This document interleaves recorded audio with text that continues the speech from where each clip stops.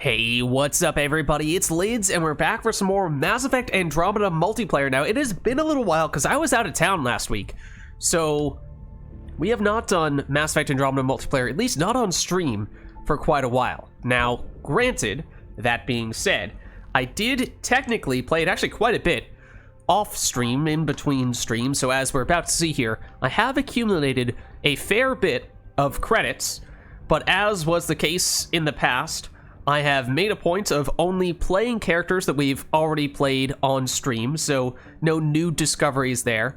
I have, even on those characters, not spec'd any skill points beyond those that we've already spec'd on stream, so no new discoveries on those characters. And as you can see here, based on how many credits we have, I have not spent any of our credits either. So I think that is most relevant for... who was it? The human male Vanguard, who we had only played briefly at the very beginning of our first stream, I think, and maybe we revisited him for a little bit after that, but got him all the way up to 20, although that was with very few skill points spec'd, so that was a little bit of a struggle.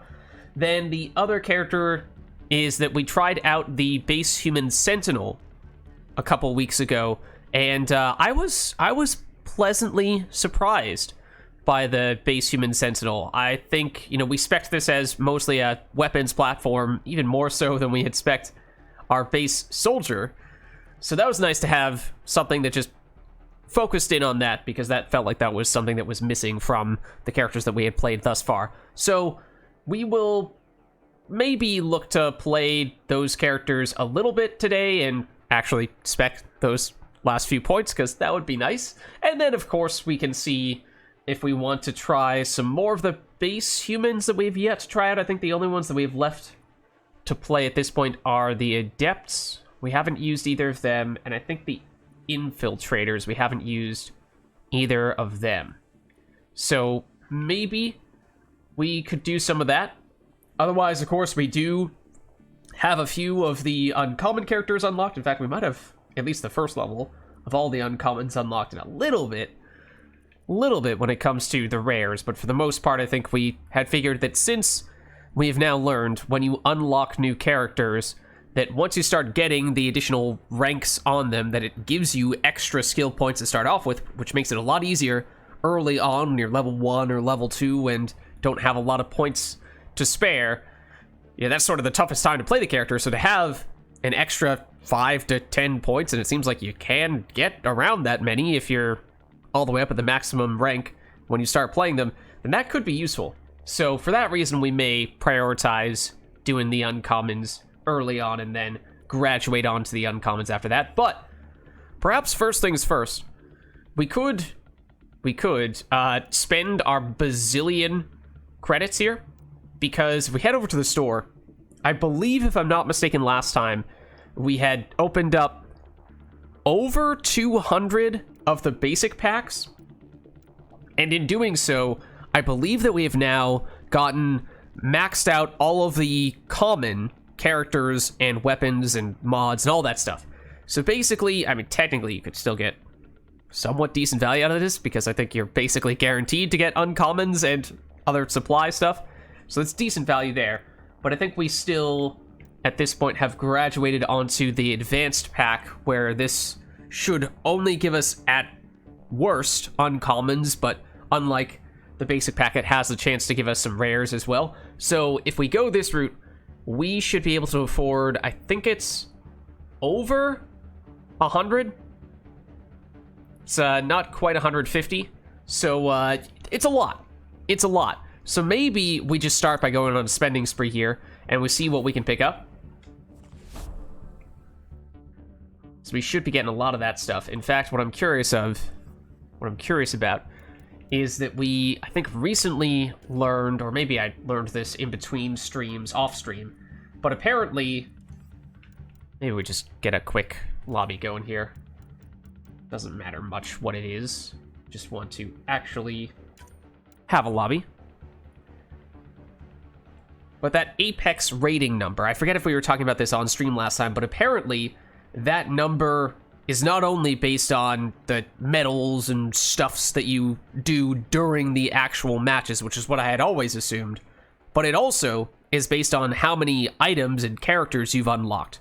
So I noticed that when there were some teammates whose numbers were actively going up when they were just sitting in a lobby with me. I was like, what? Are you also simultaneously in the middle of a match? But no, it's unlocking additional stuffs that does that. So I'm curious, if we're about to open, you know, over 100 packs, just how much of a difference does that make? So for reference, we're at 7,050. Probably would have been at about that number before we did open one pack. But I'm curious to see just how much of a difference it makes when we open up a bazillion of these things. So let's do it. Granted, we are now going to get this annoying ringing sound, right? Telling us that the people in the lobby are waiting for us. So maybe we'll exit the lobby now, at least temporarily. We'll join back up when we, or create another lobby once we are done opening all of our packs. But obviously, it might take a little bit for us to do this. So let's avoid the beeping sounds. So yeah, we basically should get at least an uncommon per pack, but we're hoping that we get some rares as well. Technically, yeah, I guess these consumables are rares. It's tough to see, but technically I think the color of those of the circles is slightly different for the different rarities. And I mean, the easier thing to do is just see that this is a level 3. So the level 1s are commons, the level 2s are uncommons, level 3s are rares, and I think at least in the case of the experience one, it's possible to get the ultra rares, as we saw from one of the starting pack things that it gave us at the very beginning. Okay, so can we, I'm curious, max out anything of the uncommon variety here? So we have some stuff, as you can see, it's not imminent, but it's fairly close. Like the characters max out at 20, and the weapons max out at 10, I think. So if we're about to open up 100 packs, then it seems like that should theoretically be possible. Now, I would probably prefer if we got our rares to be actual items rather than consumables. I think all of our rares thus far have been consumables until now. Okay, apparently we did already have a Vanquisher. But we do not have much in the way of rare items or characters just yet, because we obviously started small, went up with the basic packs initially. So, you know, we'll get pretty high level, potentially max level uncommons by doing some of this stuff. But we definitely, by no means do we have every type of rare unlocked at this point.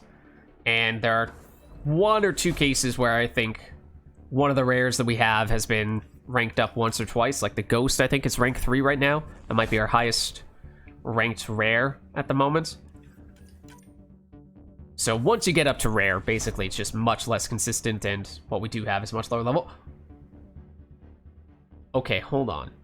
So the other thing is that people have, from what I understand, have been making a big deal about alternate versions of weapons. So this is a Predator, yes, which is the starting pistol, which may not be that exciting. However, it has that S next to it.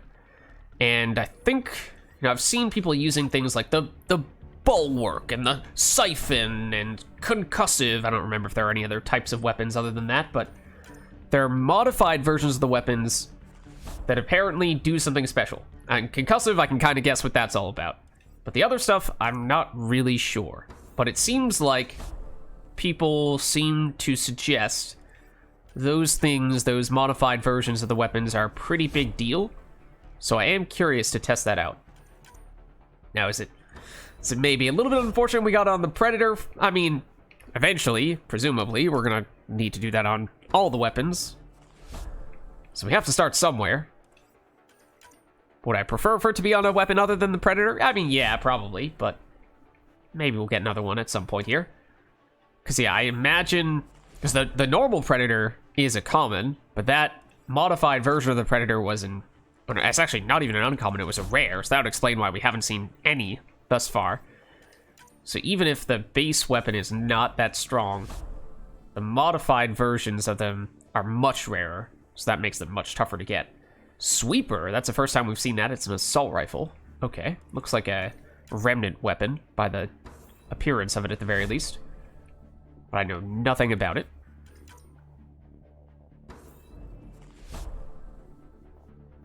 Oh, okay. We're getting a few of these S Predators. And maybe it's not a coincidence. I mean, I kind of assume that maybe you can only get the modified versions of those things once you've maxed out the base version. I don't know, maybe Andromeda's smart enough to do that, maybe it isn't. But that would potentially explain why it's the Predator that we're getting here. Maybe we could still see the other starting weapons show up, or any of the common weapons for that matter, showing up, but that might be a reason why the well, I don't know, are the modified versions of the uncommons going to be rare as well, or are they going to be ultra rare at that point? Don't really know how it all works exactly. Can only guess at this stage, but we'll see. We'll learn as we go, of course. So yeah, I think we won't focus too much on the individual stuff unless and until we start to see rares like we saw earlier, or stuff that looks like it's getting up to rank 10 in the case of weapons, or 20 in the case of characters, because that is an important threshold, of course. We're getting a little bit close on some of those things, but we still have a ways to go, in fact.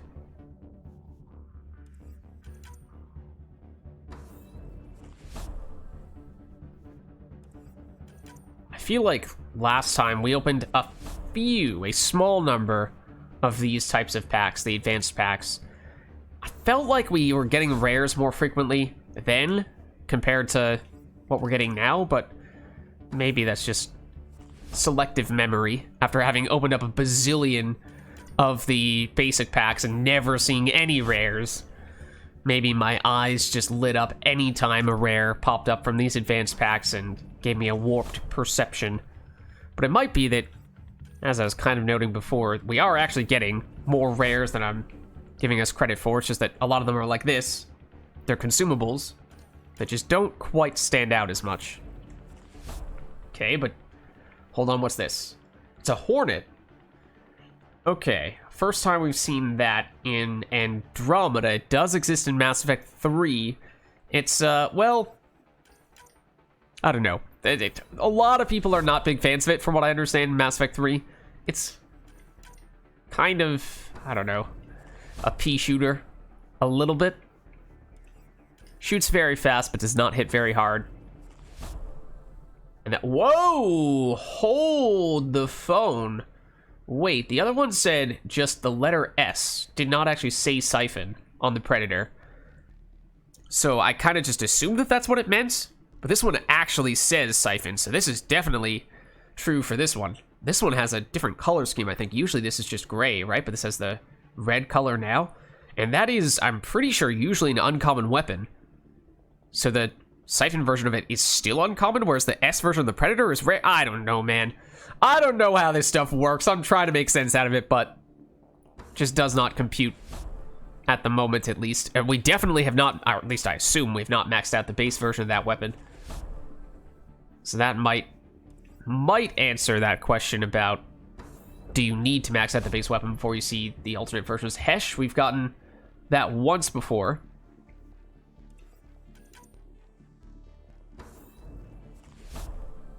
Kind of like to just see at least one more of that. What was it, like Rosad or something like that? Kind of want to see that show up one more time just to confirm that we had not maxed out the base version of it yet. Shadow, definitely a remnant weapon.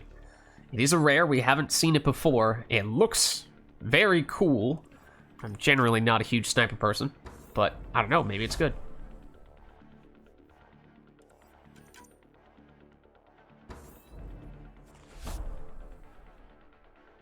Okay, here's another version of the Ruzad. Maybe we have maxed out the base version, but this time it's Bulwark, so I have no idea what that means. I've seen it. Other people use it, at least. I don't know what it does, though. I assume Bulwark sort of implies something defensive to me, but I could be totally wrong. But apparently we're just going to have really fancy schmancy Predators and Ruzads. Okay, there's another Turian agent. We got this at the very beginning. So that is actually a character we've played a lot. What level was this out of curiosity? Okay. Not imminent that we max out that character. Carnifex is still only 7. Okay. I just want to see, do we still... Okay, well now it's 8, to be fair.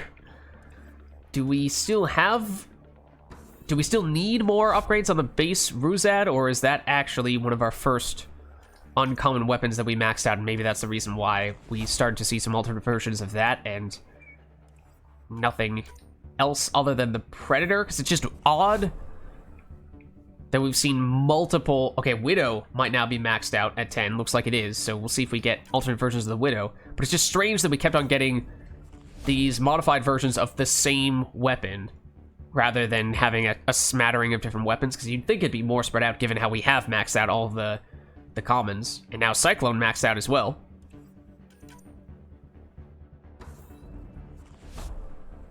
Okay, Krogan Engineer is getting pretty close. We've not played him yet, but it's kind of the idea is, yeah, a lot of people getting close now. Not quite as much with you, but just get them far enough along that even if they're level 1, they can still be pretty solid. Disciple, looks like that's now maxed out. I'm pretty sure it's 10 for the weapons, right? If I'm remembering correctly. Carnifex, it's getting there. It's getting there.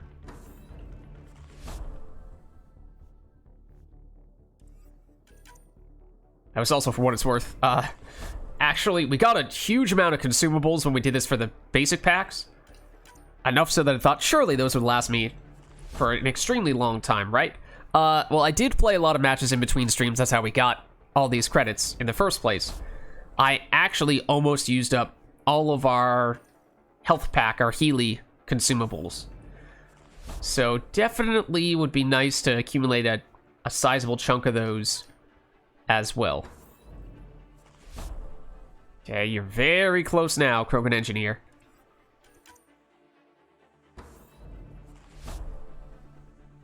Okay, another Siphon Ruzad. I've never even used the base version of this as well, for what it's worth, so I have no opinion at all of this weapon, let alone the Siphon version of it, so it might even be worth trying the base version and then seeing what the Siphon... Oh, and also the Bulwark as well of it.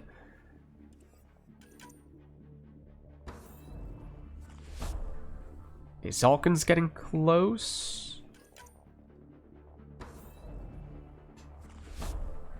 Carnifex now maxed out. It's like you would think that we'd start to see the modified versions of the other weapons that we've now maxed out. Okay, well, there you have it. Here is one of the other common weapons, the Avenger S. So again, it's just S, not Siphon. So is that just because the name would be too long if it was? Or is this something entirely different from that? I don't know. But I am curious. Okay, Slayer and Infiltrator getting very close. But, you know, if it has basically the same base stats as a level 1 Avenger, then obviously that's not very good. But presumably the other effect, and there's Krogan Engineer now maxed out, so that might be our first character of the uncommon variety maxed out. Yeah, so it's the alternate effect from these alternate weapons so impactful that it makes up for... Since it's so much rarer, it's much harder to get the extra levels to increase the power of it. Sorry, Adept now maxed out. That is one of the other uncommon characters. Might be the only uncommon character that we've played thus far. She is maxed out at level 20. And now rank 20 as well. I don't know, it's level versus rank. Level from experience, rank from these cards. I don't know if that's actually the correct terminology. Scorpion, we're now getting for the first time. This and the Venom in Mass Effect 3 are ultra rares, but they're only rare in Andromeda, and it seems like they've done that for a few weapons. We tried the Venom a little bit, and it seems like it might be the case that basically weapons that got either increased or decreased in rarity, their power got adjusted accordingly. So if something got its rarity increased, like say the Piranha, which used to be an just a rare, now in Andromeda is an ultra rare, seems like that has gotten stronger, whereas things like the Venom that went from ultra rare down to normal, just rare, that those became weaker. So I am curious if that's also the case for the Scorpion. Or maybe that's just a coincidence. Okay. Cyclone. So yes, we did see that we maxed out the base version of this. So now we start to see the Bulwark alternate version of it. So it may be the case that you need to max out the base version before you start seeing the other versions pop up. And it was just weird that we happened to get a couple of Predators and several of the Ruse ads before we saw other things show up. And I don't think we've seen a base Ruse ad show up. So yeah, we probably did max out and I just didn't notice it when it happened.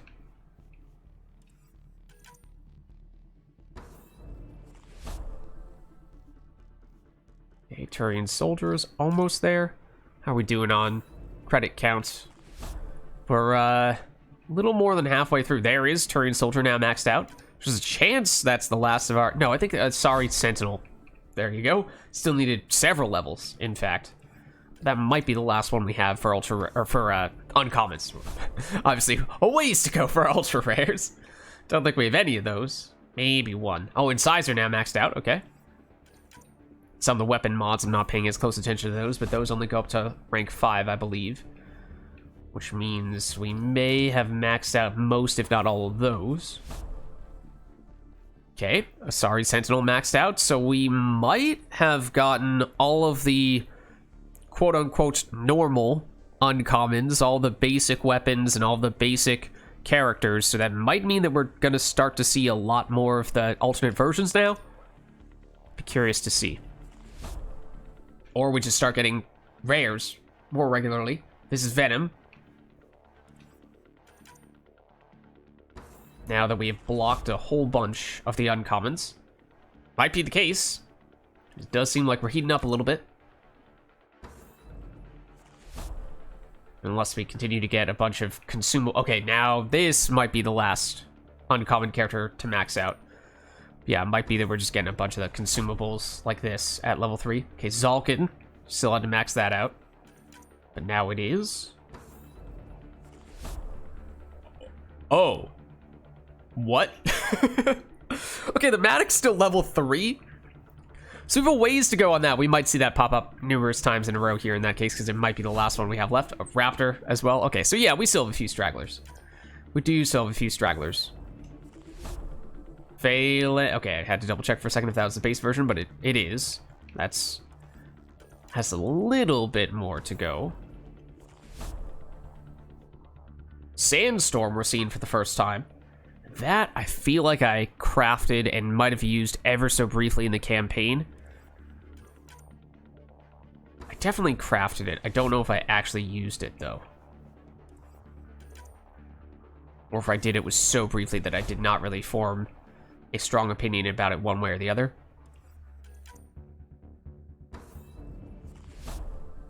Okay, Raptor almost maxed out. Base version, at least.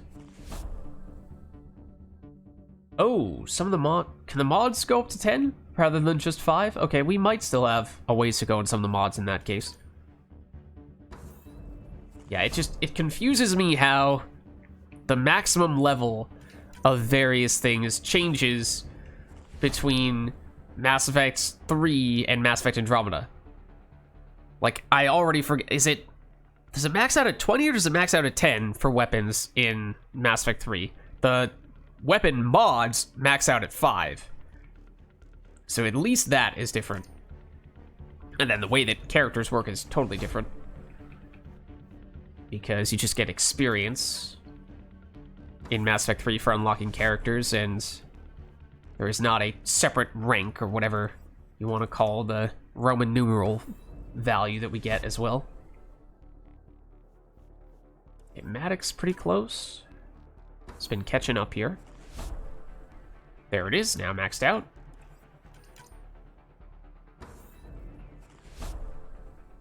Okay, we now have a Siphon Phalanx. So that's the first we've seen of that. So we're starting to get a few of those alternate versions of things. Raptor now maxed out. And even those stragglers at this point may all be maxed out. Phalanx, once again, we're seeing multiple alternate versions of the same weapon. It's just strange. You'd think it'd be really spread out.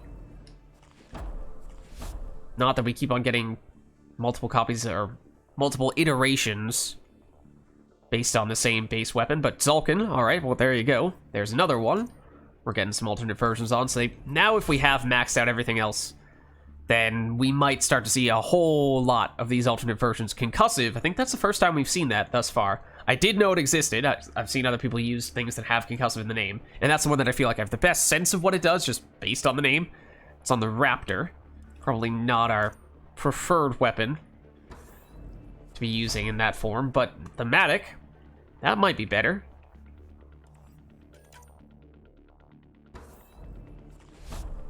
Zulkin now, Concussive, okay, apparently it is Concussive o'clock. Bulwark, Ruzad again.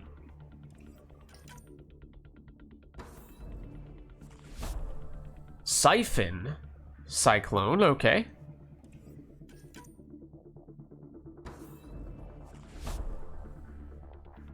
Siphon-matic.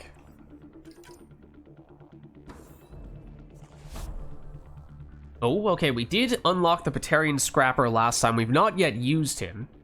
For those reasons we were talking about before. We figured we might as well start with the characters that we've already gotten several Roman numerals on. And save the higher rarity people for later until we do get additional levels or ranks or whatever you want to call it on them. But I am excited to use that guy eventually. Incisor Concussive, I mean, also a little bit of a strange one, but that might be kind of interesting. Assuming Concussive has some kind of explosive or stagger-like effect. Okay, Hornet, we're getting a few levels on that now. That's kind of nice. I think we now have enough for 10 more total. Halberd. I've never seen this, and I have no idea what it does, but it looks a whole lot like a modified version of the Matic. I mean, the Harrier is a modified version of the Matic, so it almost looks like a Harrier. Is it just a renamed Harrier, or is it something completely different? I am intrigued. Okay, Incisor, Bulwark. So we have a whole lot of stuff to experiment with now in this case. Not to say that we will necessarily try out every possible variety of all of these weapons, because we now have a whole bunch of those, but at least would like to get a sense for, okay, so what does Siphon mean? What does Bulwark mean? What does Concussive mean? And we'll just have to make a decision as to what the best weapons to try those out with would be. Okay, Siphon Raptor.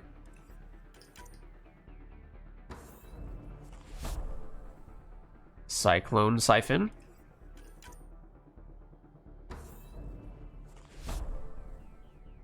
Widow Concussive. Okay, so that's, I mean, of the uncommon weapons, Widow is probably one of the better ones. That's probably one we'd like to see pop up more often. Okay, Ghost is, as of right now, our best assault rifle, so to get an extra level on that is nice. I mean, we did pick up at least one new rare assault rifle, so that might have changed. Cyclone Concussive, that could be cool. Wait, is this it's an assault rifle? Okay. Because it almost looks like a shotgun. Carnifex Bulwark. And we should have enough for 2 more of these.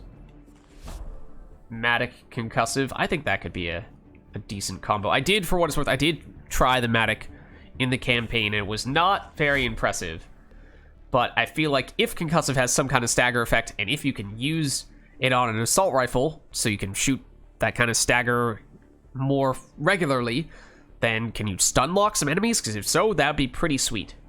Siphon Cyclone. I feel like people have said that, or at least reading between the lines, people have implied that Siphon might be the best of those various alternate versions. So I'll be curious to see if that's the case. And I believe this is our last pack then, unless we drop down to a basic pack.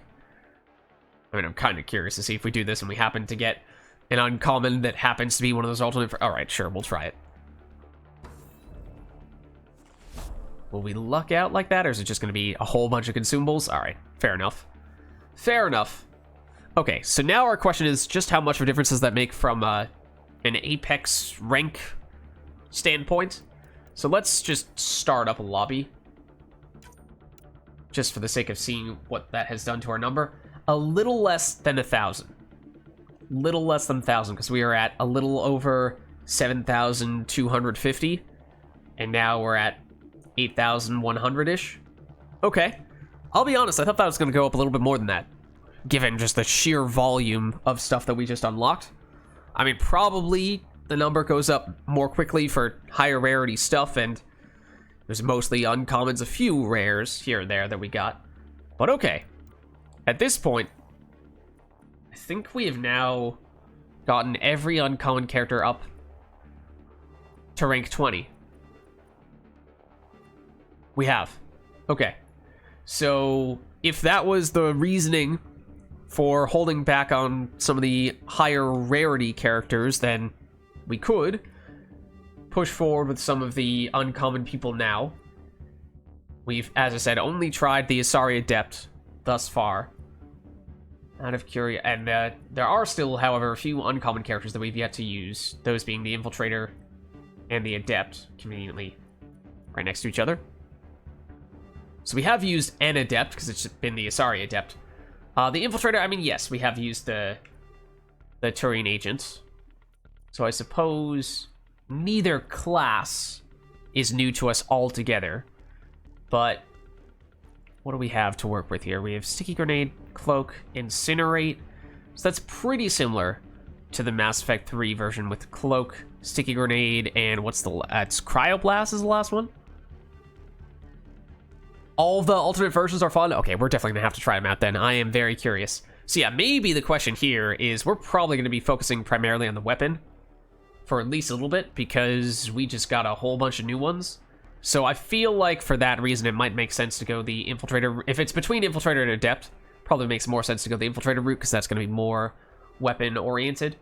So why don't we go for you in that case? And let me actually jump into Discord. Didn't want to do it while we were going to spend an eternity opening up packs, but now we are actually somewhat close to jumping in to a match here. Oh, wait. I told people I was going to be in Stream 2, and somebody else took Stream... It was supposed to be an obscure reference, or an obscure channel that nobody was going to go into. And then somebody took it anyway.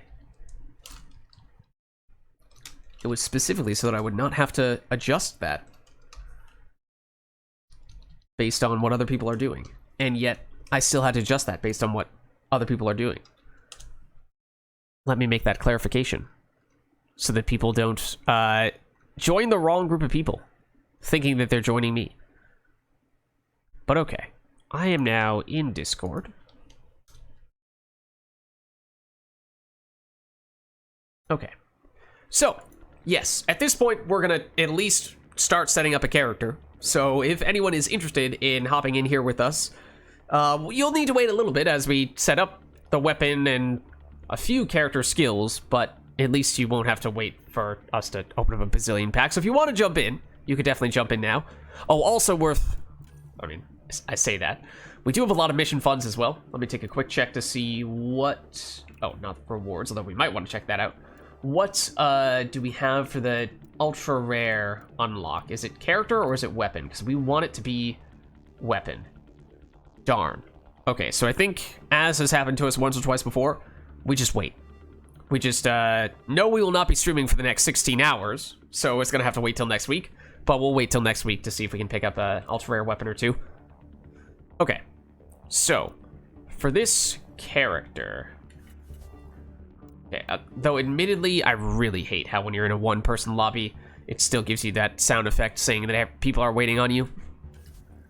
Like, well, no, I'm waiting on me, and only I am waiting on me, and that's fine. So if we're going to use you primarily as a weapons platform, I mean, Cloak obviously is crucially important munitions training, that's going to be the more offensive, passive stuff. So I assume, yeah, we go cloak, offensive, passive. We'll max those two out. What's the last level on this, out of curiosity? Weapon headshot, weak point bonus, accuracy, stability, debuff enemies. So basically this is good for assault rifles, this is more good for sniper rifles. That's obviously a gross oversimplification, but you know what I mean. Do we still take fitness for survivability? Because sometimes, at least in Mass Effect 3 for infiltrators, you actually don't take fitness because you're relying entirely on that cloak to keep you safe. And then that allows you to go all in on both Incinerate and Sticky Grenade, or is there one of these that we feel like, we don't feel that that attached to it? Sticky Grenade, for what it's worth, in Mass Effect 3 at least, I'm not a huge fan of. I don't like its small radius. I think it starts with 2-meter radius in Mass Effect 3, though, and here it starts with 4, so that's already a much better starting point. So let's see, tap, and stick the grenade to an enemy or surface. It will explode on a 2-second timer. Damage decreases over distance. Wait, what? As in distance from the grenade, not distance from you, right? It's not like you have to throw it right next to you to maximize the damage. If you throw it the entire length of the map, it's dealing way less damage. Aim the grenade. If you hold it, this grenade will not explode in your hand. Okay, so you do not cook this grenade, unlike the frag grenade. So that's an important distinction. It plays very differently in that way. Gotcha.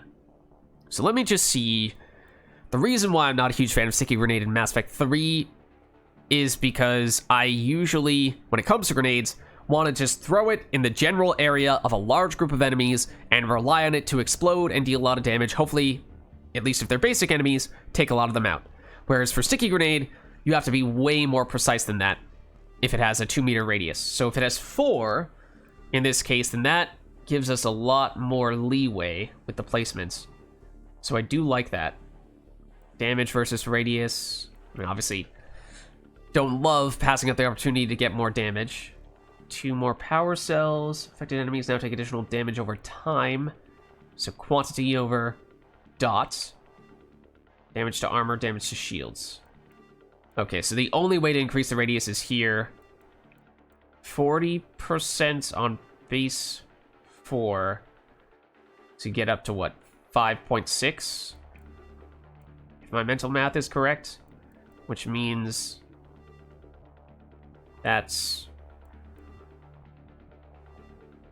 I mean, that's pretty big. It's not huge, but it's big enough that it does not require extreme precision. My question is basically just, is 4 meters big enough that that's kind of already the case? And we can get by with damage? Or we could say, that's reason enough for us to completely drop Specking to Sticky Grenade. What's the deal with Incinerate? I looked at it a little bit in the campaign, because of course, what, Drac has it, right? But the context is definitely different here. 2-meter rate. Speaking of 2-meter radiuses, radii. Damage over time. Damage to armor. Initial damage. Triggers combo detonations. You need to go to rank 6 for it to detonate? What? Launches 2 projectiles instead of 1 that seek separate targets. I mean, that could potentially be good if you max out damage and then maybe rather than AoE, you take additional damage duration, take the double, and that way the total damage across 2 targets is still quite good. So I don't know. I mean, we obviously do have another base Sentinel, or base Infiltrator, so we don't necessarily need to build this one perfectly, and we can build this one way and build the other a different way. Oh, this is also not the ability that... undo changes. I thought that was Cloak. This is what I want. So we're definitely taking this. This is the safe choice. This is definitely happening. Recharge speed versus gun damage, power damage, melee damage. Oh. I mean, it's so good that it is really nice to get it off cooldown more quickly. Especially when it has a 12-second base recharge time and only get a 15% recharge speed improvement here. And Cloak is even stronger in Andromeda when it comes to the objectives. Movement speed versus... but maybe you can take damage here as long as you take duration there. Obviously, if you break cloak immediately, then that's not going to do you any good. Cloak duration after attack. And we're definitely taking that. Yeah, if you take damage and cloak after attack, maybe we can make that work. Kind of makes up for the lack of recharge speed there. I don't think that affects the 2 seconds. I mean, if we are breaking it immediately, then yes, it is probably still a little bit better to go with the movement speed. But I think for at least the purpose of objectives, having the option of not breaking cloak and just hanging out in a hack is reason enough to take this. So we have a little bit of the best of both worlds with duration and with damage. Didn't quite go all in on either of them, but hopefully it's good enough. So now we've maxed out cloak. We still have a few points to spare, despite being level 1. So this is why being rank 20 at the very beginning is so useful. So then we can take... well, we can't quite afford to go here, which would give us some additional weapon damage, but if we at least take level 1, we can get some additional damage. Not sure power damage is going to make a huge deal in the short term when we only have a rank 1 incinerator and a rank 1 sticky grenade. Might even... I mean, I guess why not? If we're going to end up taking this for our next power anyway. Then sure. Okay. Okay. We'll confirm those. Oh, wait. Oh no, for some reason I thought our Apex rating just went up from speccing our skill points, but no, it definitely did not. Oh, also... and I know we just specced all those points. I was about to say, though, we did start playing the base Sentinel last stream. Got a few levels on it. Experimented with it a little bit. But this is perhaps the most extreme example of a character that, because I've now got up to level 20 with it, we have a lot more points to spare here. And this definitely is a weapons platform character, at least the way that we expect it. So I kind of feel like it might actually be worth at least doing one game here with you. Melee damage, power restoration, and defense after being hit. And I think we do this. 50% regen delay reduction after being hit. So if you duck out of the way after getting hit, you can get it back fairly quickly. But the other thing is with this character, the thing that makes her crazy tanky is basically you drop your barricade and you are pretty much instantaneously getting your shield recharge back. So that's pretty crazy, but this is basically for when you're running around and not just hunkering down behind your barricade. And we're basically going full tank mode on her, so we have full power barricade, full power tech armor. We're trying to use her as a weapons platform, so I think we'll go weapons damage. Weapon accuracy, well, airborne, I don't think that's reason enough to go for that. We probably still just take headshot / weak point damage, I would think. Weapon damage, accuracy, stability, probably that.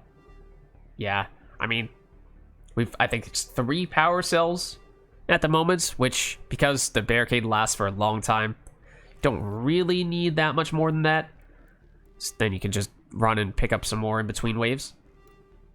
So then I think we focus on energy drain, and this is basically just to make us tankier in case we, once again, when we're not behind the barricade, we're running around, we have a way to get shields back, hopefully.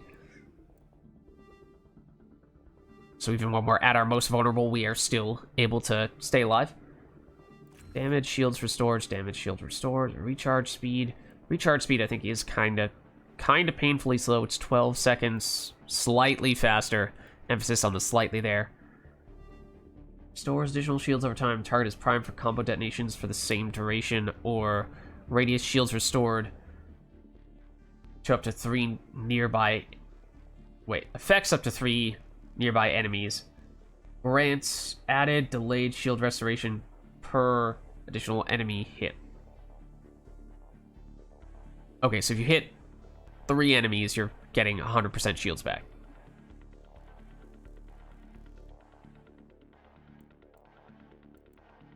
Or shields restored per additional target. I guess that means you need 4. Yeah. Which makes sense. That's the maximum number. You get the maximum recharge from it. Is that reason enough to not need additional shields restored? I mean, it is still damage.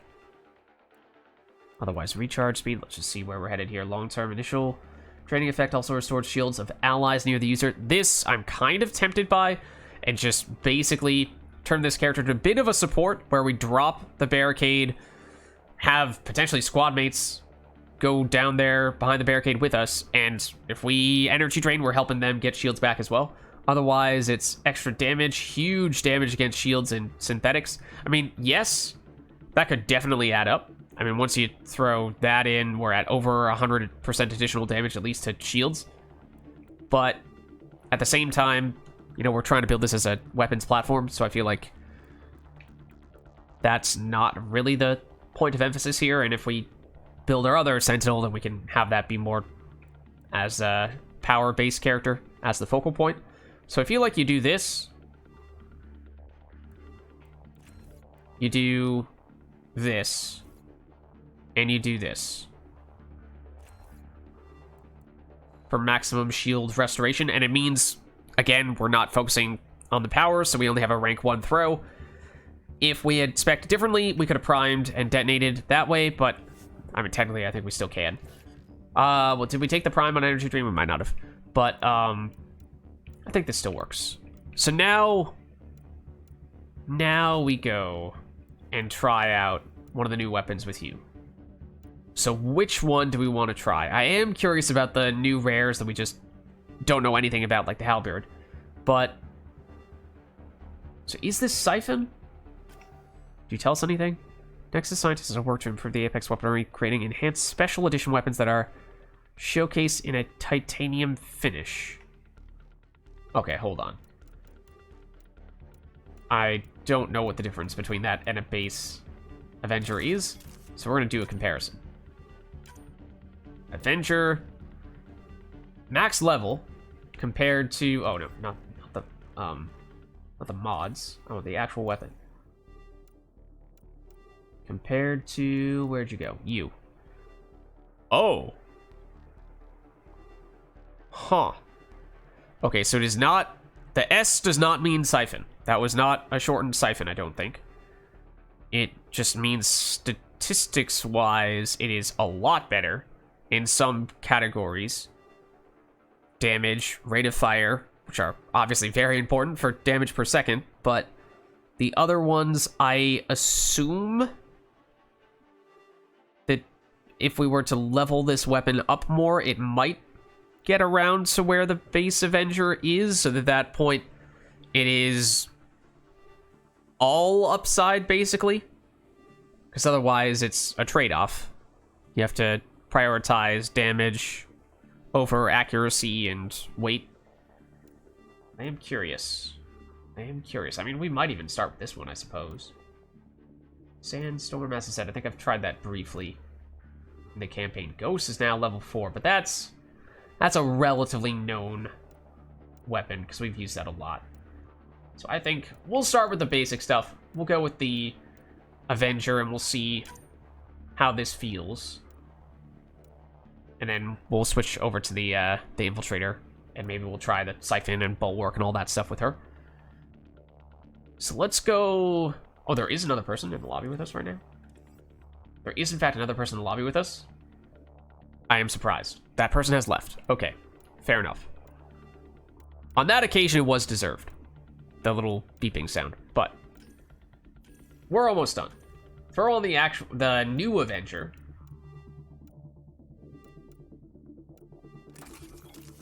On that, put... You go for the basic damage, or do we put maybe the piercing mod here? Let's do that. And then let's put... do we need accuracy? Probably not. I guess we can do this too. Okay, so I'm curious what that's like. And then... Assault rifle shotgun damage 15%. I mean, it's not perfect, but it does work. That also kind of works.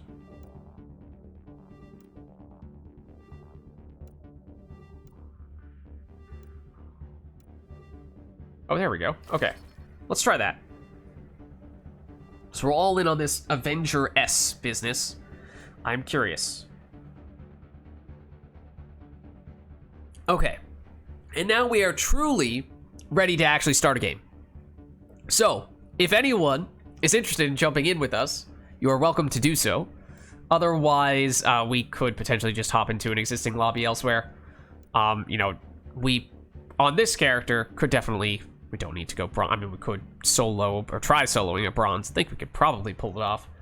But silver is pretty safe, and we could certainly try popping into gold as well. So maybe it's worth exiting this lobby. Just seeing if anyone is doing a gold lobby right now. Yes, that is definitely, oh. It's the Apex mission. Okay, hold on. What's the deal here? Well, maybe this is not the best way to test out a new weapon. Maybe we'll do a couple matches with this setup in that case, but sure, we'll jump in, and they're mid-match in all likelihood here. We're just hopping in, so we might only have a very brief amount of time to actually test this out anyway. Let's see. What are we getting ourselves into? It is gold, and melee damage is way higher. Weapon damage is way lower, apparently. Oh, wait, it is extraction. Okay. So there you go. So here we have a bunch of enemies around. Right, we dropped our shields, so we just do this, and we immediately get shields starting to restore. So if that's reduced damage from the modifiers on this type of match, then that's not bad. Okay, but I would very much like to drop this right now. So there's a good example of where, I mean, there we go. I'm actually surprised that our shields did not recharge more quickly than that.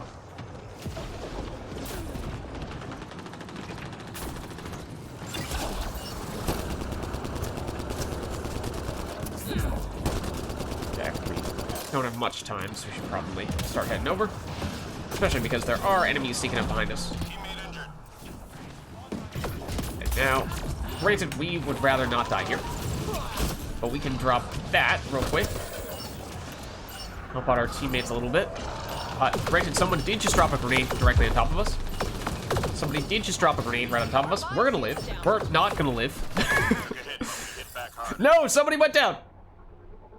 Okay, so obviously that was not a very good test, at least, of the new weapon. So we'll do another match with this same exact setup. So that was basically just, well, we completed the Apex mission, which I don't think I had done. So that's not bad, I suppose. It completes a different objective, but not necessarily the objective we were looking for.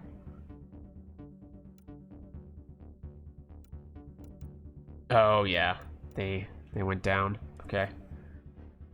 Oh, and a whole bunch of people have dropped to the point where for a second there I thought we were going to be the host. But okay. Also, for what it's worth, I believe we're about to get an update on, well, the daily in like 30 seconds. So it might be worth just waiting a second to see what we get there. And then I imagine there'll be a whole bunch of people who are flocking in to finish whatever that is.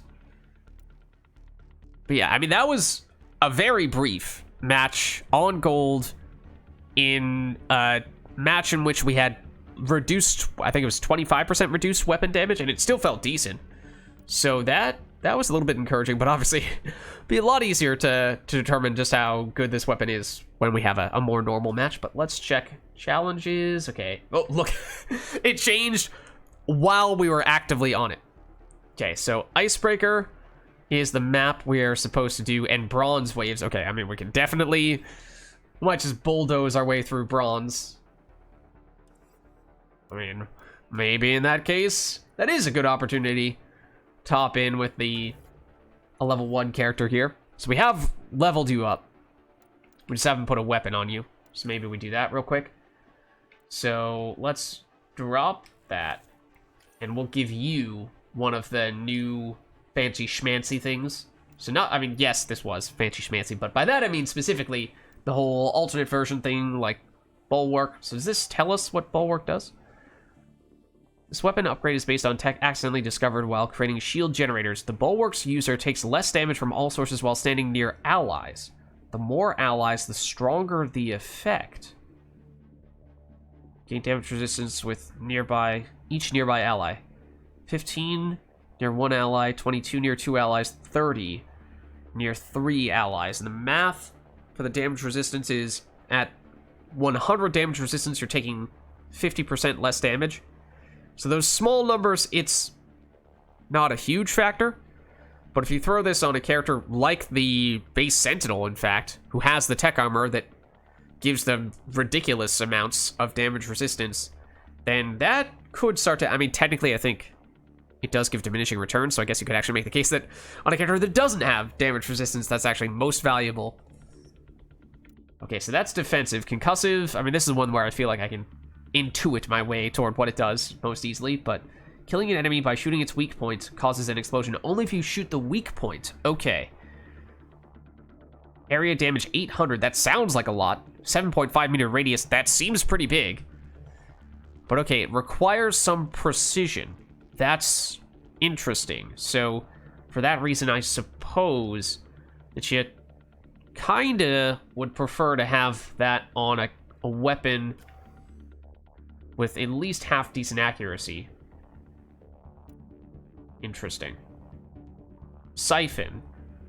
I've not read about that yet, but as I was saying before, I feel like this is the one that people were speaking most highly of. Restores your health as it deals damage. Okay, that is what I was kind of assuming it was going to do. Wasn't sure if it was going to be health or shields. 3.17% damage returned as health. So do these numbers go up with the level? Like the rank 1 starts here, but then, you know, by the time this gets all the way up to rank 10, it'll be much bigger, the amount of damage resistance we get. It's like, this seems strange that it would start at 3.17. So it feels like maybe that started at 3, and because we got a few levels on this already, it's bumped up a tiny bit. So damage returned is health. Heal bonus per kill. +7 kill streak duration. I don't know what that means. +3 maximum kill bonuses. I also don't know what that means. Maybe I've just never gotten a kill streak before, but I feel like there have certainly at least been times where I've thrown a grenade and taken out a bunch of enemies and thought to myself, in Mass Effect 3, that would give me a kill streak. Okay. Concussive, Bulwark, Siphon. Is there any other type of weapon that we've yet to see? Okay, well, let's see how these numbers stack up. So yeah, at least the damage returned as health number, it seems consistent with the level 3 one, except for, or all the other values besides the damage returned as health seem consistent. It's always 4.5, always +7, always +3, but that 3 goes up with the levels. I mean, maybe if you get enough levels, the other stuff does go up slightly as well, but okay. Concussive, Siphon. Those all the versions? Might be all the versions then. It's just those 3 things? Bulwark, Concussive, Siphon. I don't remember if I've seen other people with other types of stuffs. Then I suppose the Predator S, based on what we learned about the Avenger S, is not it's just a higher stat version, basically, of the normal Predator. Nexus scientists work to improve Apex weaponry, creating enhanced special edition weapons that are showcased in a titanium finish. So I don't know what this is comparing itself to right now, but presumably that's better than the base Predator, and we do have it at level 2, so that's kind of cool. Bulwark, Siphon, Concussive. Yeah, okay, I think those are the only alternate types of weapons we're seeing, and the S. Okay. So, in some ways, as an infiltrator, you could kind of make the case that it might be best to go the sniper rifle route. As I've said before, I'm not, in general, a huge sniper rifle fan. Although, Concussive feels like that would be best on a sniper rifle because it certainly gives you that accuracy that you're looking for. Just that, especially because I'm still playing on controller right now, I feel like that's not going to be the easiest thing for me to do on the regular. Because, you know, there is some auto-aim, so the auto-aim will kick in and it will just start pointing at an enemy straight in the chest. I'm like, no, actually, I'd like to shoot slightly higher up at their head, and then, you know, it suddenly I'm shooting way above their heads. Like, okay, I just don't have this level of precision when I'm using an analog stick on a controller.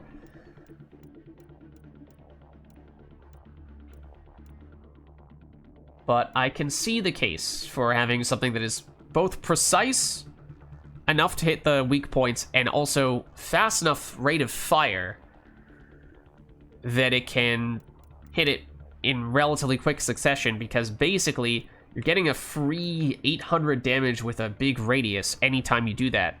So if you're hitting that with an assault rifle, I imagine that means you can get multiple explosions per second. I don't know if there's like a hidden cooldown that's built in that only allows you to trigger that every 2 seconds or something like that, but otherwise you get a precise assault rifle, kind of like the Ghost. Honestly, something like that. Get that concussive, and that feels like that could be pretty nice combo. Then shotguns. We got a bunch of stuff on the Ruzad. And yes, the base Ruzad is rank 10. Okay, it's huge damage, wow. Is it kind of like a claymore in that you don't have a lot of shots, but you shoot once and you hope you take the enemy out with it? Huh. The rank 10... Wait a second. Has the same amount of damage. The base rank 10 has the same amount of damage as the lower level alternate versions? That seems weird to me. Oh, I guess... No, maybe that does make sense. If you can only unlock the alternate versions once you reach the max level, then you don't get the base stats increase as you level up. It's always this stuff. The unique Siphon or Bulwark or concussive aspects of the weapon that get improved. Okay, I guess that makes sense. Alright, so what do we want to actually do for this? We can stay cloaked for 2 seconds after we shoot. So I feel like it's not out of the question that we use an assault rifle here. Not tried the Cyclone before. We do have concussive for it. So it is an assault rifle with concussive. It's not that accurate, but maybe we can make it more accurate with things like a scope. Maybe we can do that. Okay, did I equip it with that, or did I not? There we go. So then, do we take piercing? I mean, we probably should. Okay, so I'm curious to see what that's like. So I think we're ready to jump into... It should just be a bronze match, right? We'll go bronze on Icebreaker is what we're looking for. And I've recently learned that you can actually set for all those things and still join another person doing that match if such a match does exist. I said Icebreaker, right? Rather than only being able to do that via your own custom lobby. Okay. I mean, before we hop in here, let's just double check. Did I make that up? It is Icebreaker. Okay. Looks good to me. Let's see.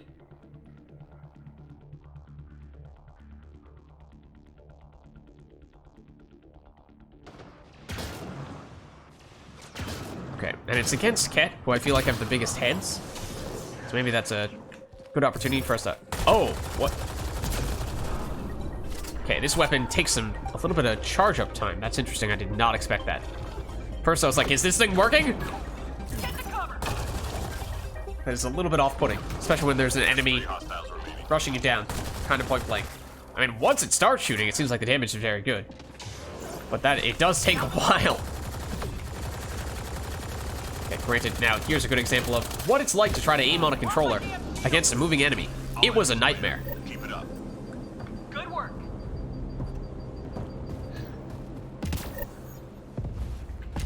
Okay, I would like to jump up here. Okay, it is near the end of this match, for what it's worth. It's okay. It's okay. So we have leveled up our cloak. That's That's pretty, I mean, this is bronze, yes, but, okay, also please don't move when I'm doing this. I don't know if that counts as your weak points, technically speaking, or not. Oh, hello. I also did not know that you were there. Also, I do not like the fact that you hit that enemy right as I was, did all my build-up trying to take it out. Did the cloak, I charged up the weapon. There is also one of you. Okay, yeah, so like, I'm pretty sure we got the explosion going off there. But it is, maybe it's also the scope. Having that zoomed in makes it so that the weapon does not want to change direction as quickly on me. It locks in a little bit more. Which is just another one of those little things where this makes life a little more difficult on controller. Take them out. Okay, this will be a good test. Target down. Info on a new target. There is an ascendant somewhere, I believe. Also, I'm pretty sure I'm hearing a fiend. Okay, please stop shooting me. I would like to just establish where the... Okay, well, there's the fiend. Going all King Kong. Is the fiend the target? It might be. Oh, no, it isn't. Okay, well, that also doesn't feel great. Wasted cloak on that. Alright, our cloak recharge time is still relatively quick, though. It's not that bad.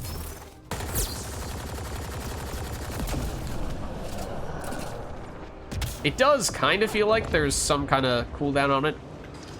It's not truly as if we are, you know, getting 10 explosions per second, despite our weapon seemingly being able to hit enemies in the head 10 times per 10 or 20 times per second. That is when it isn't absolutely miserable trying to fire this on controller. Lid, stop complaining about controller. Look, it's a really big factor right now, is all I'm saying. More so than any other weapon that I've used before. Good. Stay sharp. At least it certainly feels that way right now. But if I were to try to remove that from the equation, I feel like this is still a very cool weapon. We're done here. Get yourself to the LZ. Like, in theory, I do kind of like it. But in practice, just a little clunkier than I would like. No, apparently there was not anyone over here. Apparently I wasted my cloak. Break it preemptively, deliberately. Apparently everything is over here.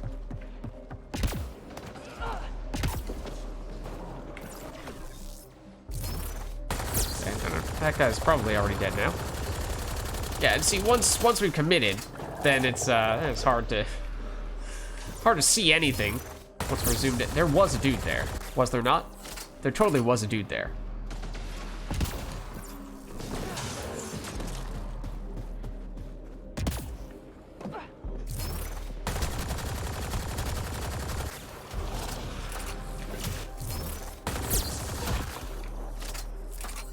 Like, when we do actually have the chance to hit enemies, the damage is quite good.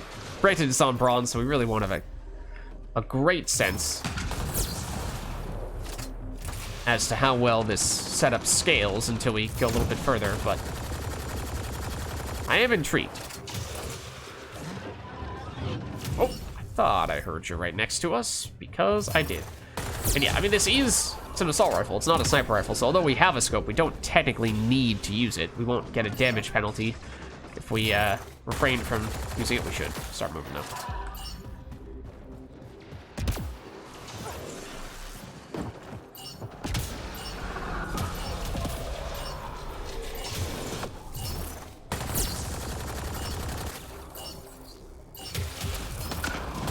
Mission complete. All teams secured. Okay, so it seems like the whole concussive thing can be amazing if we just get the right combination of character and mods and all that stuff on it. So I might have been overreacting when it came to the whole scope thing, obsessing about trying to have the precision to hit enemies in the head when, in truth, it just made it more difficult to counteract the aim assist, which is absolutely what was happening there. So maybe we just take that scope off as the first step. Instead, throw on just pure damage. Okay.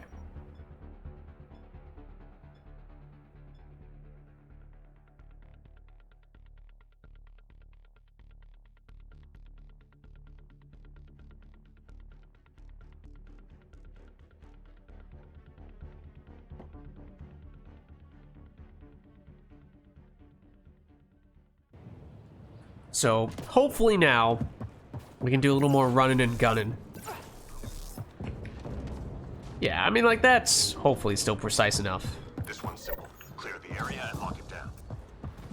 Enemies headed your way. We know that the accuracy will not go up further with leveling up this weapon. We're gonna get extra power on the explosiveness. I like that. That's not bad.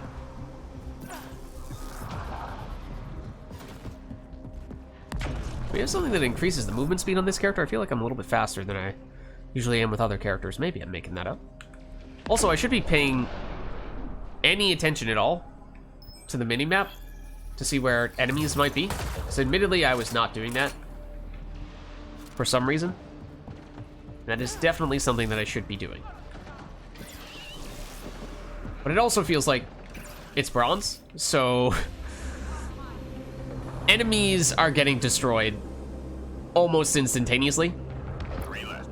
Go get them. So if they aren't right next to me, Be ready. one of our squad mates is probably going to kill it before we get over there.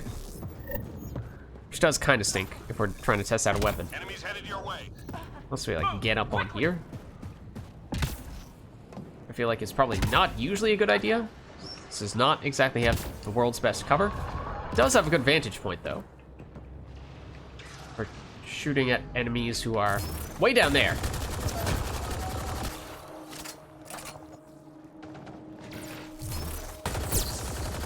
Excuse me, sir. Please don't do that.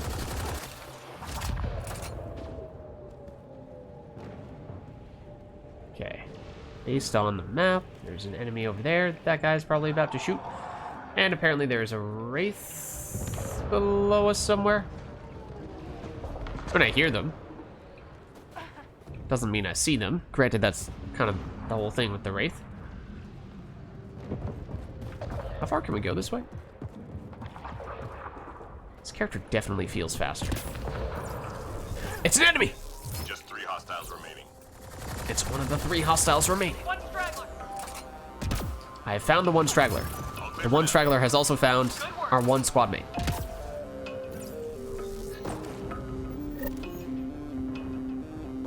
Okay, so this will be interesting. Being in for an objective. Intelligence needs data from your location. Look for an entry point. Understood.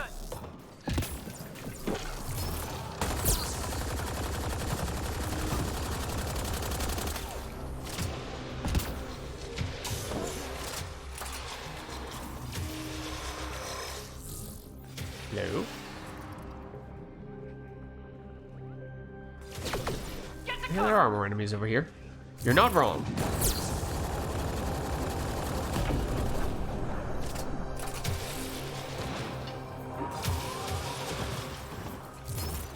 You're dead. You're not.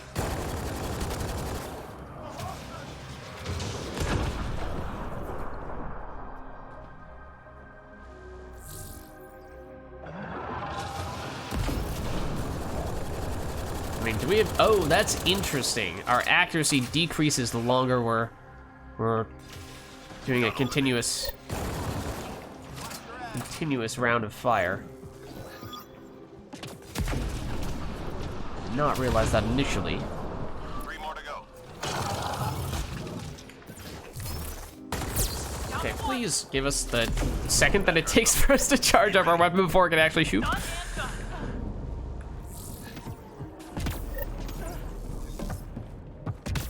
Granted, Enemies incoming. taking a second to cloak before we start shooting was probably not necessary on bronze.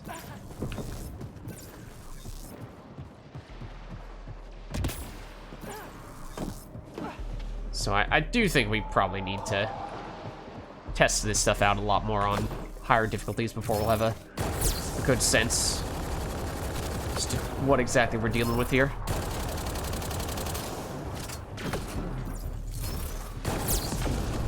Okay, so there's a good show of what the visual indicator of the explosion is.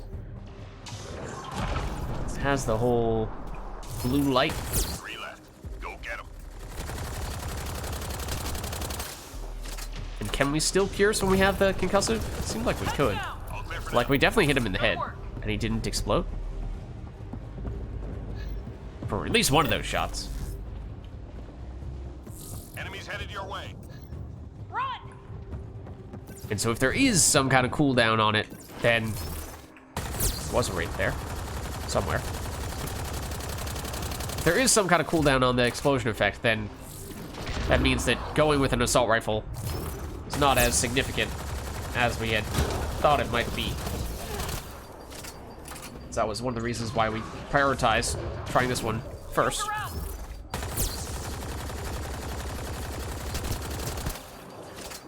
3 left. Go get them. How much ammo does this thing have? I've not been paying close attention. Stay 'Cause it sharp. feels like it must be eating through ammo really quickly, but I guess we have a lot to begin with.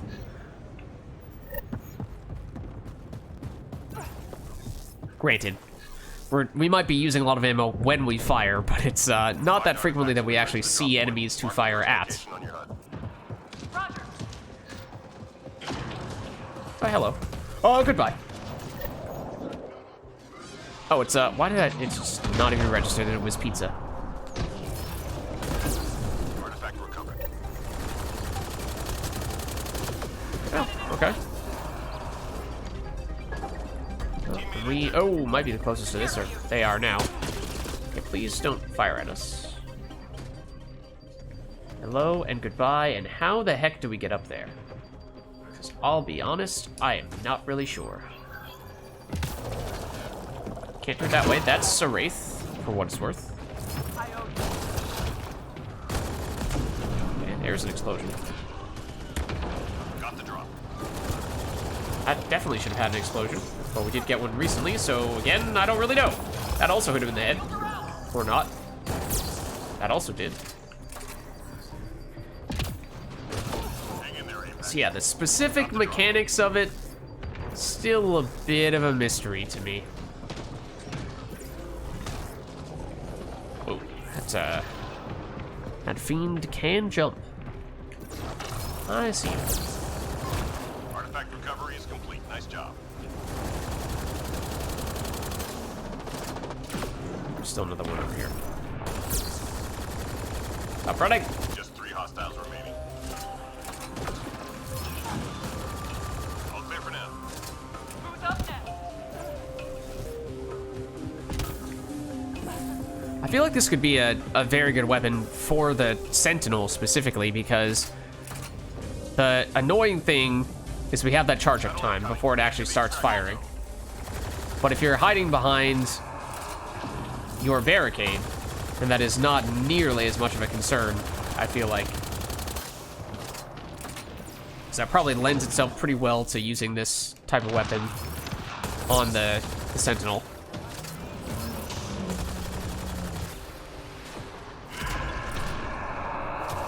You dead? You are dead.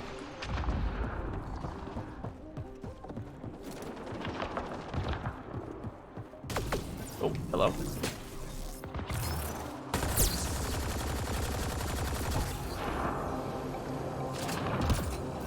Yeah, so I guess since this has all the base stats of the rank 10 version of the normal version of this weapon, there's no reason not to take an alternate version of some variety. It's just a matter of which one do you prefer.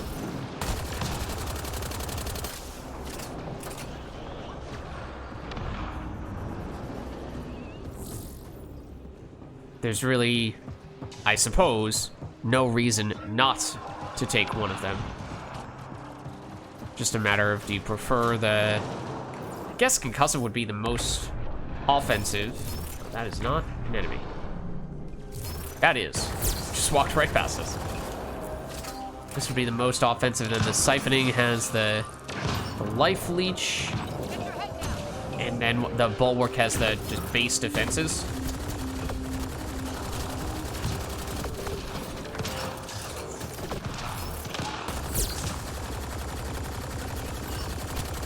It just feels like I know I'm not being the most precise with this, but surely some of those shots are hitting in the head.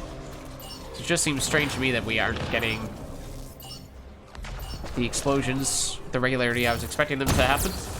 All targets down, everyone standing. Drinks are on me.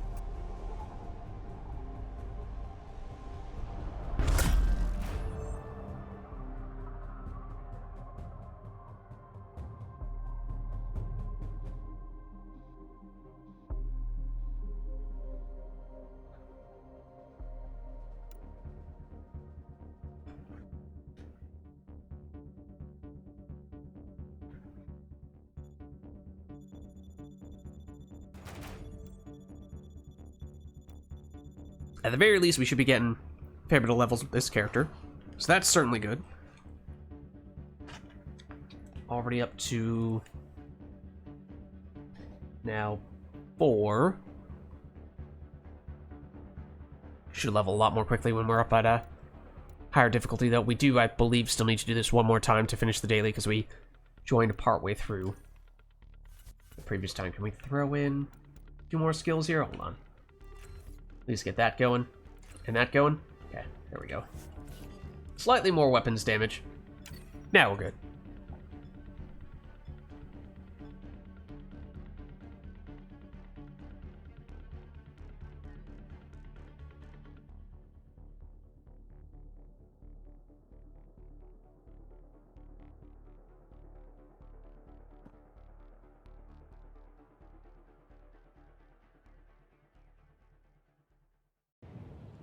Okay. Still Cat. I mean, I feel like Cat should be the best for hitting enemies at the weak points because they do have big heads, almost across the board, with only a couple of exceptions.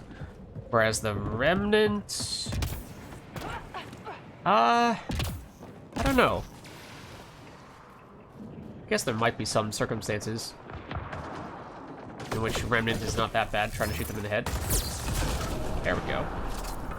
Is it just that we're only seeing the big blue explosion when enemies happen to be next to explosive containers? So I was expecting to see the big blue explosion, and I only saw that on very rare occasions for that reason. Usually it's more subtle. That might be it. That might be giving me a false sense of how frequently it's going off. Heard a Wraith over here, because there is a Wraith over here.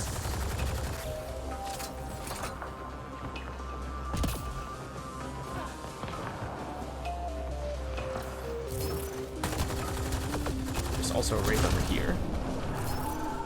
Just 3 hostiles remaining. One straggler. Who's the... Oh, that is definitely a straggler. That is probably the word I would use to describe that. Down. Keep your guard up. Who's up now? Okay, but that is comforting. If it is the fact that it is going off more often, it's just that it's not as visually apparent all the time. Unless there happens to be stuff right next to the enemy that's going to make a big explosion. Pretty sure that guy's dead now.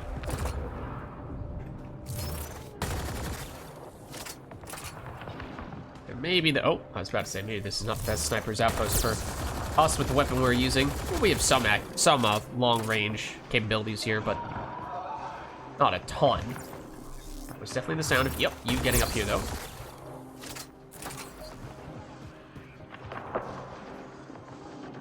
So I think at higher difficulties, where I did do some matches on higher difficulties on this map in between the streams, this tends to be a place where people like to hang out, because the enemies, it takes them a while to get up here, and when they do, Enemies cleared. Stay alert. it's fairly predictable where they're coming from. So that is kind of useful when you're expecting to be going out against a bunch of tough peoples. Intelligence needs data from your location. Look for an entry point. Roger. Probably less necessary on bronze, though. Never mind, you are already dead. You are not, though. Get back here. I also, for what it's worth, have not used any of our skills other than Cloak once in the time that we've been playing this character. That is in large part because I've been focusing 100% on what this character is like and what this weapon is like from a weapons platform standpoint. And we've put, what, just one level, both of our skills? There you go, there's an Incinerate for you. There's a Sticking Grenade for you. What's our, oh, also we only have one Power Cell. So it's not like we're gonna be throwing those around a lot right now. Yeah, there is an ammo pack over there, but that's outside the bounds of the objective right now.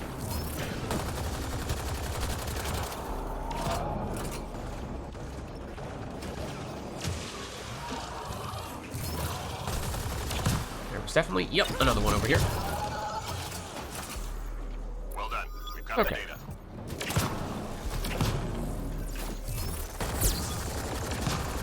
Three left. Go get them.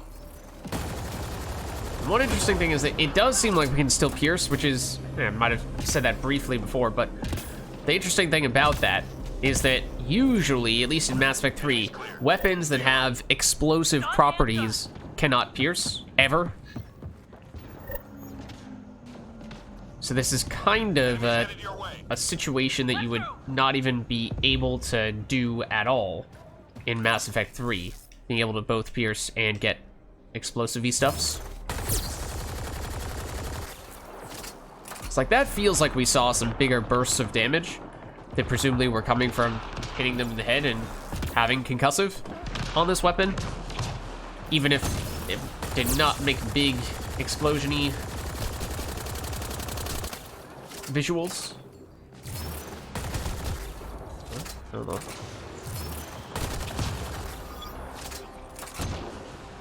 Well, there are people coming this way now.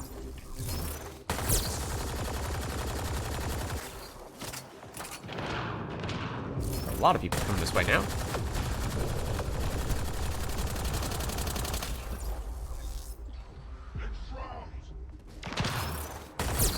Just 3 hostiles remaining. Get the last one.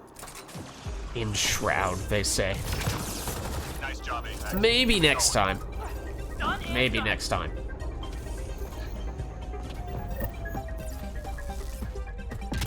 Enemies headed your way. New location. Yeah, there is an Ascendant this way. We did shoot at an Ascendant in one of the previous matches for a little while, and that's the best indication we've had of our actual significant single target damage, and it was good. And I technically don't... Oh, what the heck? That was a very long teleport there. I don't technically know if the orb counts as a weak point or not.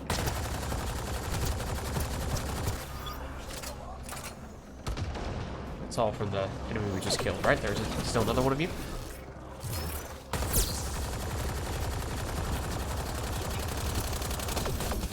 Lost my damn shield. Oh, I actually stuck it to the dude. 3 left. Go get them. I killed him, right? Yeah, okay. Get the last one. Oh, last one's over here. I assumed it was on the other side of the map. Enemies down. Keep your guard up. Done and So, done. like, that had the explosion visual, the blue explosion visual, but was that Let's take them out. because there was something else over here that blew up in the process? I don't know. That's my new theory, at least. Ascendant. Excuse us. Well, don't do that.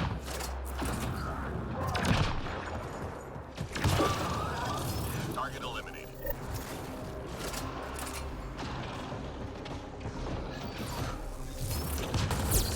Target eliminated. We've got a read on another priority I mean, even on that one where we were not shooting at the target enemy for very long, we still had pretty high score numbers, suggesting that we did deal a sizable chunk of damage. So that is saying something. Oh, okay. Apparently we're gonna shoot at you because we have to.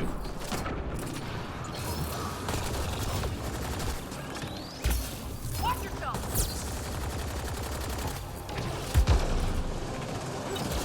Oh, not supposed to be one of those. Just seemed like there were a lot of enemies in that general area, but with 4-meter radius, I don't know if that's big enough. Okay, the target is over here, though. Let's actually focus on that.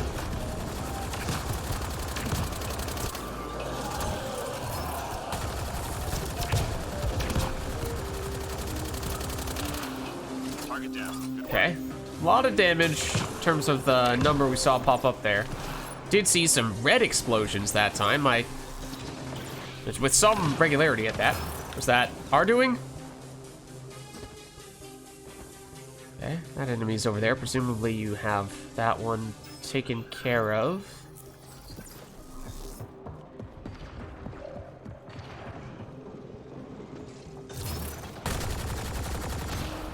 Enemies down.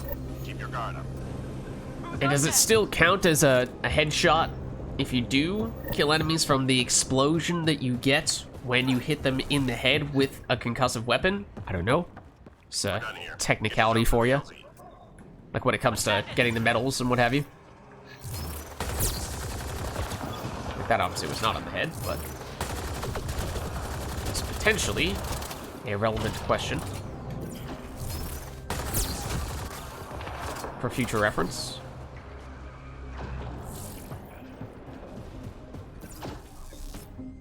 Reed.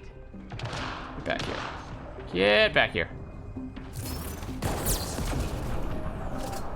That one, I mean, that one certainly blew up, and I don't think there was any explosive container over here. Oh, there's two of them in there. Okay. Maybe it doesn't work on shielded enemies? That might explain why it isn't quite showing up with the regularity we would expect it to show up with all the time, but like that was definitely in the head. No visual for that. It's just mixed signals. Just receiving some mixed signals, you know? Makes it hard to interpret. Ooh. Bump my hand on the table.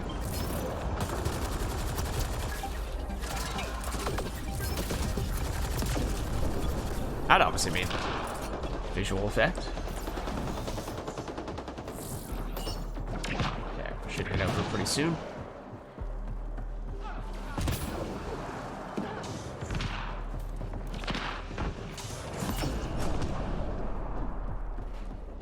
We're still a little early, but so be it.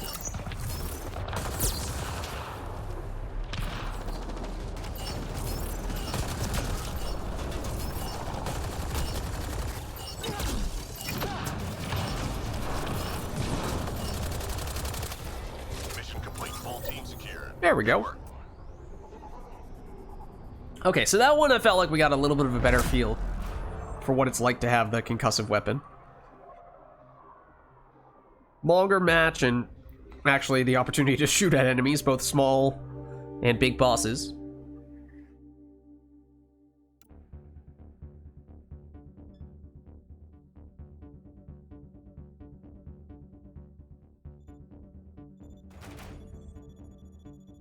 Granted, the big caveat still being that that was on bronze. But I believe, we'll just double check, but I'm pretty sure that we've now, yes, finished both the dailies, so we no longer need to be on bronze, we no longer need to be on this map. And that's the same for everyone else who's playing with us, so we can branch off into a new lobby here and see. Did we level up from that match? We did. Okay, a little bit. 7 points left, which is enough for, let's see, gun damage boost, melee damage boost, each but wait. Oh, melee hits briefly boost gun damage. Okay, that's a little bit questionable. Then weapon reload speed, weapon clip size, weapon spare ammo. I mean, for this weapon we are currently using, yes, that is kind of relevant, because it is an assault rifle that has a relatively large clip, and once it gets charged up, we want to be using it a lot. So the clip size and reload speed is useful there. Yeah, I mean, we should probably take that. And then we can't yet afford the rank 6 one, but we're going to have to make up our mind as to whether we want to go with what seems like more the assault rifle route versus the sniper rifle route. Obviously, we're currently probably using a weapon that would benefit more from this, but we shall see. Now, I think we can probably take this up to silver now. Possibly even try all the way up to gold, but let's see. Maybe we'll start on silver, see if anyone's doing that. And again, if anyone from chat wants to jump in, you're welcome to do so. As certainly at this point, after having finished the dailies, we are fine. Going with whatever. Nobody on silver when we looked for it, so just made a lobby for ourselves here. Maybe we try, in that case, seeing if anyone is doing gold. And that might be a pretty big jump for this character. Yeah. Okay, but you know what? We'll give it a try. We are an infiltrator, so we have the cloak, worst comes to worst, to try to keep ourselves alive. But of course, when it comes to just taking hits, when we do get hit, yeah, it's gonna hurt a lot. So I don't think we've invested anything in fitness yet. Enemy tech is deactivated. Objective complete. Okay, now that accuracy was not amazing. When I hit the enemy in the head, the damage was pretty good. When I did not hit the enemy in the head, it wasn't great.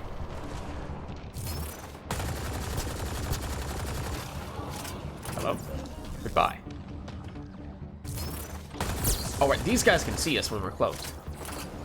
The wraiths. The Audis might be able to as well, I don't remember. Not that that's relevant on this occasion, but for future reference. Okay, so you have a very big head. So that should be a good test case for what the damage can be like when we are regularly hitting an enemy in the head and presumably regularly activating the concussive effect. We're done here. Get yourself to the LZ. Okay, and they're almost done. By they, I mean we. But obviously, they played a lot of rounds. We did a lot less.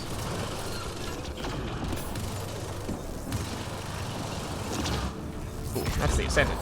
Okay. Let's help out here. Admittedly, my accuracy was not great on that occasion. Okay. Oh, owie. Please stop doing that. Whoever that was. I'm not sure.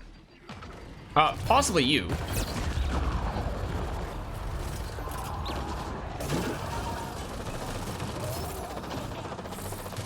Oh, there is a fiend down there, for what it's worth. Can the... So most enemies, when they're standing in the cloaky mist stuff, will turn invisible, right? Even if they're not the character that created the invisible stuff. That'll still happen. That doesn't happen for a fiend, right? So, something about that would just be a little... I mean, it'd be hilarious. I kind of wish that it did happen, or at least having an invisible fiend on a couple of occasions would be hilarious. Granted, as soon as it, you know, as soon as you get killed by a crouching tiger hidden fiend, then I'm sure it'll be very frustrating. But right now, when that is not actually a concern, it just feels like a cool thing. Okay. Oh, well, there we go. Squad member down. I mean, conveniently, we did sort of die in the direction of the LZ. Okay, we might need to revive ourselves. So they're gonna be able to get us quickly enough? Yeah. Okay, we're good. We're good. Don't worry about it. Low ammo? Who cares? We're fine. We're fine. Don't worry about it. I would also like to be taking some cover right around here, though. Preferably without that grenade hitting us. We're fine. Don't worry about it. Look, it's, it avoided us. It's very considerate. Alright, so that was at least a taste of a gold match. And so yes, it seems like once you get up to this difficulty, you really start to see more the difference between the damage you have when you are versus when you are not activating the concussive effect, because it seems like it's a pretty huge difference maker. But that's at least from just a very small sample size, and as we were saying before, maybe my perception of it is warped a little bit because I just don't quite have enough information to base those assumptions off of. But let's see. So now we did level up again. We throw on this, oh right, this last level. Question of what do we take there? It might be worth in that case. I mean, do we want to go fitness? We were saying we might potentially take no fitness because we're an infiltrator. I think we do it. We'll settle for dumping one of these or going only a few levels into both of them. I think that'll probably still be fine. Certainly, at least if we're going up on higher levels, it seems like getting the extra shields and all that is probably going to be very useful, I imagine. Very useful. We only died once in that match, but that was only after, what? A little more than a wave?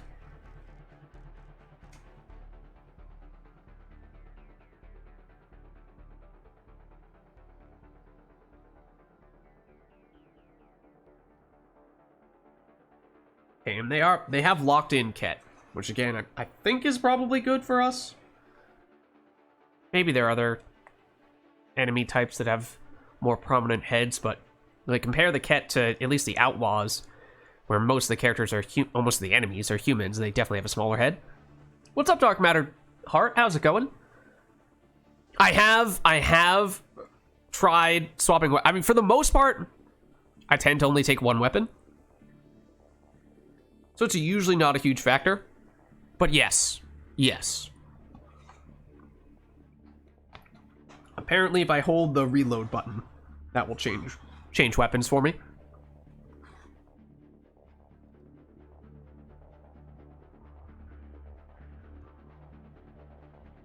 Shoulder swapping, admittedly, yes, I think I do know in theory how to do it. I don't think I will ever make the conscious effort of doing it. The one circumstance I can think of where I would do that is that part of me might, as a spiteful lefty, in a world designed for right-handed people, might make a point of, at the start of every match, switching over to the left shoulder and just only doing that for the entire game. Part of me feels like that is the only situation in which I will consciously think about doing that switch. There. Now we're a lefty. As it should be.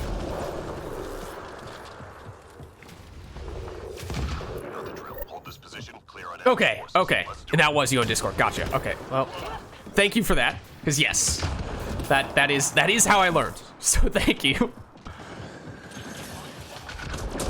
In theory, definitely very useful. In practice, it's just that sometimes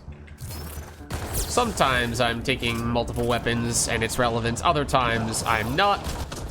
So it is not necessarily something that I'm doing regularly. I mean, on this character, it probably doesn't, especially if we're using it mostly as a weapons platform. We could theoretically take two weapons. Probably wouldn't be the end of the world. Usually it's because I am going more the power route, and so I do not want to take an extra weapon for fear of slowing down our cooldowns, but we are basically never using... oh, that is a Wraith right on top of us, isn't it? Or at least it was.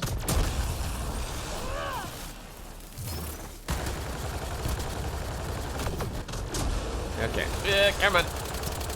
I will say, if ever there were a time where I was tempted to switch over to keyboard and mouse, it is using this weapon. This weapon is making a very strong case for making that switch.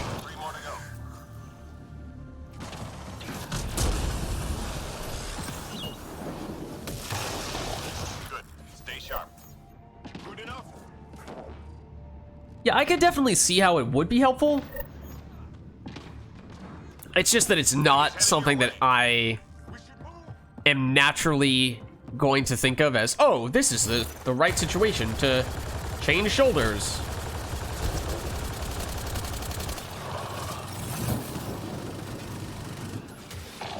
Just knowing myself, I don't realistically think that it's going to be a learned behavior Like, it is not a behavior that I have right now, but knowing me, I don't think it's realistically something that I'm going to be able to pick up on all that much.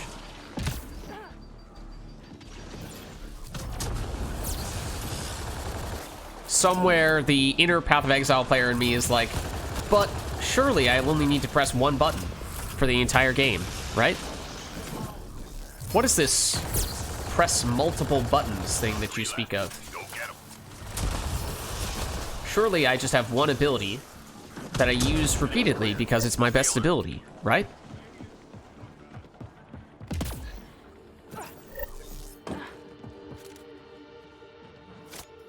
Yes, I acknowledge that is not actually the case in like any other game. I'm just saying that there are many hours of Path of Exile that have been hardwired into my brain. I'm a changed man. Okay, where are these actual objects? Because we could probably be pretty helpful with this. Okay.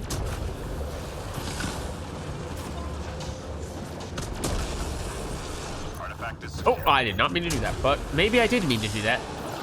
If we were trying to do this. Don't mind me. I mean, we do have cloak, so like it's not a terrible idea for us to be running some of these. Got the drop. I think we have one of these other guys is an infiltrator, right?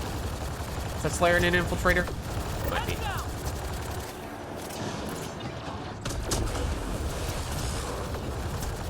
Are you dead yet? You're not dead. Now you're dead. Got the drop. Oh, it's up there.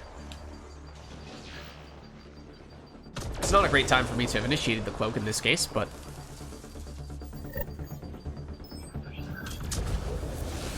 fair enough. Artifact recovery is complete. Nice job. Yeah, like I'm more of a general RPG person than I am a shooter person. So like when it comes to the precise Just 3 hostiles remaining. strategies of how to be the best first or third person shooter player, like that's, Squad member as down. you can see here, just not really me. Also, I'm sure that, you know, anyone who takes themselves seriously, or most people who take themselves seriously from a shooter standpoint, would never even consider playing on controller. So the fact that that was my preference to begin with probably says a lot in that.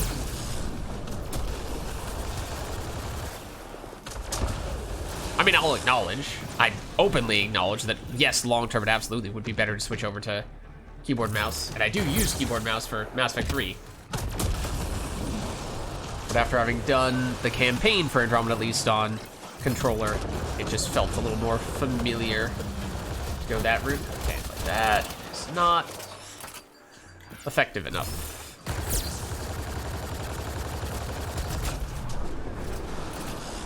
Is it only when we get a kill from the headshot that we get the explosion? Is that why it's not just any headshot, it's getting the kill from the headshot that does it? Like, that should do it, though. That hurt them. Because the big thing today, at least, is that we just got our first ever Concussive, Siphon, and Bulwark weapons. So we're testing those out, trying to see what they're all about, because I've seen other people use them, but I didn't know exactly what they did. I mean, we kind of guessed what Concussive meant, and Siphon.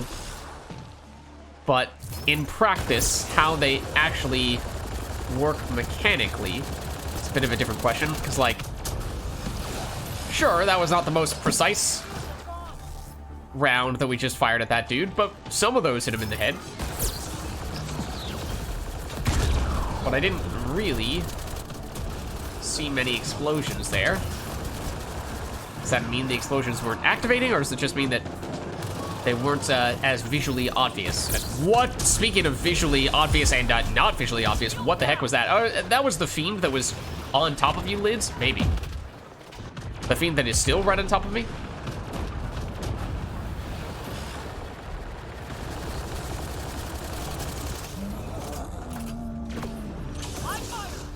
So in some ways, I guess we like fiends because they very big and easy to shoot at heads compared to these guys. Probably some of the more difficult enemies to hit in the head. That hurt them. Be ready. You play on control. Okay, I mean, I'm not trying to take shots at controller players. I'm just saying that because I myself am, or at least at the moment, one. I prefer playing on controller usually. So I just, Location on your HUD. I think one of the main reasons is because, as I said, part of me, my brain, is just I actually need to deliver this. Yes, I do. Okay.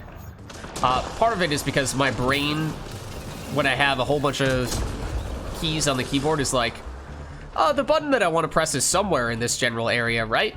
Is this what I wanted? No, it was this button was the one that I wanted to press. Okay, well now I'm not doing the thing that I wanted to do. So I accidentally pressed a different button instead, whereas the buttons have, and keys have more distinct identities in my brain on a controller. I suppose this was not gonna work, was it? Is it even possible to make that jump? Surely it is, right? Artifact is secure. There's an explosion.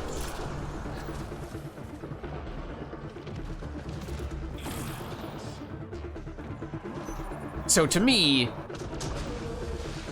especially when it's a new game that I'm learning the key bindings for, it's just way easier on controller to figure out what all the things do. Oh, that is a glass wall is what that is. That is not a door. Hang in there, Apex. So it's one of those things where it's like, yeah, early on when I'm doing this, controller would be best. But long term, perhaps I'd get better precision on keyboard mouse. So it's a trade-off. It's like, okay, what do I try to optimize for? Do I start on controller and then make a switch at some point over to keyboard mouse? So if I do that, then at some point, as is probably currently the case, I will be better on controller than I am on keyboard mouse. Drop received. All artifacts secured. Which means it'll at least temporarily be a sacrifice when I make the switch, where I'm still trying to reacquaint myself with the key bindings and all that. And until I've done that, I am knowingly sacrificing some of my skill.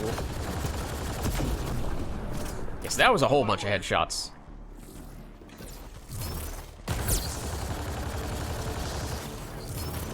So yeah, like I'm not a PC master race person by any means, but I get what people say when, like, they're, especially on this weapon. Yeah, everyone takes shots at controller players, right? But I don't really have a horse in that race because I've been on both sides of the equation.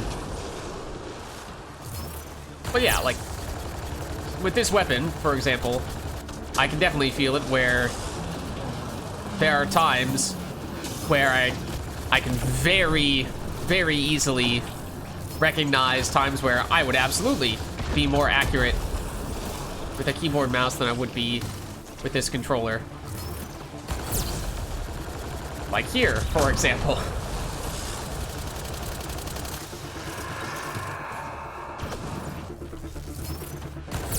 And, you know, it's one of those things where maybe, like, if you are particularly mindful of the auto aims or the aim assist or whatever it's called effects, you might be able to fine-tune those so that and the sensitivity and all that stuff, you can eventually get it up to a point where it's all that stuff is balanced just the way you want it to be and it's not so bad. But I've not really modified those things at all for Andromeda, at least, or maybe a little bit during the campaign at least.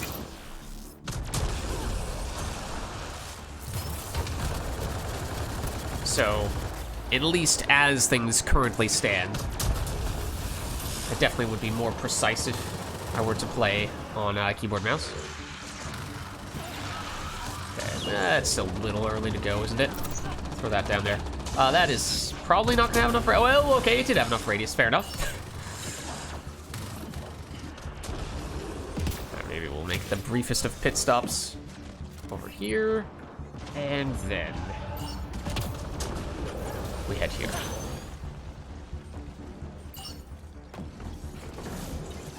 It's quiet. Well, it's quiet on the western front.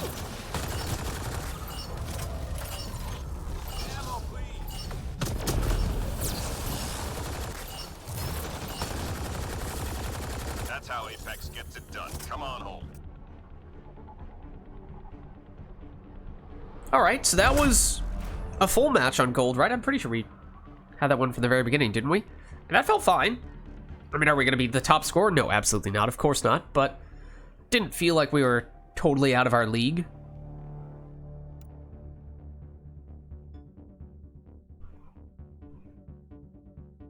We could potentially switch over to one of the other types of weapons if we want. So this was our concussive weapon. We could try a Bulwark or a Siphon. So this is more the offensive type of weapon, whereas the other ones are more defensive. Help us stay alive more. So let's see. I think we did level for what it's worth, but... So, what are we looking for? Probably not a pistol. I mean, I was kind of trying to avoid going the assault rifle route. Or rather, the sniper rifle route, I should say. We do have the same weapon, just in Bulwark form. The damage... Oh, that's from the mods. That's why. Oh. We have rank 3 for Siphon. So why don't we try that? What did we settle on? We went... I think that, and then penetration. Pretty sure this is the combination we did. Oh, also, we've not used this at all. I thought we put on the assault rifle lamp, didn't we? Didn't we put on the assault rifle lamp? Where did that go? The heck? Didn't we do that? That's weird. Okay, well, I mean, apparently we're just leaving a whole bunch of damage on the table. So that should make a pretty huge difference. All right, now, granted, that's going to make it a little bit harder to do a controlled experiment between the different weapon types, but which one did we... This was Siphon that we just did? Siphon. Okay, so this one heals back the damage that leeches back life. Not shields, life. I wish it was shields. For it to be health instead, that means that we would have to have actually taken damage to our health for that to be a factor. Unless it says health, and in truth it's either health or shields. But I don't know. It's our first time trying a siphoning weapon, so we'll see.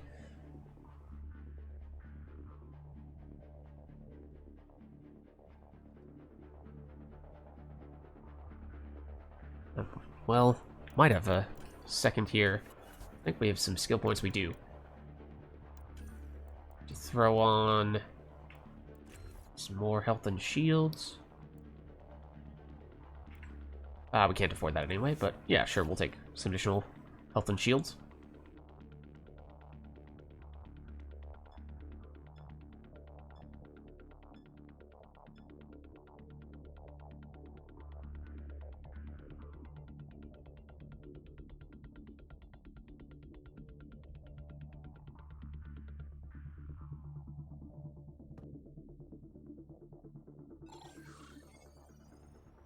Okay.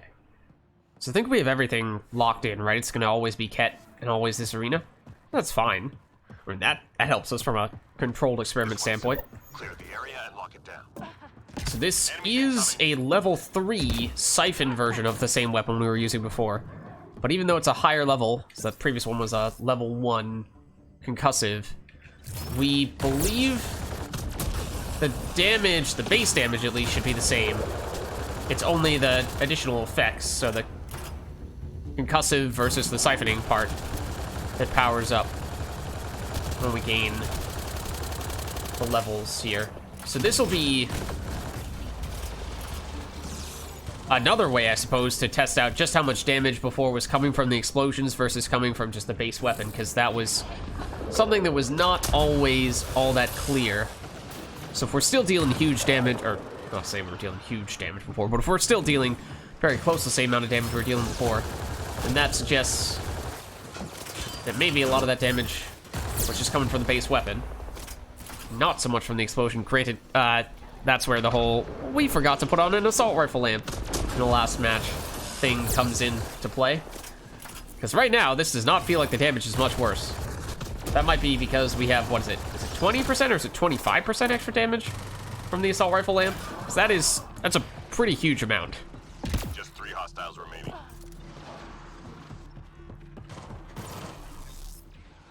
We don't have enough piercing to do this, but I'm gonna try anyway.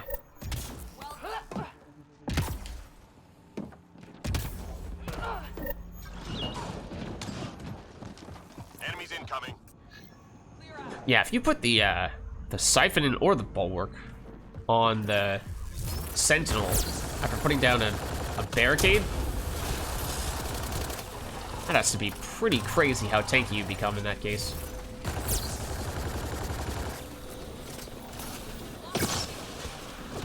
Squad member down. Oh. I'll help you. Oh, never mind, I will not help you. I was going to.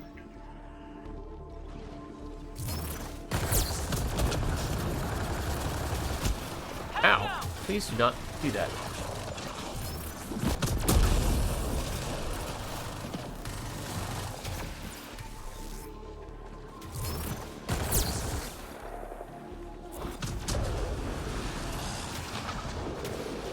There you are.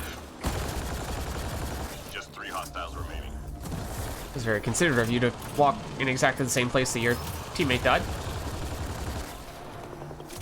It's an interesting little effect on that Wraith. Hello, other Wraith. All clear for now. So yeah, Siphon was the one that it seemed like people were making the biggest deal about. And I could see how, at least on higher difficulties where you need other ways to help stay alive, because enemies are dealing so much damage to you, I could see how having the life leech could be really useful. I mean, we're still on gold. Could definitely be useful here, although maybe as an infiltrator, it's not as big of a deal, because we can go fairly long in between instances of taking damage if we're good about using our cloak.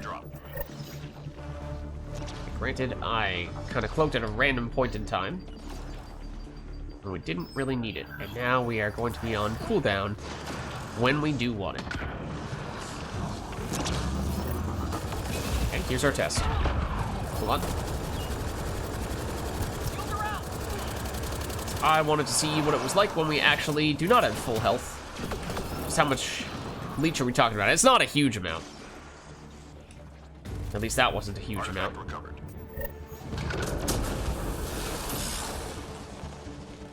But it is something, and we do know that we can increase it a bit if we get more levels.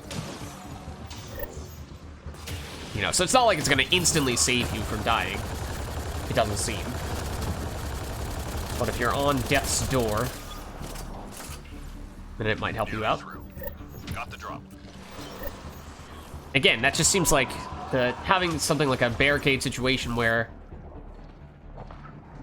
you are shooting for a sustained period of time. You're hunkering down so you have some additional damage reduction. That's a good recipe for using a siphoning weapon. All artifacts secured. Yeah, like right now, for example, didn't get that much from that, but 3 more to go. didn't have that long of a time in which we were actually shooting them while we had health left to heal. Although, in between waves, on the higher difficulties, you do not get Enemies clear. that much health back. As you see there, we got none back. So we're just hanging out on, 55% HP. So I guess there is something to be said for having some siphon capabilities in this situation, just so that you aren't constantly walking around with less than max HP. Didn't get a lot of hits in there, but theoretically we got a tiny bit health back. Does it only apply when you're hitting the enemy's health? Does it still apply when you're hitting their shields? Or is it only when you get the... Oh, and also when you get the kill, it gives you a bigger chunk, right? So I guess that is something to factor in as well. Now we're at full HP. I'm reading a flat line.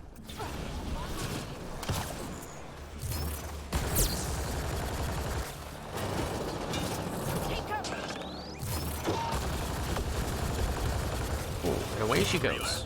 Go get him. And we do also have the energy drain, which we've kind of spec'd for health, or rather shield restoration purposes specifically. Clear for now. Great shooting. So we did basically build this character. Oh no, that's what am I saying? That was Headed your way. our sentinel. Now I'm mixing up the two characters because we're talking about them both so much. All right, Fiend and Ascendant and Anointed. What the heck is happening with him? You shooting that at me? You are shooting that at me. Hello, Fiend. Look at that, I actually remembered to throw a sticky grenade.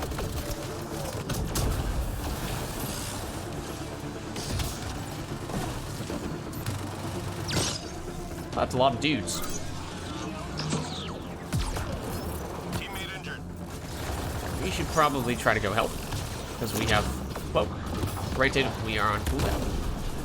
It's unfortunate timing for Cloak. Please actually take cover. Thank you. That is the sound of the sync kill. Okay, so here's another situation where we have our no longer have our shields.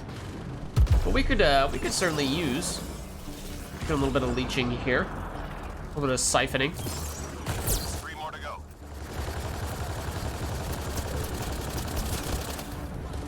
All clear for now. Nicely done.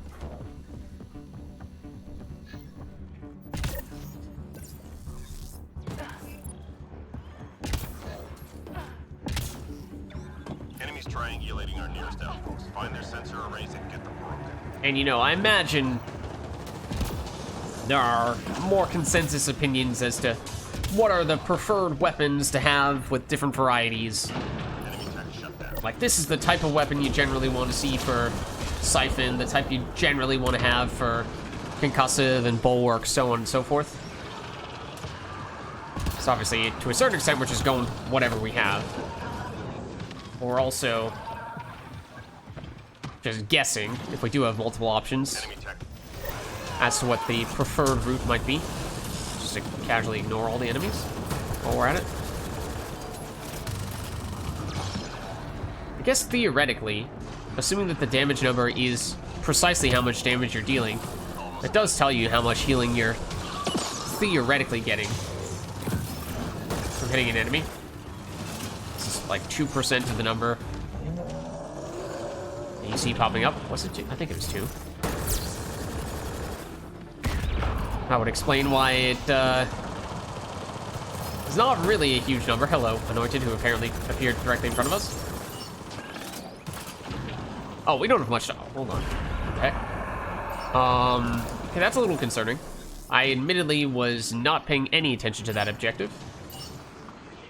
All enemy devices are now Okay, good. offline. We still got gold for it, though. Okay, we'll take it. And there's our confirmation. Yes, even with the alternate type of weapon, we can still do the piercing. When we have the piercing mod, that is not a concern. But, there is some kind of enemy over here. Yeah, it's a fiend, I'm pretty sure. Did I miss? I'm not sure. No, I did not. I think that was our grenade. Just 3 hostiles remaining.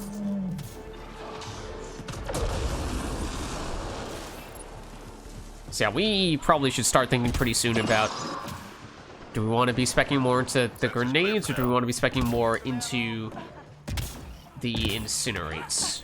So that is a choice we are going to have to make quite soon.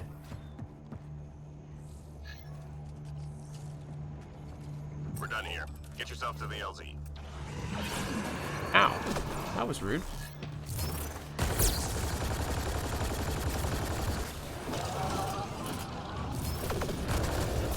It's also rude. Okay, how much are we leeching? Some, but not a lot, as we were saying before. I mean, you know, you damage one enemy all the way yourself, and basically you solo an enemy, and it's not bad. You get all the damage and you get the kill, and it is a at least noticeable amount. Is it a significant amount? Maybe not. He had a couple of kills, though, and it probably can be, whoa, significant.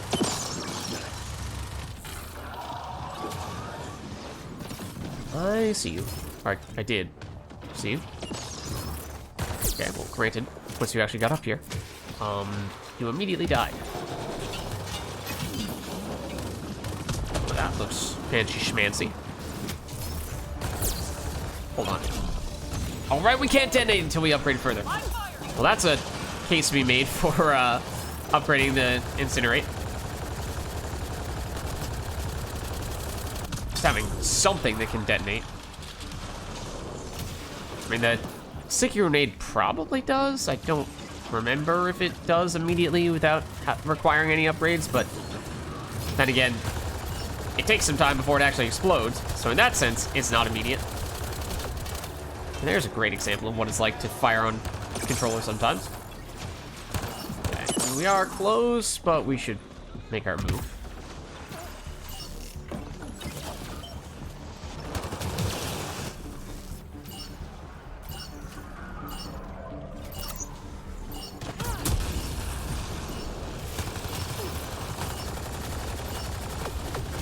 Maybe don't tempt fate too much.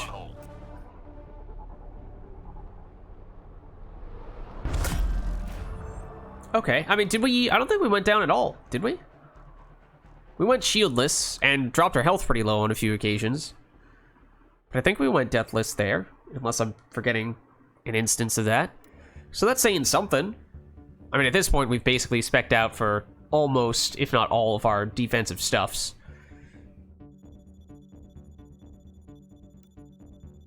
So, you know, even if we're still only level 9 at the time of doing that, it's not like we had much room to grow defensively. Let's see. We still had a couple of fitness levels. Okay. Everyone abandoned us. How dare they? How dare they? Just take this opportunity to pick some of these things up then. Regen delay reduction in cover. Damage resistance in cover versus reduces damage taken while hovering and evading. As an infiltrator, I mean, I'm not thrilled about either of those, to be honest. The regen delay reduction in cover, that is 100%, that is a big deal. That is a lot. That is very quick shield recharge. So there is something to be said for that, I guess. Basically, you know, if you're running around with your cloak on, you get hit, then cloak wears off, you duck, or even regardless of when your cloak is or is not wearing off, you duck behind cover, wait for your cloak to deactivate at the very least, and that way, relatively soon, you can start getting your shields back, and then you can cloak, because you can't recharge shields while cloak is active. No health damage resistance. I heard some people speaking very highly of this. So basically, you know, if we don't take either rank 5 or rank 6, then we can get a fair bit in Sticky Grenade and in Incinerate. So if we're, I mean, as we were just saying, we didn't die, at least on that match, on gold. So is that reason enough to think, we'll be okay from a defensive standpoint? Does this say anything about detonations? It does not, does it? Unless it is just assumed that any grenade has detonating capabilities. Explode on 2-second timer, damage decreases over distance. Yeah. Okay, so the question was basically, do you take damage or do you take radius on the sticky grenade? I mean, right now it has only 1 power cell capacity, so it is very difficult to focus on it. So if we held back on some of this stuff, we might at the very least be able to get a little more capacity and damage, or we only put a few more points into Incinerate. Recharge speed and damage. You have to go all the way up to rank 6 for the detonations. That is crazy to me. I mean, if you do the radius and you do the detonator, can you detonate multiple combos from just a single Incinerate? Because if so, then okay, you know, that's kind of interesting. Granted, I think we tested that on chain overload, and it did not detonate multiple times, and that was surprising, because that works in Mass Effect 3, and so it was less detonatey in Andromeda, so I kind of doubt that it would be more detonation synergy stuff for Incinerate in that case. If anything, I would think it'd be worse, and it already is, at least from the only activating at rank 6 aspect, unless this for some reason can do multiple detonations when when Overload cannot. I don't know. Is that reason enough to just say no to Incinerate altogether? Or is that reason enough to, or is it instead reason to say, well, if you want to use Incinerate at all, you need to go all the way up to rank 6 before it becomes worthwhile?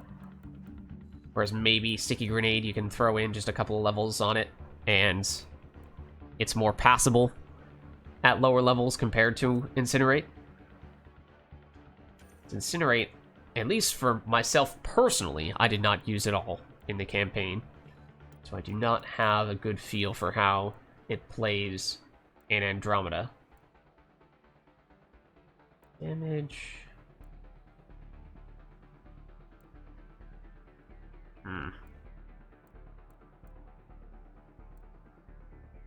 So yeah, if the use case for Radius is just for the potential circumstance in which you can get the double detonation, I think that's pretty unlikely for that to work. So I think you probably do need to look at this more so as just a 2-meter radius and not much beyond that. And in that case, as I was saying with the Sticky Grenade in Mass Effect 3, 2 meters does not feel like enough to really be an AoE ability. I feel like you need at least around 4 meters before it starts to actually feel like you have some potential to hit multiple enemies. So might go for that duration then, in that case. Damage to armor, initial damage. Yeah.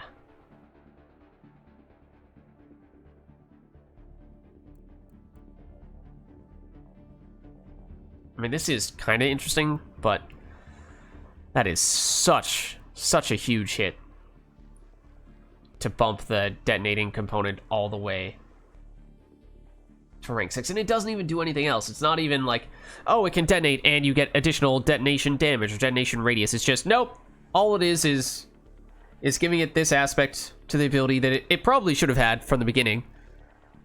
Nothing more. It feels like a bit of a sucker punch.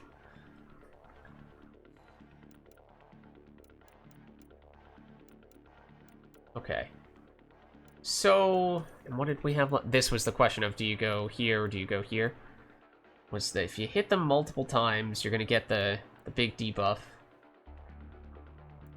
So the theory there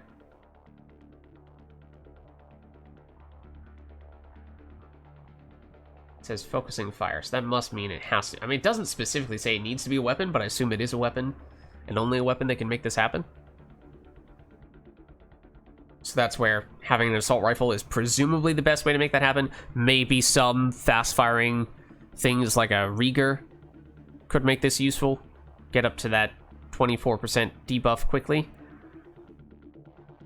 Not to say that you can't make this work for an assault rifle. In fact, I mean, getting the accuracy, stability, it's not bad. So I was focusing primarily on that initial component, the headshot / weak point damage bonus. It's not only that, it makes it much easier to hit those things more regularly with the accuracy and stability. And stability in particular on an assault rifle is quite useful. So yeah, that's not bad. This is relatively tame, relatively normal and predictable, whereas this, I mean, damage debuffs in general are pretty huge. I feel like you have to do this. Let's do it. Let's do it. Okay. Then maybe, let's see, so we tried the Siphon one on that occasion. Did we have all versions of this weapon? Did we have Cyclone, Bulwark, Concussive, and Siphon? Yeah, we do. We do. Okay, I mean, that's our best controlled experiment in that case. Besides the fact that we might have accidentally excluded the assault rifle lamp in one of those, or a few of those matches with the, oh, oops. With the concussive one. This, and it is the piercing. So yeah, like this, for example, is not maxed. Yeah, this can actually go all the way up to rank 10, right? Not just rank 5. So there is still more piercing to be had, more base damage to be had from getting more levels on that stuff. So those are significant upgrades that we could certainly still acquire.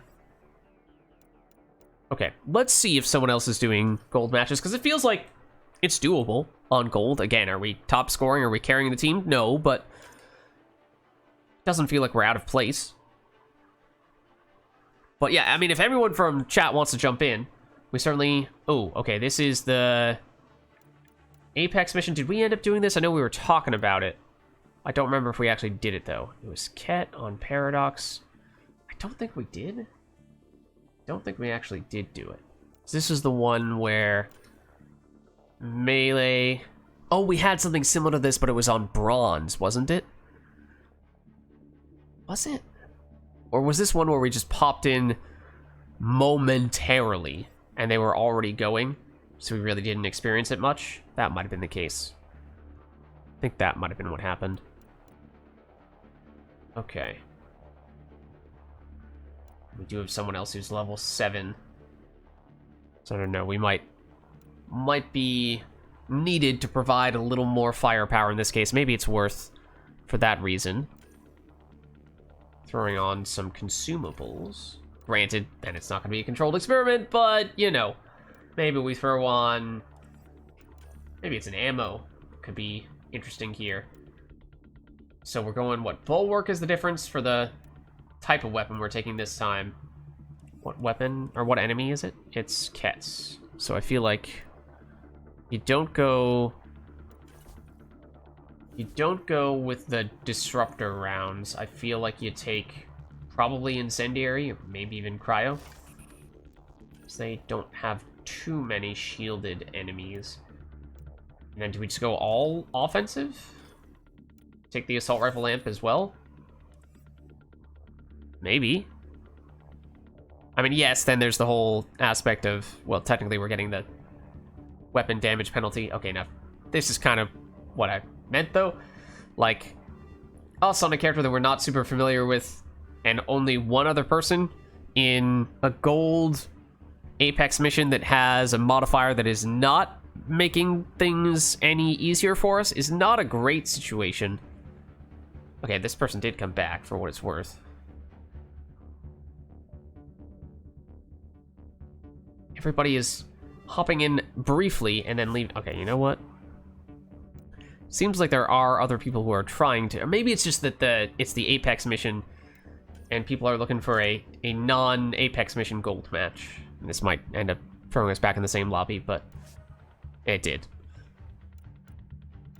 I mean, it seems like people might just be looking for a typical, a normal gold match, so maybe we make our own gold lobby in that case. Keep it public. Maybe we can pick up some of these people who are looking for matches of that sort. And in the meantime, if we're waiting for them, we could open up a few packs, because we have accumulated a bit more monies now. Go to the advanced pack. Incisor Bulwark. I'm pretty sure that the sound effect we're hearing right now is just because it's us and only us. Carnifex Bulwark. Level that up a little bit. Nice.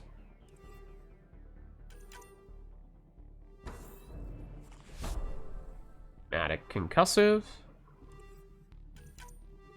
So since we now know that the upgraded versions of these things... Oh, and there's the Katana S. So, that, again, not a special Bulwark... Or does not mean Siphon, it just means that it's stronger. But that's cool, because it seems like it's pretty significantly stronger based on what we saw at the Avenger before.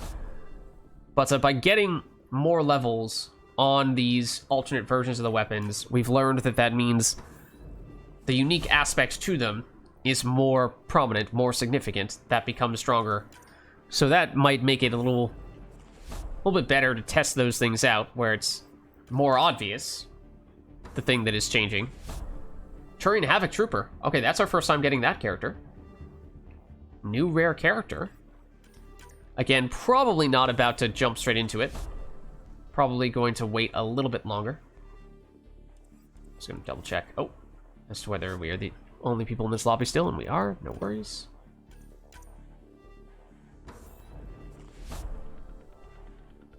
Concussive Widow.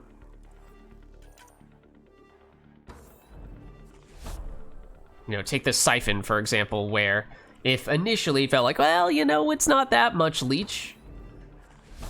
A level 1 version doesn't make that much of a difference, then you know, maybe that's a situation where getting, oh, insufficient funds, okay, or cashed out. Then maybe that's a situation where, okay, yeah, but get a few more levels and it starts to add up a little bit more. It does become more obvious, more significant.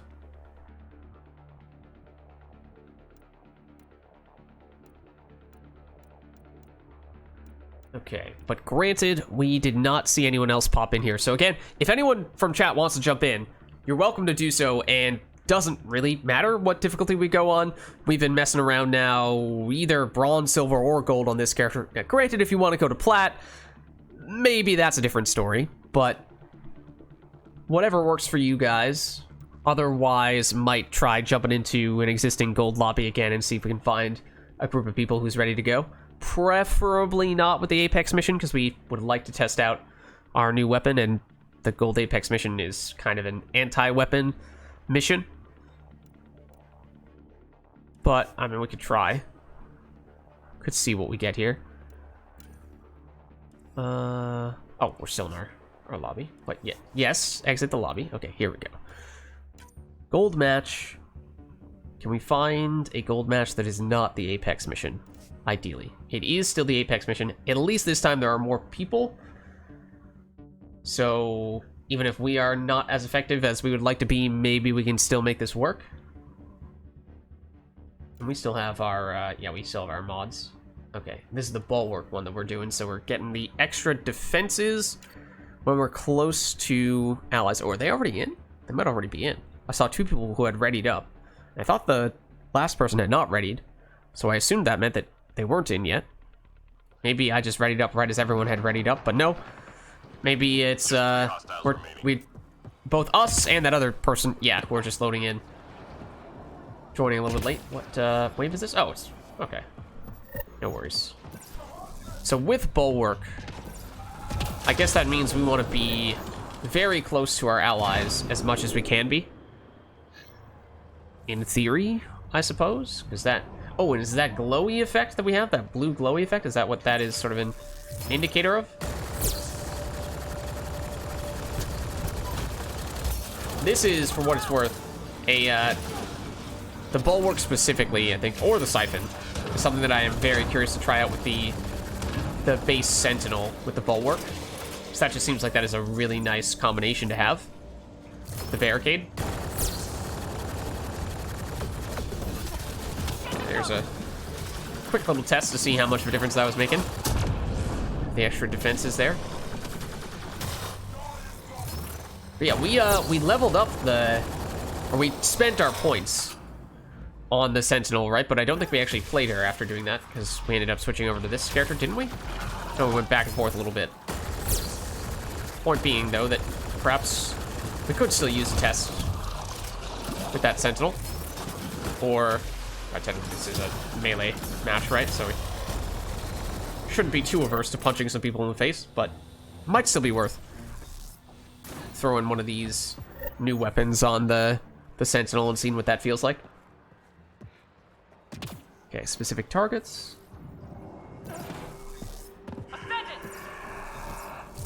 So you, it is you.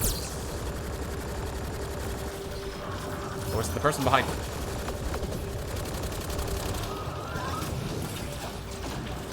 Okay, well that's not a place we really want to be. Oh, what? Excuse me? We were not in that. I jumped away from that, thank you very much. Pardon me. We were not in that.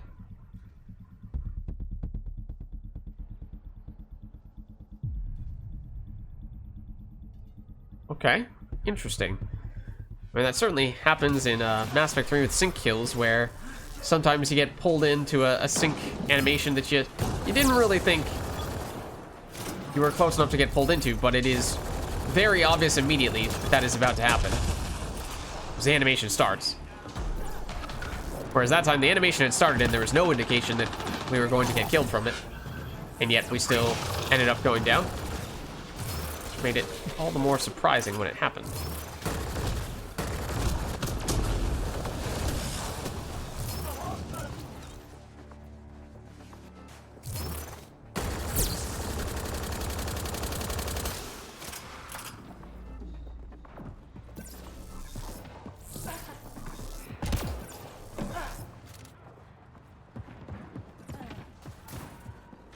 Alright, and this is our first time now with the...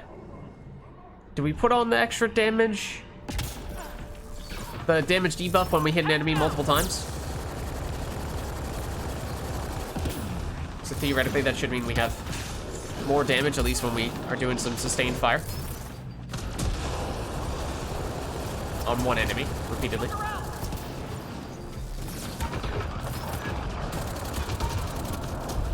I mean... damage seems pretty good on an enemy that is theoretically on the tankier side. This wasn't a basic enemy.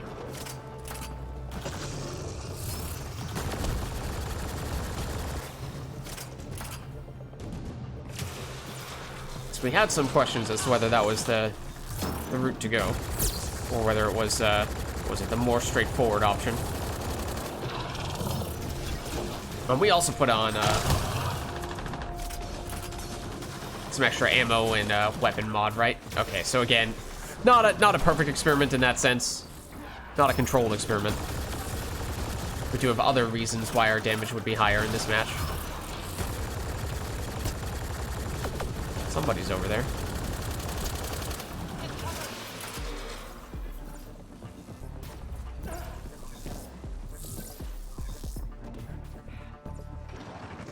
Hey, dudes.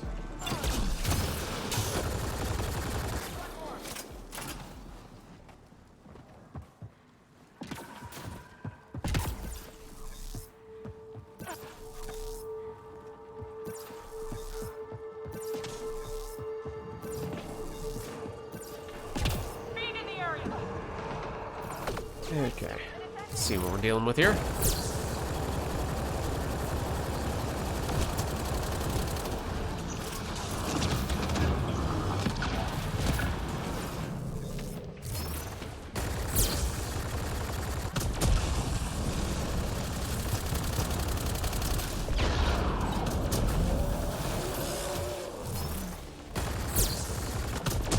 And I think our debuff works for all of our squad mates as well, so theoretically, we are making life easier for our teammates too. I think. You are still alive. I wasn't entirely sure who the kill message was about. Oh, well. Took us so long to reload that it didn't matter.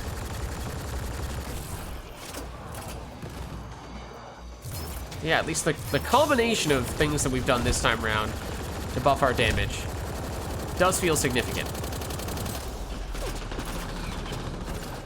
Granted, it does make it a little bit harder to pinpoint exactly which things it is that are making the biggest difference. But, you know, we'll take it. Okay, so this does not detonate in our hand, apparently.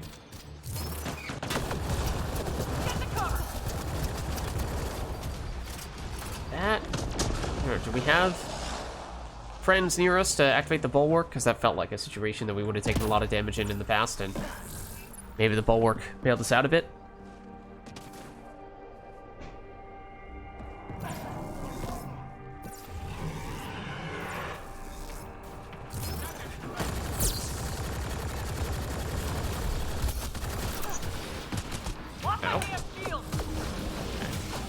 Oh, ouchies.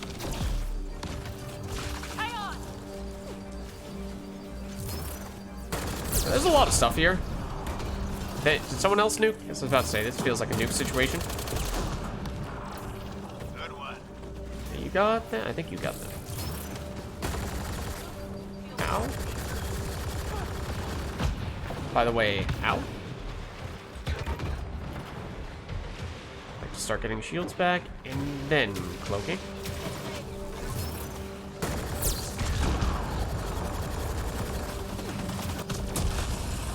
Get rid of that Ascendant.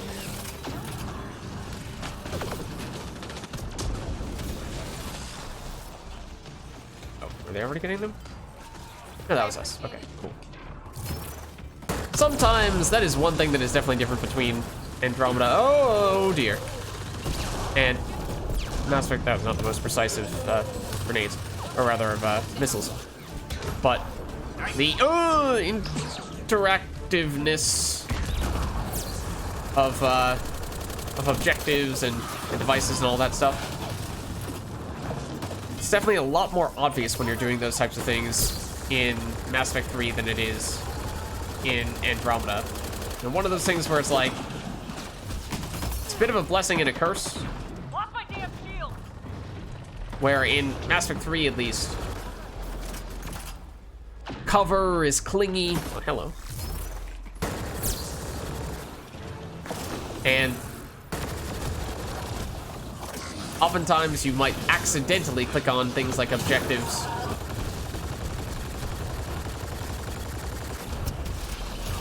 Which can make them a little bit clunky at times. But on the other hand,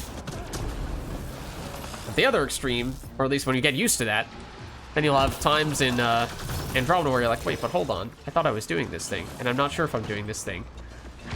So it's not as obvious when I do and do not officially, technically, pop in and out of cover or things like that.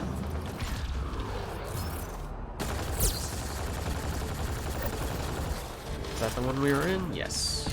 Is that the last one? I think it was. That first one was tough. All the enemies kept on spawning and swarming us there, but we made it work. Granted, that is also where all the enemies remain. Even now, apparently. Oh.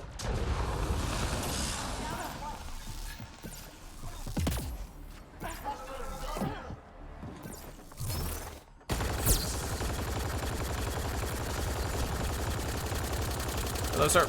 Goodbye, sir. Yeah, at times I feel like I have to preemptively start ramping up the weapon, almost like a Spitfire from Mass Effect 3.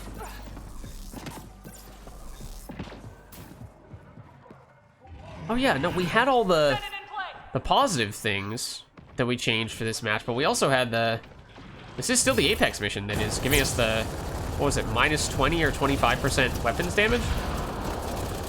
So there's still that factor, working the opposite direction.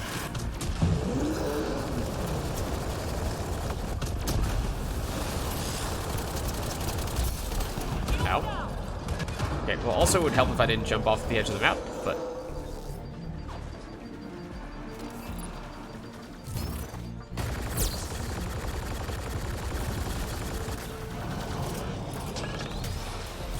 That didn't sound good. Except you might have just killed all those dudes. So maybe we're fine.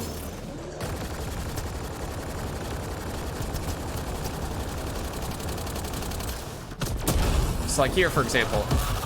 Now, are we doing more damage than our allies? I don't know, maybe, maybe not. I did not mean to do that. But if the debuff increases their damage as well, then on a big enemy like a fiend, that definitely helps a lot, you'd think. And if multiple squad mates have the same type of ability, because I think there are several classes that have that, then do those stack? Or is it one of those things where it can only happen once?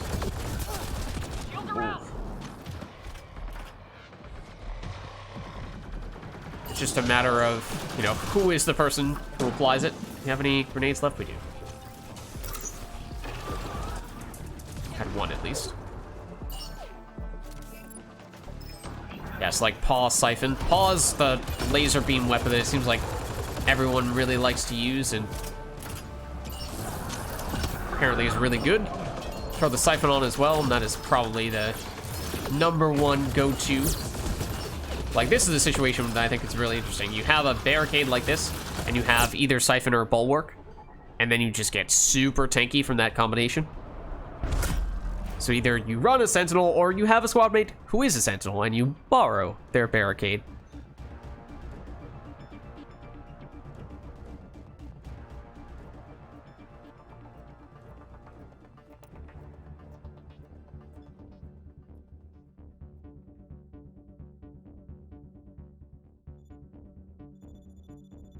I think that was the Apex mission, wasn't it? Look at that. We're moving up in the world. We're making moves.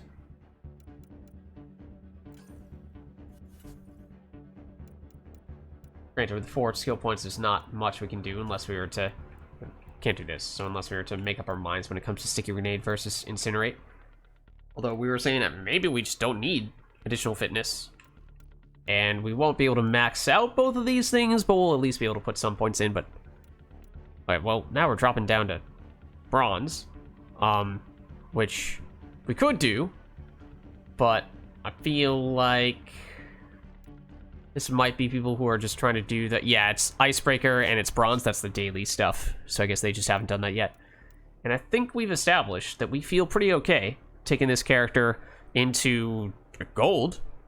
So, I mean, if we can do that, that definitely helps more with expediting the experience and credit gain.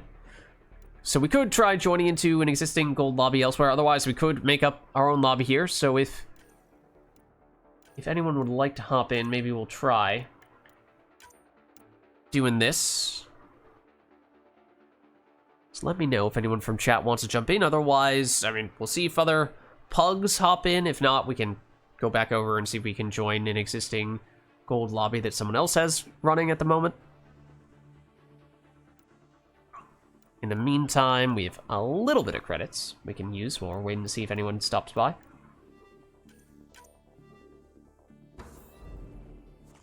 See what we get.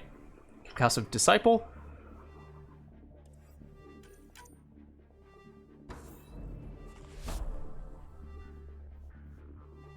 Concussive Phalanx.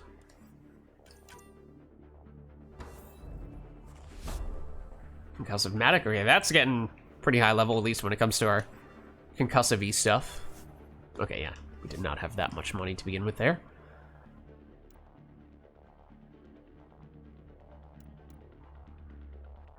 Alright, but not seeing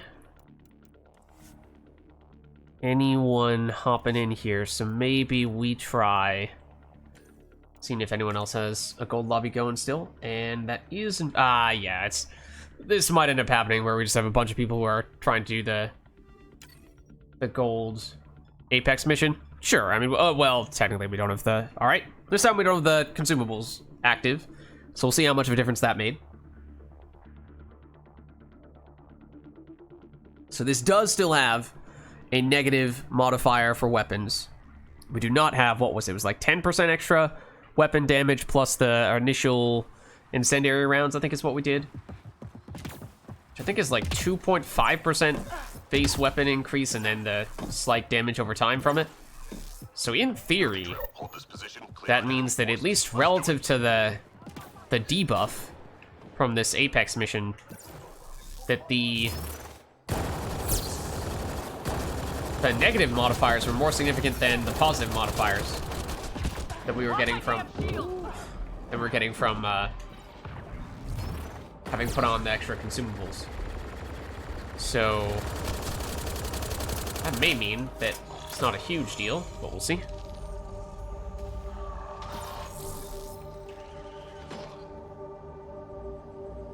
There are, yep, people coming this way. But we are a little bit spread out as a team, which is not good for us, because Bulwark gets stronger based on how many squad mates we have close by, and we do not have that many squad mates closely clustered together. Hello, Sneaky Wraith.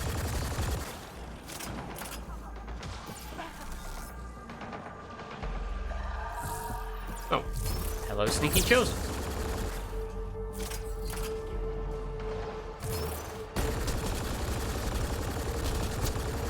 lot of stuff over here now.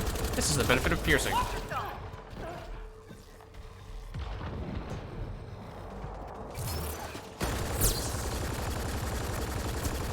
Three left. Go get them. It is a melee Apex mission, right? Just grab some Sensors ammo. for now. Great shooting. Good work.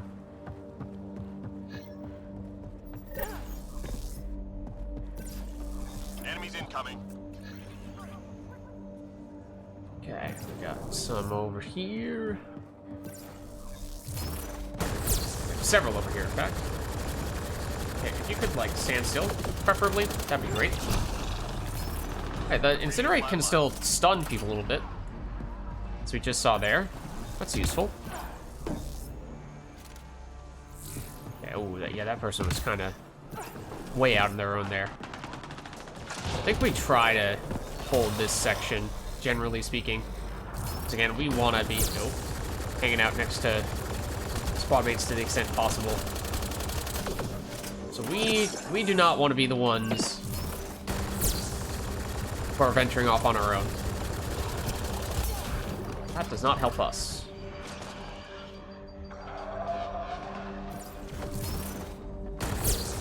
Which one do we want to shoot at?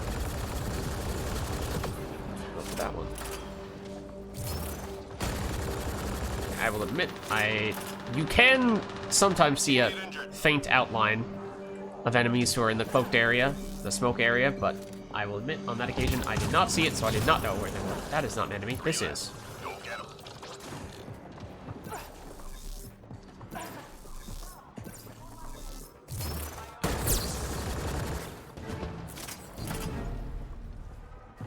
Just casually grab some ammo real quick, and we'll shoot him in the face. Reload. We're tracking reinforcements. Done and done. Key enemy personnel were tracked to that location. Take them out. Okay. First one is in the middle-ish. Oh, hello. Goodbye. Target eliminated. Okay, granted, the first one is usually pretty easy, so We've got a read on another priority target. that one's done. This one's over here. Teammate injured. Okay, hold on. You don't know where I am. Trust me. You definitely don't know where I am. Target eliminated.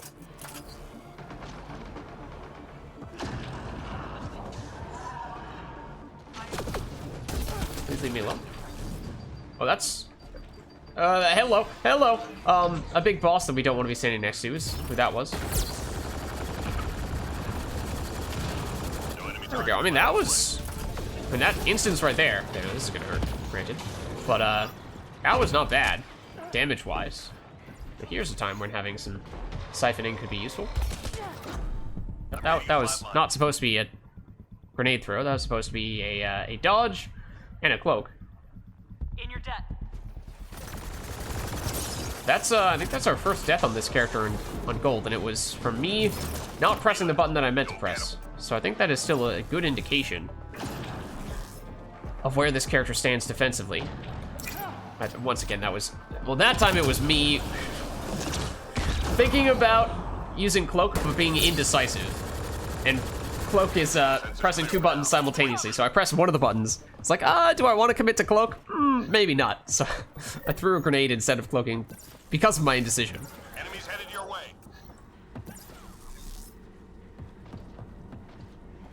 Okay, granted, as we were saying before, we technically want to be hanging out. Well, that would have been a good time to have had a grenade, but we wasted one.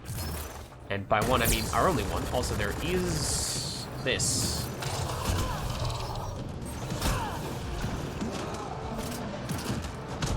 We want to be hanging out next to squad mates to the extent possible.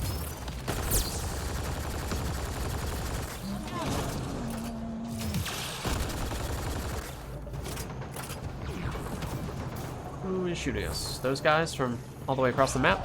Well, there are a lot of guys over here. So maybe we focus on them for the time being.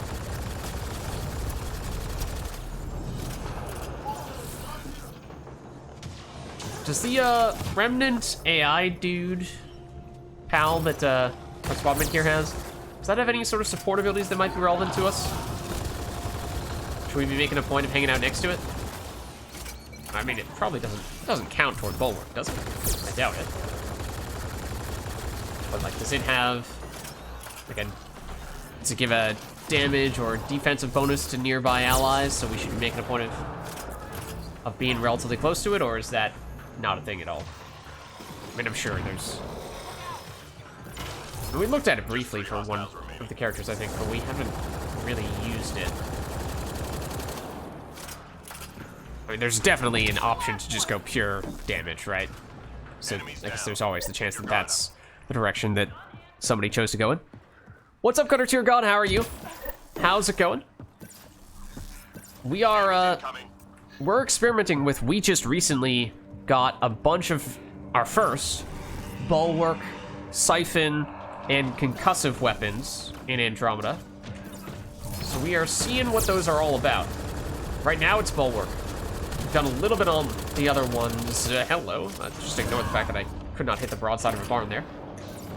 Technically, this is also an Apex mission that gives us extra melee damage and less weapons damage, so this is not a great way to test out new weapons.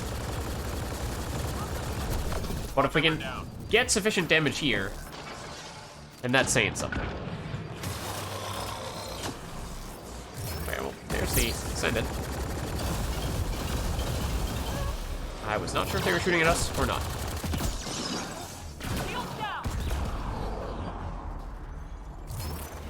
Squad member down. Okay, just get you. Then let's do this. Ow. Ideally, yeah, before we did that, but. So yeah, new weapon. I had not played this weapon at all before today. I'm reading a flat line. Although it is a weapon. Whoa, okay, hello. Well, away they go. Where do they come back? Over here, apparently.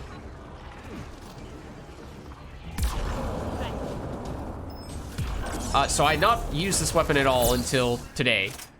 But, oddly enough, it is a weapon that we have unlocked the... Where are you? There you are. It's a weapon that we've unlocked all the new versions on. The Concussive, Siphon, and... Oh, why did I think that was the last enemy? We've unlocked all the versions of this weapon just today. Nice job, Ace. So we've been using it as our guinea pig. Getting ready to play some Apex and some Tears of Kingdom. Wait, what is the full name of Tears of the Kingdom? Is that part of a larger franchise? It sounds vaguely familiar, Reading a flat line. but not familiar enough for me to... It sounds familiar enough for me to think that I've heard it before. Not familiar enough for me to know what it means.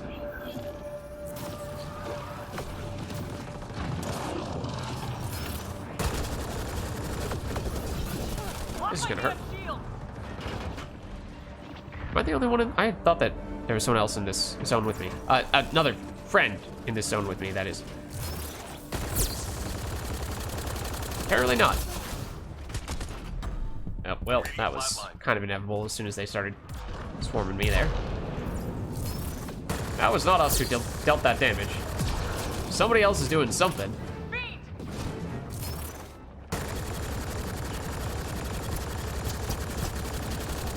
Oh, well, that's not good. Squad member down. But if you could distract that Ascendant while I just hang out in here, that'd be great. Oh, that is an enemy. Teammate injured. Data transfer complete. Is that mine? I don't think it is. No, I still need a tiny bit more. Nearly through. Now I'm done. Okay.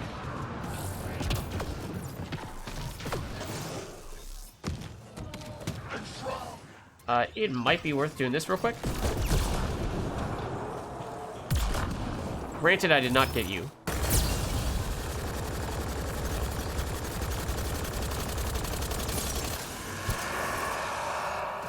There we go. That's not so bad. Yeah, okay, so we have another squad mate who's an infiltrator who's doing some cloaky stuff. So that they might have been helping out at times and I just did not even realize it. And, you know, it might have been worth just saying cloaks in the objective area. But we'll be fine. Don't worry about it. Okay, ready? Momentarily pop out. cloak, pop back in. Upload complete. Well Not that done. it made much of a difference. Nearly Lids, that might have been the difference between a 3-star and 2-star. I don't know, man. Maybe. Heads down.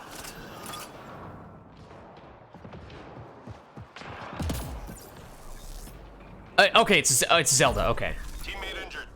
that's why. That's why I heard of it. Gotcha. That is possibly the single franchise that I've. Well, obviously, I was about to say that I've not played a Zelda game before.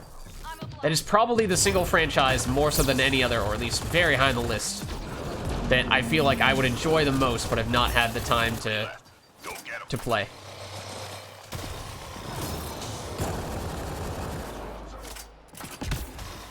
In theory, as he almost jumps off the edge of the map. In theory, there's so much fun. Right, I've heard all these fantastic, like obviously, it's an incredibly successful franchise. And some of the games in the franchise in particular are, in some cases, touted as some of the best games ever. Like the genre as well feels like something that I would really enjoy. I mean, I don't know in terms of, like obviously some of them are quite old, but if you can, so are those games being touted through rose-colored glasses, or are they truly still to this day very good? Because otherwise, you know, the nostalgia factor might be lost on me if I was not playing them in my youth. Or anything. You teleported very long distance. There are certainly still some new ones, though, that, at the very least, those, I think have still been very highly regarded. So I would very much, at the very least, like to have the chance to play one at some point and just see what they're all about. It just seems like, in theory, they should be really good, and I might love them a lot, but never had the opportunity to test that theory, because I have never owned a Nintendo console. It's probably the main reason for that. And then they're, none of them are multiplayer, right? They're all single-player games, so it's not like I would be going over to a friend's house to play it or anything like that. It's not like a Mario Party or a Mario Kart, where, you know, in that case, yeah, it's a Nintendo franchise, and I may not have had owned a Nintendo console, but at least because it's a multiplayer game, if I ever was hanging out with somebody who did own a Nintendo console, that was more so going to be the type of game that I would end up playing with them. I'm reading a flat line. We need to go soon. Where is this person? They're not where I was hoping they were going to be. They're still not over there either. Where the heck are they? They're over here? Oh no. I think they just got stomped. They were a lot further than I thought they were, or than I was at least hoping they were going to be.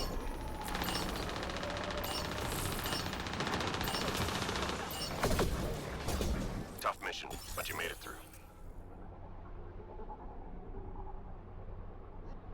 Yeah, like every indication suggests that I would like them a lot. I just never have had the chance to play one. But I'm very intrigued.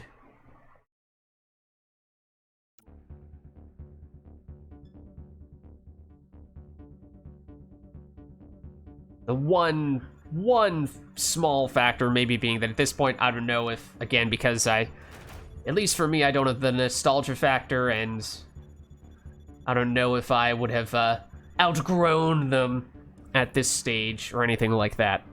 But that might be the top franchise in terms of how good it is supposed to be that I have not been able to ever play. I mean, I'm sure there's others that I can't think of off the top of my head that might be up there as well, but... Okay, so now, no longer Apex, just gold on, I'm pretty sure it just automatically resets to same map, same enemy, just non-Apex. So that would be good, because that would mean that then we don't have to worry about the debuff for our weapons damage, but it also means that there's less incentive for people to stick around, because there isn't the extra Apex mission bonus. So we lose a few. Alright, they're gonna switch it up, though. Remnant. That is our... We've been fighting... Has it been exclusively Ket today? I'm not sure we've faced anyone other than Ket thus far. So, alright. I mean, that's a difference. Oh, the other thing with the Bulwark, I suppose, that we didn't really think about was, yes, I was saying how we want to have as many squad mates next to us as possible to maximize the defensive effects there. But if you only have 2 or 3 people in the party overall, then that means it's not even possible to maximize the effects from it. So we definitely would like to see a full party for that reason as well. I mean, we could also switch over to one of the other ones again, because we didn't spend that much time on the Concussive in particular. I feel like might warrant an additional look. We also might have some extra skill points to throw around here. Oh, once again, though, it's a matter of, do you throw some in sticky grenade or incinerate? I mean, I think it's pretty safe to say now. I think it's pretty safe to say we've determined we have enough working for us defensively that we don't need to max out fitness. So maybe we'll invest as many points as we'll max out incinerate, and then we won't have enough to max out the sticky grenade, but we should be able to get at least a few upgrades on it. Okay, do we want to throw on, before we hop in here, do we want to throw on any boosters, though? Throw on a disruptor, because it is Remnant, right? Yeah. Okay, sure.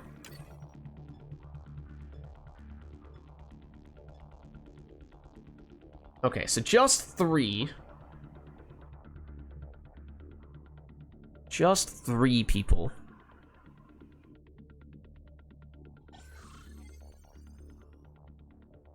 Of course, we could always end up getting a 4th here mid-match. We'll see. That is assuming that we load in. Okay, good.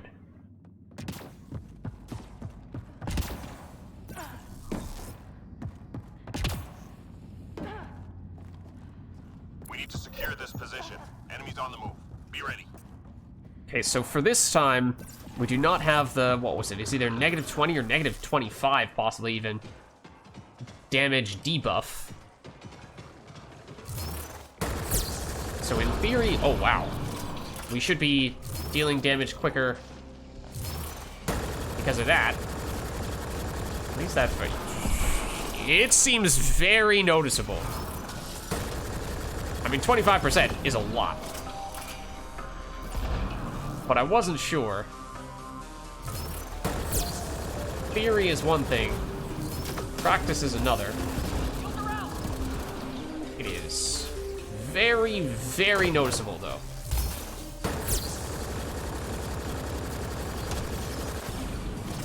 That is when I can hit the enemies, at least. It does mean we have less melee damage. That is generally not something we're going to be focusing on, though. Don't shoot it right when... Don't kill it right when I'm about to start shooting it.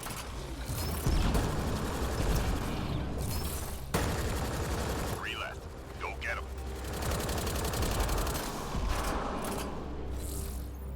Feels like now, especially when it comes to the whole...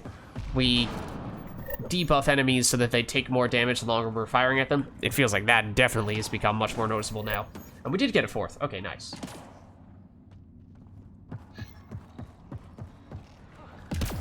Again, in theory, we do want to hang out next to squad mates because that helps us defensively.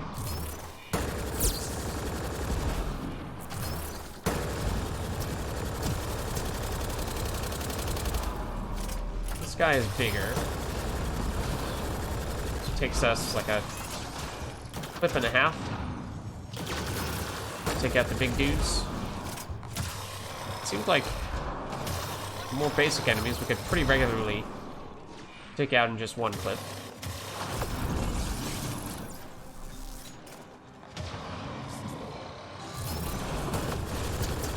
Now it's gonna be hard to tell because we have other people shooting at the enemies with us. That's a big dude.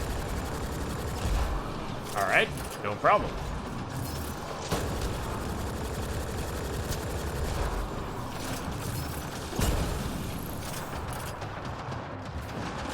That's our squad. Okay. So the Remnant VI helper is a lot more confusing when you are playing against Remnant. Like, is that a teammate? Is that an ally? Or is that something that is about to shoot me in the face? Because I would like to know the answer to this question.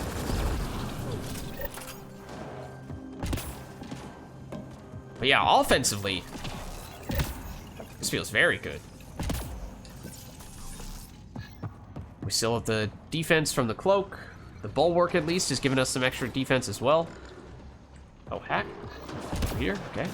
Did one of our teammates just start right over there? I feel like it didn't take me that long to notice it was a hack over here, and yet the bar was already getting filled up.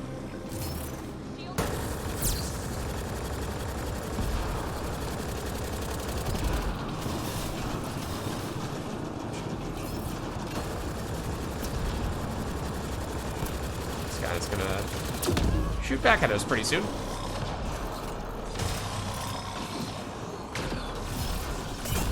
Ow.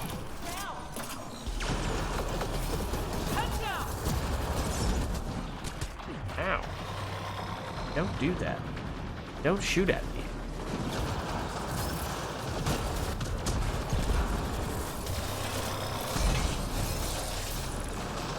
Just create one of these. Yes, you did just create one of these guys right on top of us. Oh, I did not even realize that thing was there. Is there a boss hanging out right next to us all along? I paid zero attention to it. Somehow we didn't die despite not realizing there was a boss right next to us.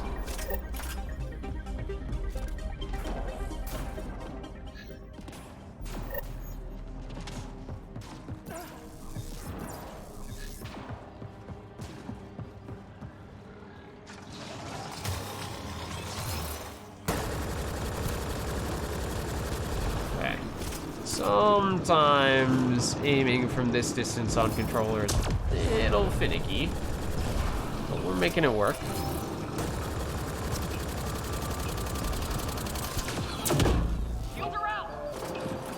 Not dodge that quickly enough, apparently.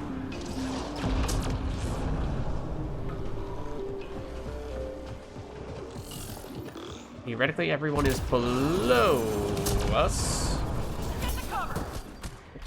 Was I not shooting there? I really thought I was shooting there? Was I not shooting there?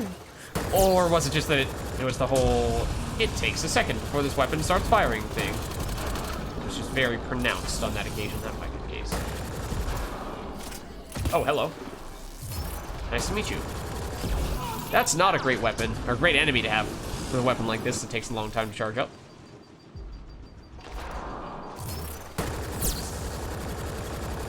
I will admit, I wanted to fire at that observer, but I had a moment of indecision. I was like, is that an enemy or is that the ally one? I'll just shoot at that guy below him that I am sure is an enemy instead. Play it safe. Thought I heard breacher creation in progress, but apparently not.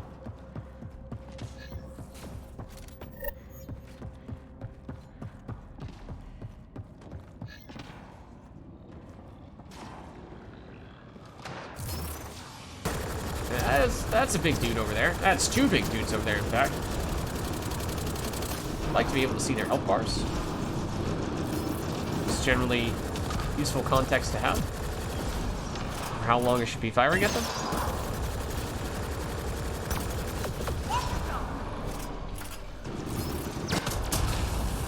Oh, speaking of how long I should be firing at them, that was a bad time to choose to start firing.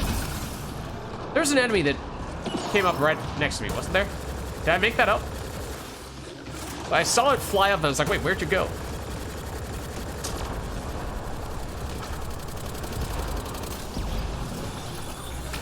Get back here.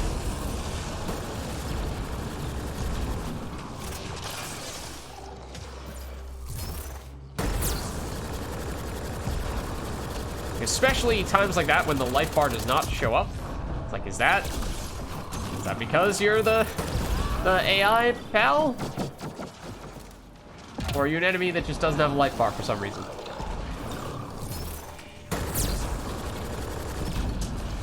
when you add cloak to the equation, the damage is quite good.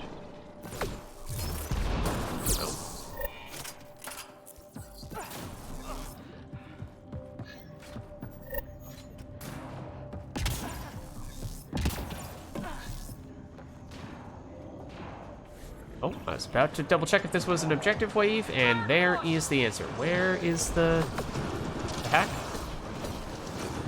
Where is that? The hack is below me. Okay. You know, where all the enemies are, naturally. That was actually an efficient way to do the stomping melee. Right, we'll take it. Avoid the other dudes. Granted, I guess we can do this.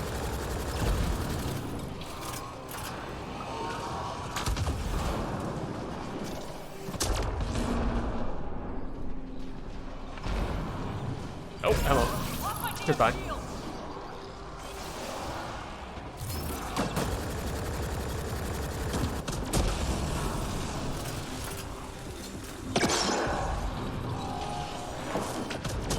I'll be honest, I come down to this area of this map so irregularly.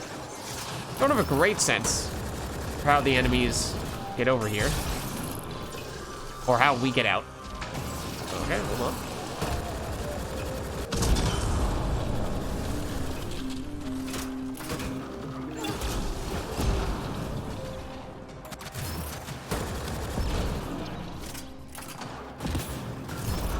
Oh, never mind. Context. Where are we? Okay, this is the main room. I'm looking for this ammo box because I know where it is. That's a lot of stuff over there.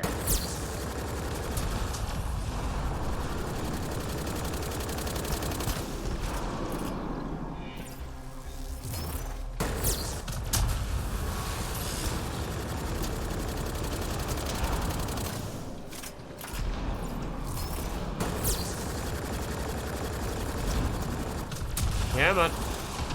Oh, there are a lot of other people who have noticed me. What about this dude, though? Let's try to work on that dude. I feel like we're a millimeter away from falling off the ledge because we did. And, you know, it's maybe not the best place to be. Maybe not the best place to be. If I had to hazard a guess. Maybe don't throw your grenade on the enemy that is trying to chase you down. Your sticky grenade. You know what? Sure. You did not die. You were supposed to die. So this is the use case for Siphon weapons, right? Where you have the shields back, and you only have a small sliver of HP. Just to give you that little bit more of a margin. So you don't immediately go down as soon as your shields go out.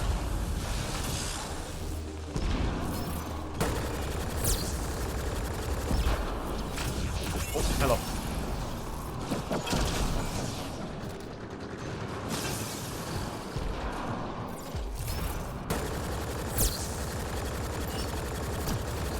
Okay, oh, not that much time left. We'll get going.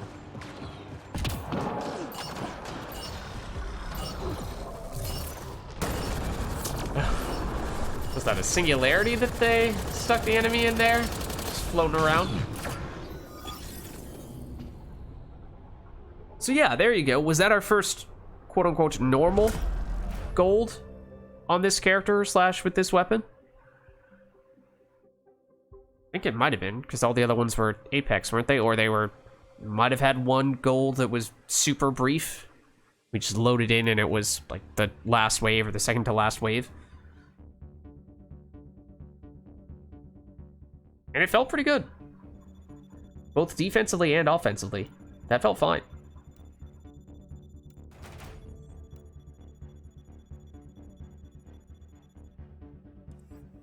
And we still have several more levels to pick up here, and it's the Incinerate that I started to level there. I think You don't take the AoE. I think you just take the damage.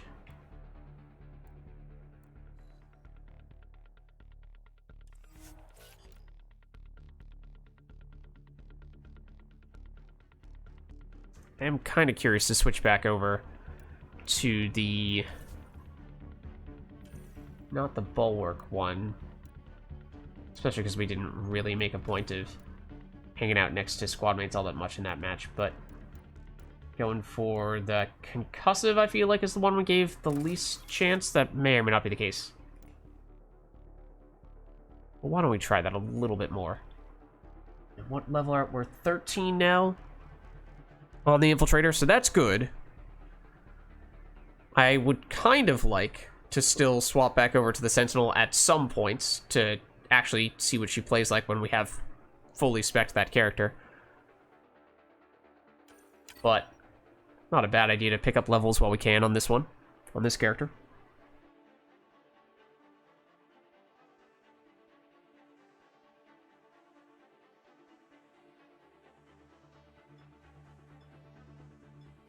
And we didn't put on any consumables last time, did we? So we've yet to have normal gold mission with actual consumables used to make ourselves stronger. I don't think we've done that yet. So theoretically, there is still a stronger way to set this up. Not to mention the whole we have not fully upgraded all of our other skills yet thing. Okay, so now that we're on gold, we did have a match here previously on a bronze match, I think. But this is where hanging out up here, if I could actually climb up this thing. 10th time's the charm. And this area can be pretty useful. Oh, is this the first match we did when we were trying one of these new weapons? It might have been. It might have even been the concussive one. Okay, it is remnant. I didn't even necessarily make a point of checking. Ow. Give ourselves a second to get shields back. But whoa, don't fall off the edge of the map. Before we cloak. You don't know where we are anymore. And that's when we get you.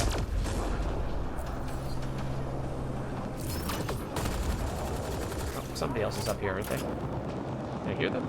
No, maybe not.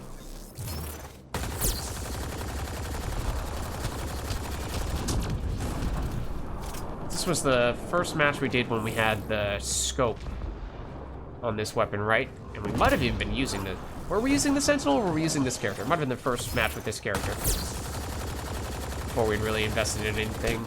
Okay, well, I could actually hit you before you duck under. Ramp there.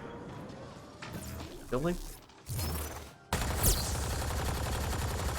Forget you. We'll focus on you. To be honest, that was supposed to be an incineration.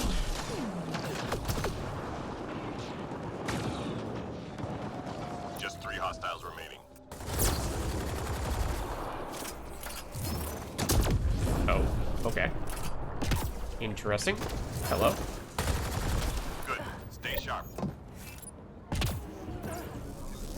So this spot is good because it's relatively safe. Hostiles en route. You can shoot down enemies from afar. It's not always the best for maximizing your damage if the enemies are hanging out on the far side. I'll do it more coming this way now. That time, I did kind of want oh, Member down. a grenade. I mean, kind of surprised that they were able to hit us when we were wherever the heck we are right now. Looks like this squad mate is coming to get us. I mean, I know we had the tiny sliver of HP, but thank you. Thought we could duck under cover quickly enough to not die. Given how hard it was for us to get out of that cover. There, we totally just set that guy up. That was 100% coming for us, and then we cloaked, and it changed its mind. Thought I, yep, heard some other guys. In fact, there are still more other guys. Shields are Where'd you go? I think you're dead. Which means we might have kind of just wasted that cloak. Nah, we're fine. Don't worry about it. Okay, now, that was close enough when I threw it. It was not close enough by the time you decided to move. So that's a good difference, good example of the difference between a, say, sticky grenade and, say, a frag grenade. Frag grenade probably would have still hit in that situation, where sticky grenade requires a little more precision. 3 more to go. So it has a smaller radius.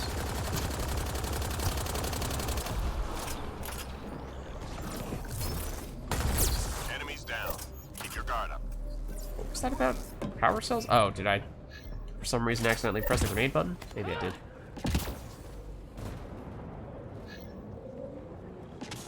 The enemy's tapping into civilian comm traffic. We need to take out their uplink devices. Oh, hello.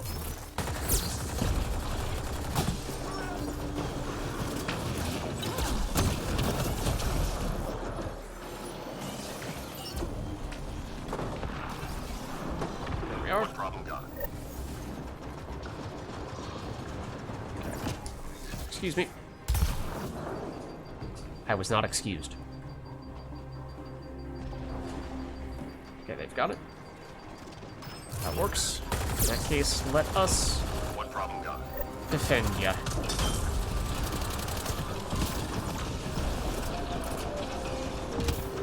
That's kind of far from everyone, it seems like. Might be someone else who's making a move toward it, but we'll see. Yeah, I think this is on us. Let's get this one done. Hang in there, Apex. Did I just see it spawn? Okay, no. For a second there, I thought it spawned right next to the old one. It is in the same general direction, but... Get the cloak. And then punch it to break our cloak. Technically, we still have the 2-second cloak even after we break it. So that was useful there, because otherwise, we've been very vulnerable. But that's a difference. Kind of like what I was saying earlier. Difference between... will shoot us and kill us if we let it. Between Mass Effect 3 and Mass Effect Andromeda, where things like... it was too early. Things like objectives in Mass Effect 3, it is hard Don't get him. to miss them. It is hard to not click on them. Because the game really hones in on those types of things where if you, and part of it probably has something to do with how it's generally one Omni button that does almost everything. Whereas, as we just saw there in Andromeda, oftentimes, even if you're standing right next to the objective, I find myself meleeing, which is not really what I want to be doing in that circumstance.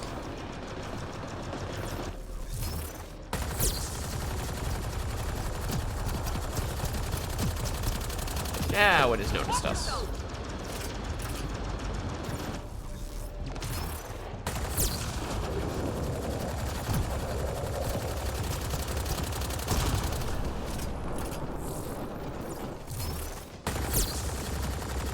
The other turret. There we go. Ow. Man, that was a nullifier, I'm pretty sure. It's almost down. Oh, yeah, we'll heal. Yeah, that's gonna hurt if we let that hit us.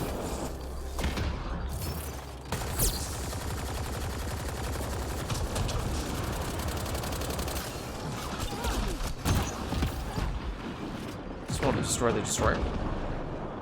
Shields are out. Did someone else just... Oh, someone else stole our destroyer kill? Darn. I was working hard on that one. Granted, we are shieldless and vulnerable.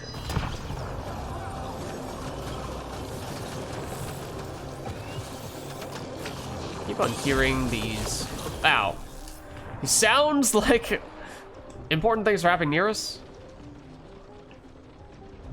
And then I don't see what those things are that are happening, and that makes me concerned. What wave is this? Okay, it's 4. For a second, I thought this was, okay, well, that's gonna kill us. For a second, I thought this was the extraction wave, and I was like, I don't see a timer. So, I was like, is there a timer that's ticking that I just don't see? So I should be mindful of that and maybe proactively get to the LZ? But no, it is the wave after an objective wave. But it is not extraction. Oh, hello. Just 3 hostiles remaining.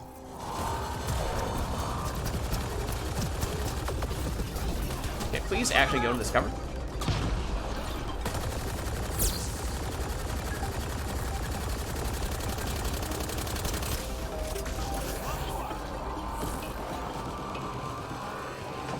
That hurt them. Be ready.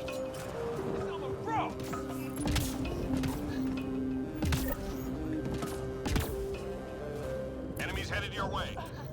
Clear out. Okay. A lot over there. Destroyer! Don't trust my precision. The ow. Sticky grenade. At least hit a target that small and that distant. You, on the other hand.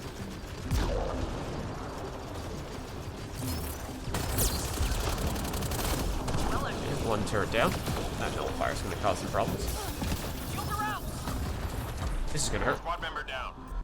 Oh, well, yeah. I was about to say, we are probably not far away from doing the same thing.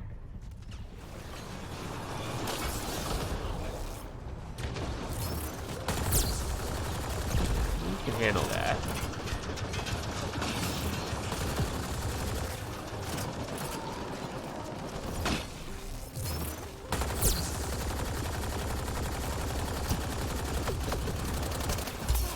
What is this that is popping up right next to us? Also a nullifier, I think. Had just a tiny sliver of HP, so it might be down now. I'm reading a flatline. Here for you! Guy right next to us? Yes, it is.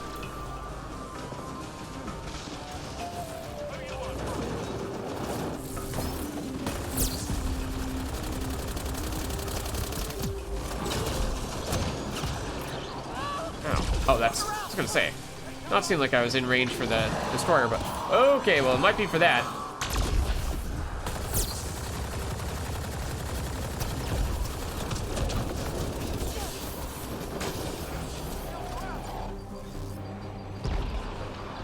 That in range? No. Okay, good.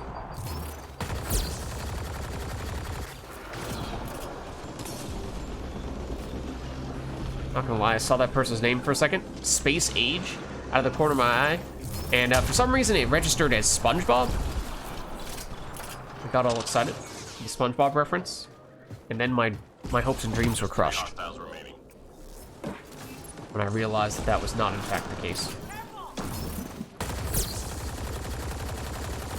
Reload. We're tracking reinforcements. Intel shows key enemy personnel in that area. Don't let them lead. Roger that. Okay, we are a ways away.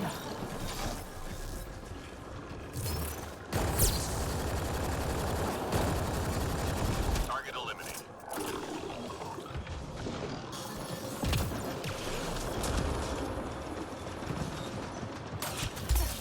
Shields down!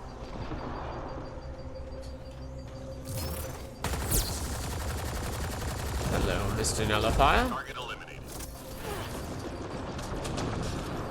Who's next? Probably a big baddie of some variety. I'm reading a flatline. Uh-oh. Here for you! It is. Oh, yeah, it's a real nasty one.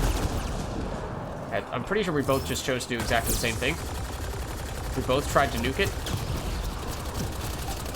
Didn't make much of a difference, if I'm being honest.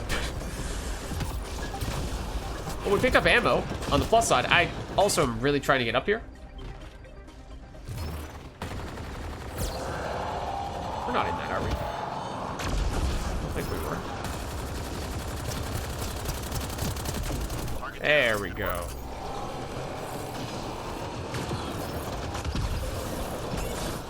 Oh, well, there's another one over here. Technically, that is a weaker version, right? It's not the How many of these destroyers are there on this way? That's not the same one, is it? Ow. Teammate injured. Oh, well, away we go. I think there are potentially 2 over there. Squad member down. Okay, hold on. No, don't fall down. Don't fall down. It's okay. You just got us. Ow. Lock my damn shield.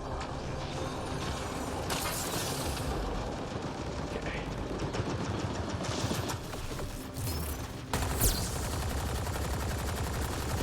You. And you. We have your attention? Yes, we do. And 1 turret down. 2 turrets down.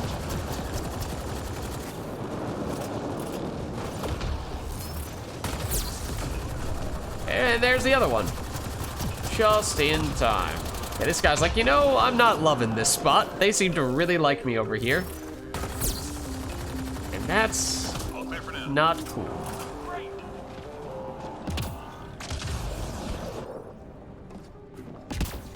Now it's extraction. Now it's extraction. Oh my, what is happening? I'm just trying to go up here. We keep flipping through the world. Like, repeatedly. Also, ow. I just wanted to see all the enemies that were apparently over here. You know, like at the LZ.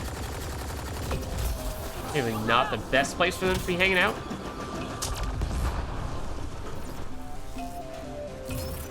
Destroyer.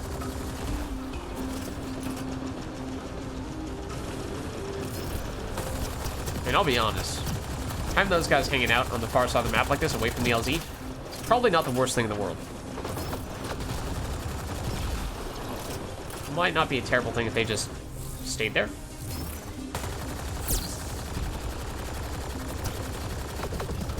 Get to cover. Granted, if they get smart,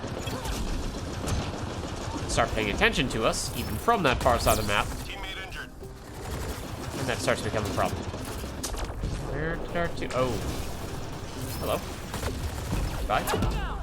Also, hello! Oh my goodness. So... we can't get shields back when we're cloaked. But we could really use shields right now. But it's in a bit of a lose-lose situation. Alright, well, here are the destroyers. It's a little early to make our move. It's kind of looking to, not fall off the edge of the map. I was kind of looking to go onto that other platform instead. Attempt number 2.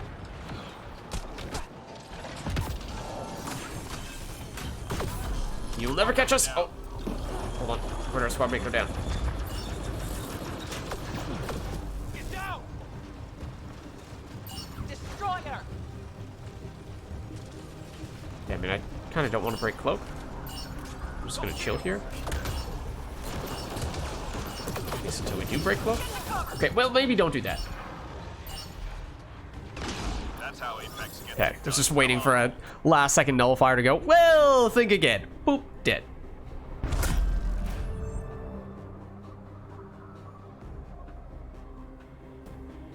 Doesn't matter how much HP you have, as long as it is greater than 0, it still counts.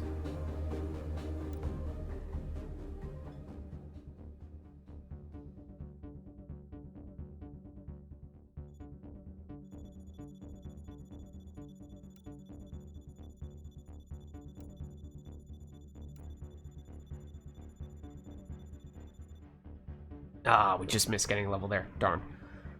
Okay, and apparently you get more credits and experience. Oh, wow.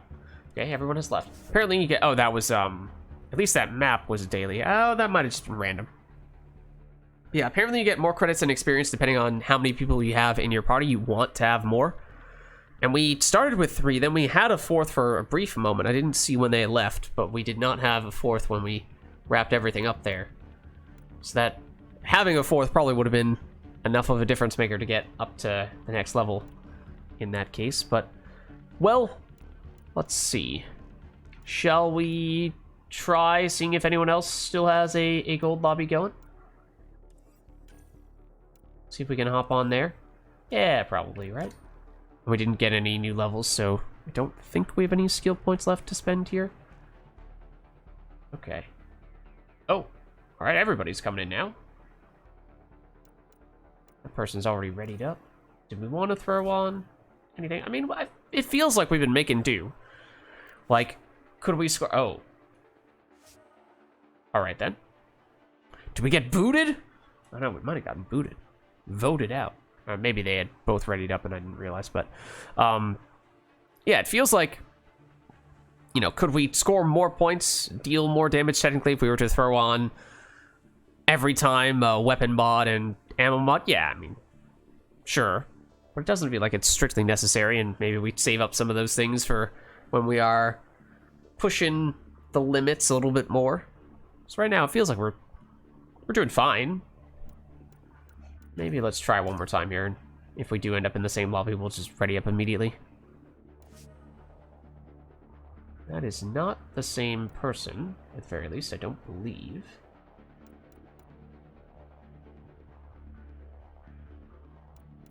They load in?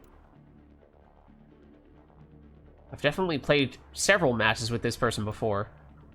Just random pug matches in between streams. But, okay, yeah, it didn't look like they loaded in. At least not correctly. What is happening? That is weird. Maybe that's what just happened to us earlier. Where it only partially loaded or something like that. But it eventually drops them. I mean, then we tried again and we did manage to make it work, so I don't know. I don't know what the deal is there. That person seems to have loaded in properly. So yeah, I feel like a duo on gold is probably pushing it. Getting 3 on gold is probably fine. 4 on gold, and surely we can make this work, right?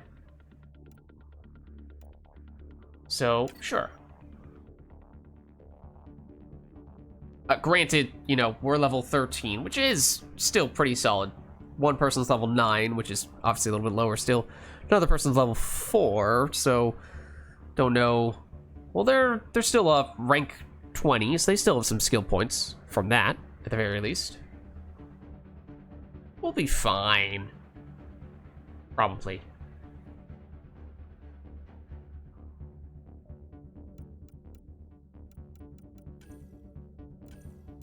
So, we've done these. Okay, yeah, just double checking. Are there any other things we would want to make a point of doing here? This guy putting on... Might be putting on some mods. Only one person has. Yeah, the concussive, I don't know. It didn't feel all that significant in the last match, or at least I wasn't paying particularly close attention to it. And it might just be, as I was saying before, that it felt like we maybe lucked out a little bit when we had gotten all those Ket matchups, because for them it's very obvious when you're shooting the enemies and the weak points, but there are some enemies like the nullifiers, for example, where I'm not entirely sure, like, is it the red dot that is actually sort of a little bit lower down that is technically the weak point, or is it a little bit above that, which looks more like the closest thing to a head would be? So situations like that, where for the remnant enemies at least, I'm not as certain where I'm technically supposed to be aiming, or even if I do, it seems like it's a smaller target.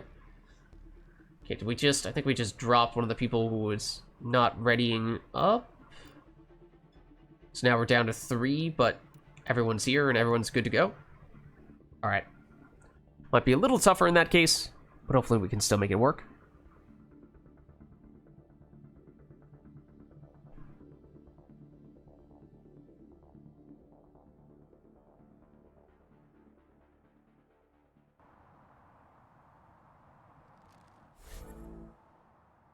Alright, well there you go.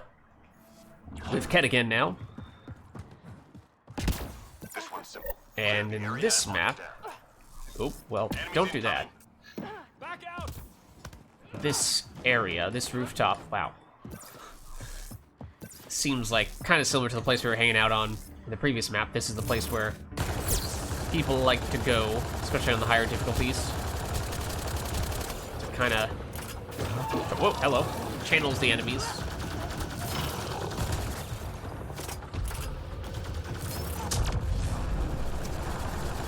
So like, some of those hits should have been on the head. Theoretically, that was doing some extra stuffs. Alright, but I need to double check. Is it only if you get the kill from the headshot / weak point shot? Or is it any hit at all on that target area? There's another one right there. Excuse me, sir. Please do not do that.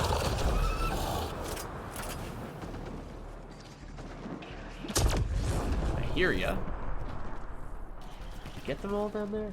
Might have. Watch your head. In which case, we might have wasted that cloak.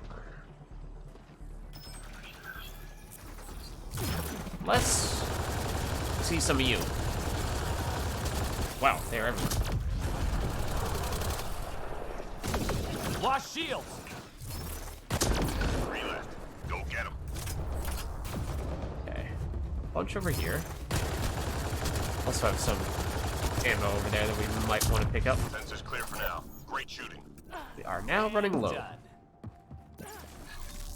It feels like that other guy has been hanging out so close to us for a little while now that he's had a few lines where it sounded like it was our own character saying it was like, I didn't think that was what our character sounded like. Find cover.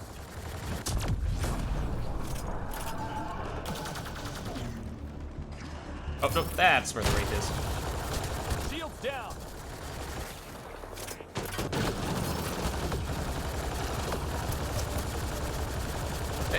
Can you wait, please, Wraith? Oh, okay, no, maybe not. Squad member down. Oh, I'm sorry. 1 second. Get you in just a second. There we go. Thanks. Is it just me or is his voice? I mean, obviously, it's been more or less right next to us for most of those lines that he said, but at the same time, it really feels like his voice is louder than any other character's voice, for whatever reason.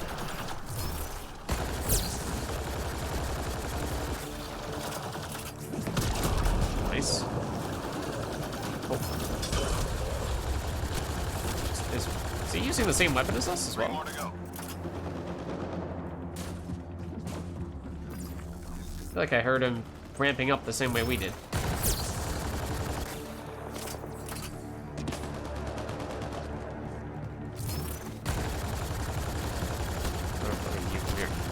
Good. Stay sharp. Good. I think he's the one with the ghost. There's an ammo box over here as well.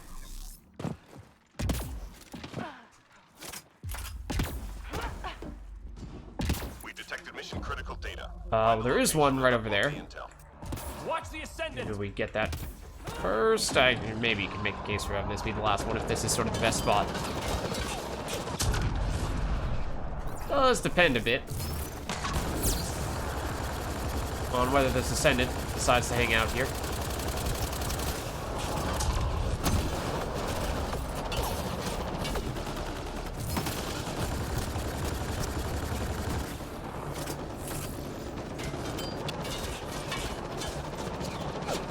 Fragment uploaded. Nice. Get cover. Okay, might go to A. I know they're working on, what is that, C at the moment, but theoretically, it is working for them. Should have cloaked before I got in here.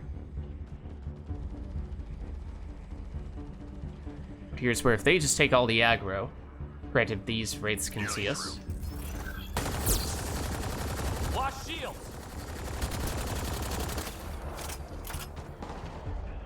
At least theoretically, though, if they attract the aggro, we can make some progress pretty safely here. Get a head start.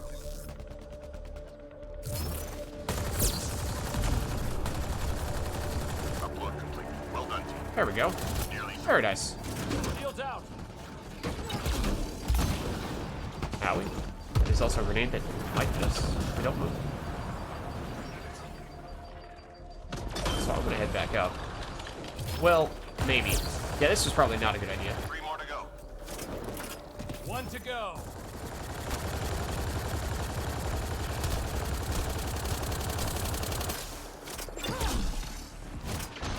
Enemies clear. I was wondering if that was gonna be able to arc enough to still hit him.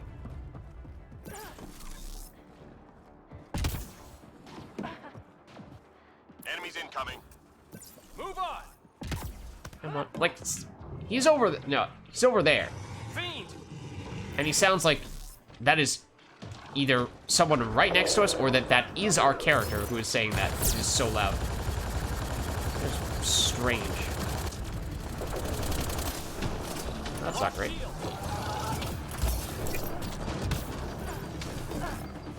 Hey, can you please stand a little bit closer to the grenade that I just threw? Whoa, hello. And also don't stand so close to me. Shield down.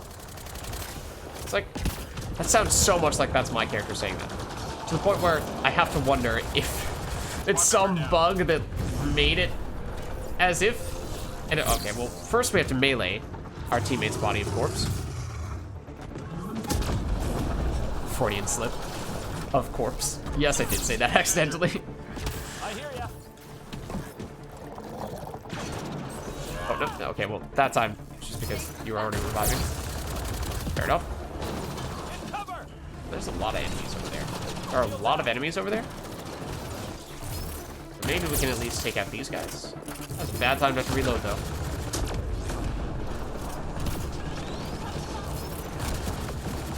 Is there a grenade right next to me? There might be.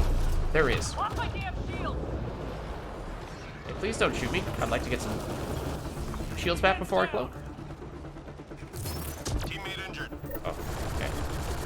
Probably like to have stayed cloaked for that, then.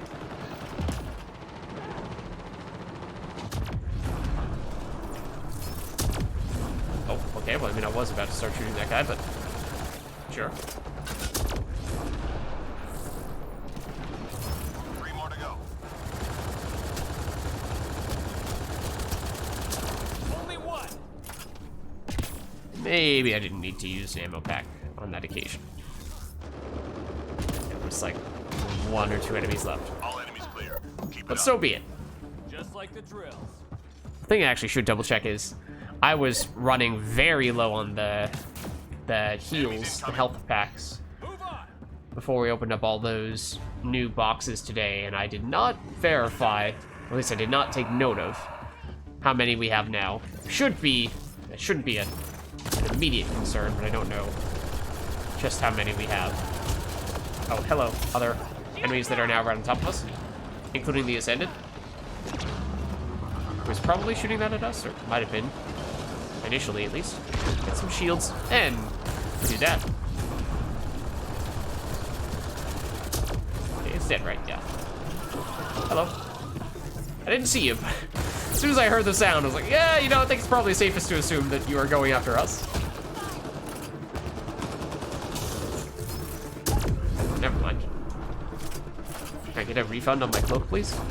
I didn't mean it. But I guess it does make it quicker. We can get it back anyway. I mean, our weapon is kind of similar to the... Oh, hello!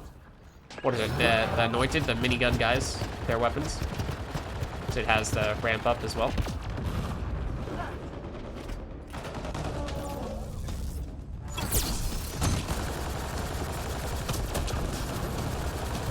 I'd like to shoot you in the head if I can.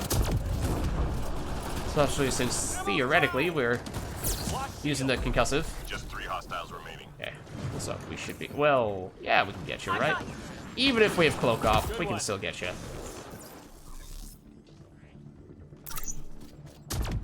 Oh, I was half hoping that if you walked on top of the sticky grenade that was on the ground, that it would then proceed to stick to your foot. It did not, and so it did not Intel hit you. shows key enemy personnel in that area. Don't let them leave. Roger.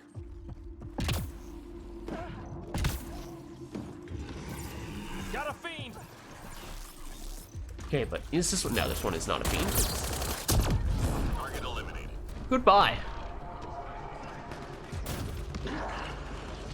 Where is the? It's over there. Okay, just ignore the Ascendant. It's an Anointed, I think. Yep. Okay. Well, naturally, right when I go over here to chase it down, it runs away from me. you know, that works. There is an anointed right above us right now, so, you know, just be maybe a little bit careful about that. I'd kind of like to be over where that guy is. That apparently is where this enemy is. Oh, hello.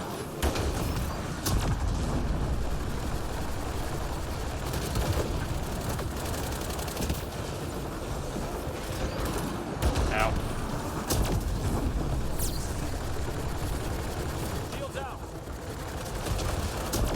Not sure if it still counts as hitting his head when we hit the back of his head.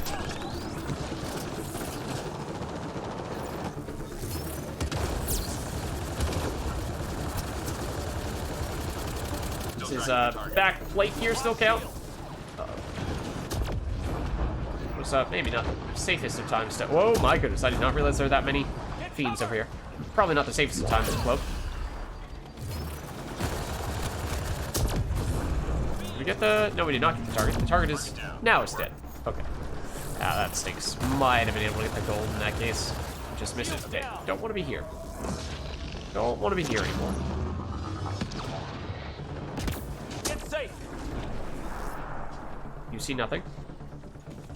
And you don't see anything either. Just ignore the fact that I did kind of technically bop you on the head momentarily. Coming for me? I'm not sure if you are. Now you are. I mean, we can focus on you if it's, especially if it's just you. Last one.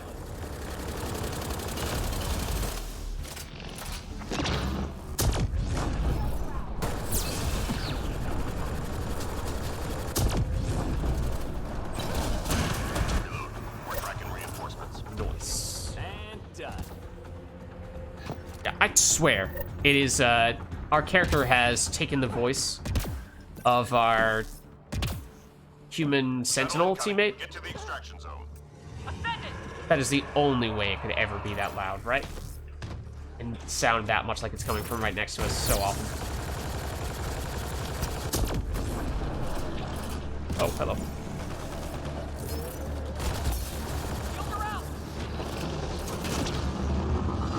Yeah, there isn't a... Oh, that was a snipe and a half.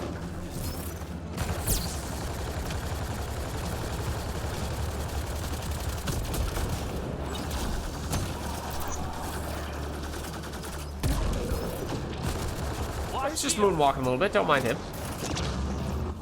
That's definitely coming our way. There are technically two of them over there. That's a little concerning.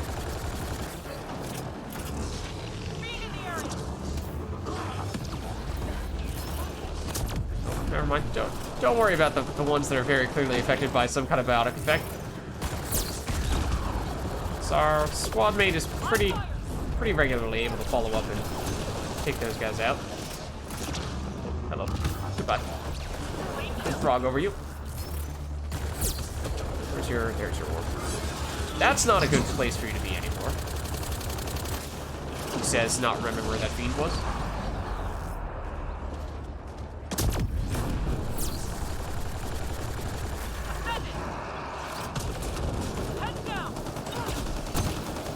Not have any power cells. Okay, we'll use a ammo pack there. It's probably worth it, even if there's only a little bit of time left. Okay, less than 30 seconds. We should start. Oh, Squad member down. flying in an unexpected way toward the LZ.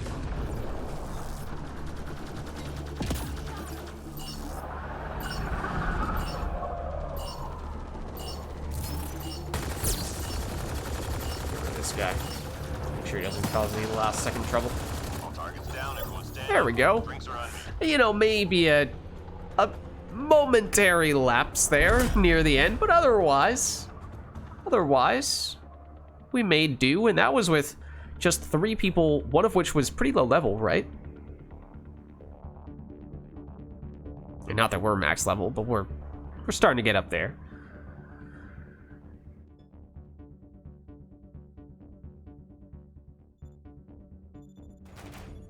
I think the Adept was level 20, right? but look at that. Fine. No problem. No problem. So we're basically just trying to get... I feel like we're getting no... That's several levels now where we've gotten no skill points, right? So there's a little while ago, I think I had said I had a question as to when it comes to the extra ranks, not levels, the ranks, the Roman numerals. Yes, it gives you extra skill points early on, but it doesn't give you extra skill points total by the end, so it basically just front loads some additional skill points. So presumably that means that at a certain stage in the leveling process, that catches up, and you don't get any, or at least get fewer, additional skill points from those levels, and that presumably was the case there. Because I am pretty sure, had only 4 skill points before that level, and after that level as well. Okay, but then... So, what are our thoughts on the whole concussive? I mean, we could obviously switch over to a different type of weapon that has the Bulwark or Concussive or Siphon, rather than just shifting back and forth between Cyclone. Although I'm starting to get a little bit more of a feel for the weapon. And as I said, I mean, it's a cool weapon. I do like it. Just definitely did take some getting used to. And it did, it did feel, at least initially, as though it was a particularly tough weapon to use on control. And that probably is still the case, but you just don't want to hold them up as we're sifting through other weapons and picking which one we might want to use next. But maybe while we're readied up, we'll just take a brief moment here to see if there's an obvious thing we might want to use for the next one. Pneumatic Concussive is all the way up at 4. Zulkan Concussive is at 1. Zulkan Siphon's at 1. We have the Avenger S and the Predator S that I think we tried the Avenger S ever so briefly. And it seemed like it might be pretty good. So it might be worth throwing that back on for a bit and seeing what that feels like. You know the drill. With a longer trial period. Never yield. Right, I'm pretty sure that we... Okay, once again, I mean, that might have just been us next to the Sentinel dude, but we'll see if it sounds like we are the Sentinel this time. Yeah, I'm pretty sure we've locked in this exact criteria. So I think it will remain the same. Was I making up that I thought I saw some red dots over there? Maybe I was. Okay, no, they're fine over there. So just let me waste my cloak. And we'll move over. Okay, so I switched over to Siphon. Just basically just switch it over from one type to the other. Oh, hello. And it's been the longest since we last used this. Heads down. But as I was saying, might be worth checking, testing out a new weapon, whether it be going for the Avenger S, or trying just a different weapon that has the new Bulwark and Siphon and or concussive stuff. Live fire. Shields down.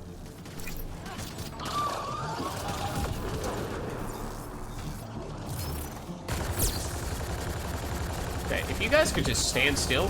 There are a lot of you up here, so I'd like to have the chance to shoot you all. Shields are out. Yeah, this is where theoretically the Siphon does pay off.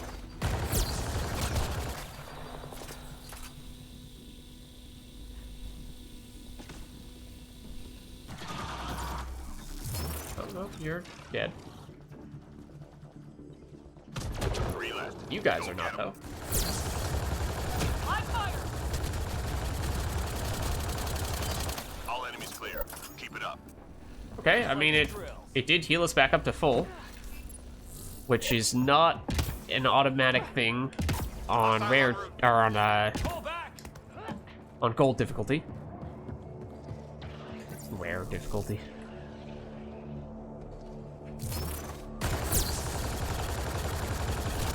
There's a lot of stuff over here. So I'd kind of like to do that.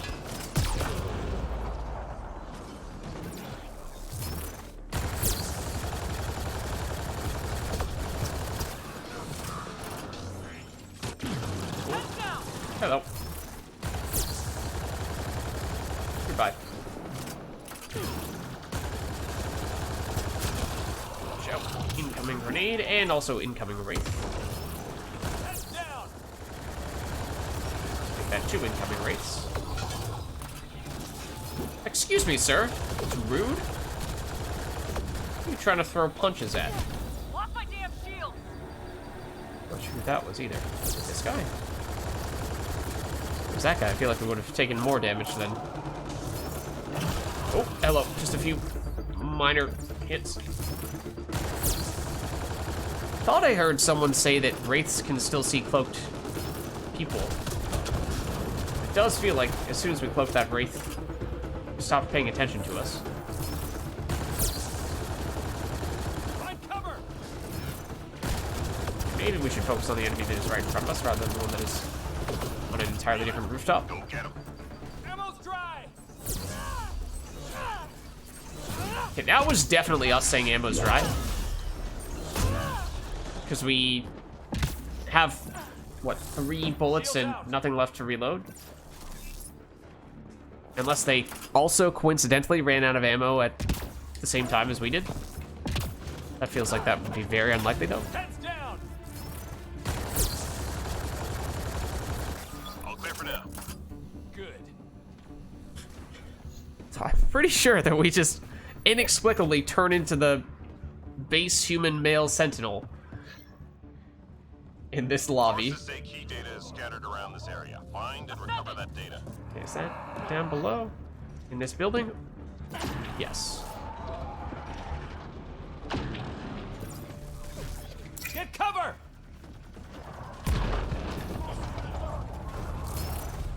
Okay, see, this is what I like. I like seeing the barricade, Shields out. lock down this area.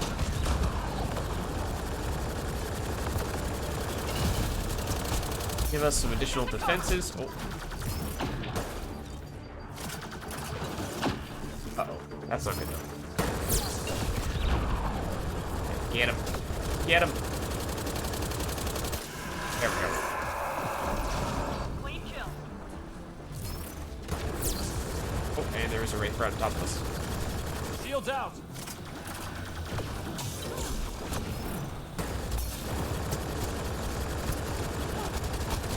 Ow. Let's cloak.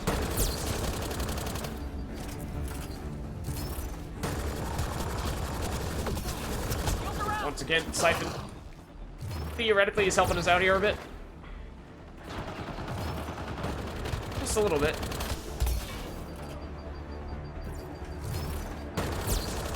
It does feel like, now that we're on gold and it takes more shots to actually kill an enemy, we are seeing ourselves run out of ammo much more regularly.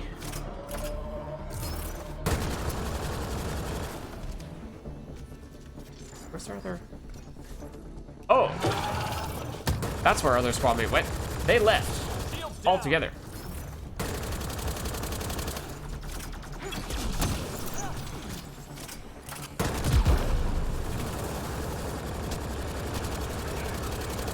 Hopefully they come back. In fact, that's one that's been here all along. Lock shields.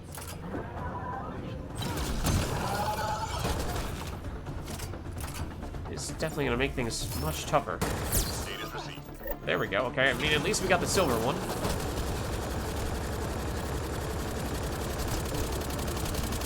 It's definitely good context to have, though. But, yeah, we should probably know that it's only us and our friend right here. Oops, it's a bad way to break cloak. Watch yourself. Lock my damn shield.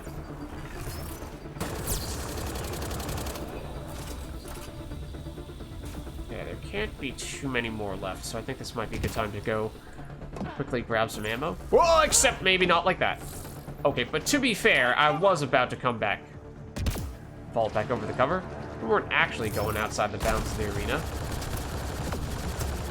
Granted, I don't think we took the health penalty that you usually take from doing that, so maybe the game did realize that. I don't know. It's weird. Get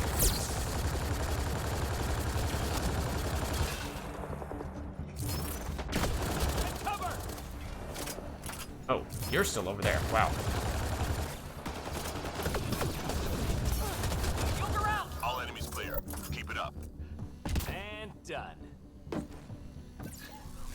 Okay, but like, please don't go outside the bounds of the map. Enemies incoming. Okay, so especially if it's just two of us, I think we definitely want to try to stay up here. Being in the area. Things are gonna get trickier. Please jump up, thank you. I did already start firing. Bombs away.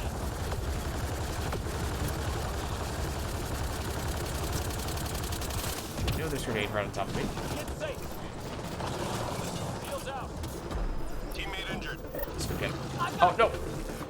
Save your gels, man.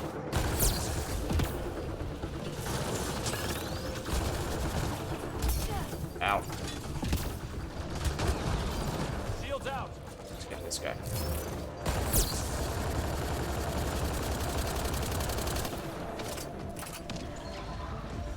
Heads down. Oh, that's gonna hurt.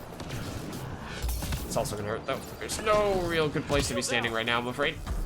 I'm reading a flat line. Where'd you go? Hang on. Where did you go? Did you revive yourself immediately? Apparently you did. Okay.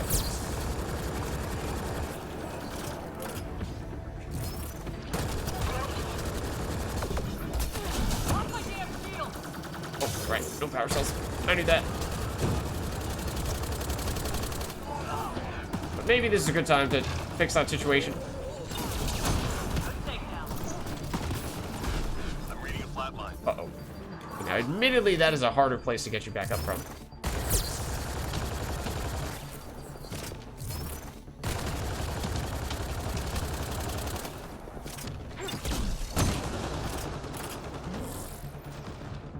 So while we can, grab this. Open them out. Find cover. 3 more to go. Nice. Shields out. Like this.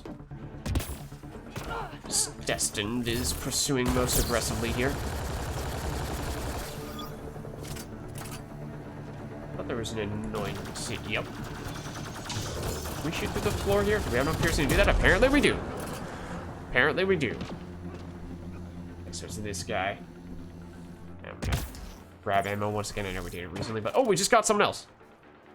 Okay, that is the person who I'm pretty sure was trying to join us repeatedly earlier and just kept on disconnecting. Just like the drill. I have done several pug matches with them, and I think they're a pretty strong player. And just getting any third person is probably pretty useful. Move.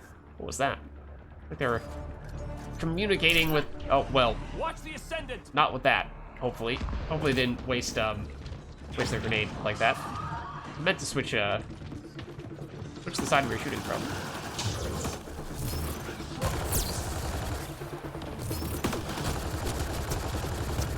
Okay, there is a fiend up here, right? I'm not going crazy hearing that? Yeah.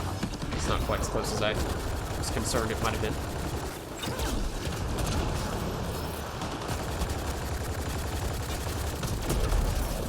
Shields are out. Oh, I did not mean to do that. Can we still get up here? Yes, we can. Hey, guys. You can hit us. Right? Right? Does he have built-in piercing?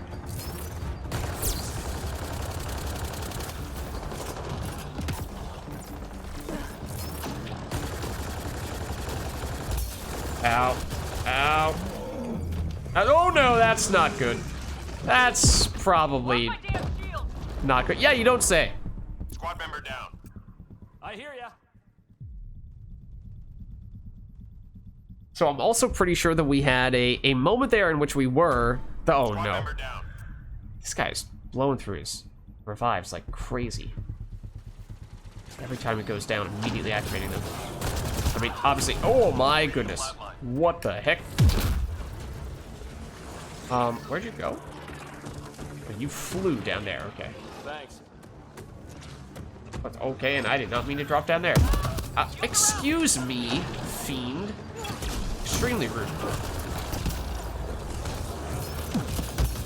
Ow. Can you stop that?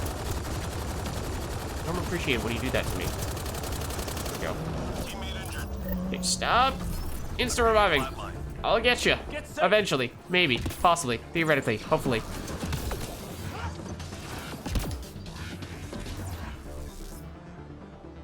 Okay, don't punch them. Hang on!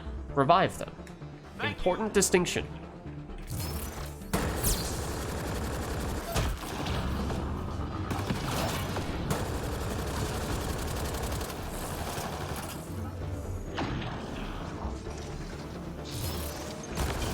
Maybe you're not the best enemy to start shooting at when we're on low ammo. In fact, what is the closest ammo box to us right now? I am not even sure. Just 3 hostiles remaining.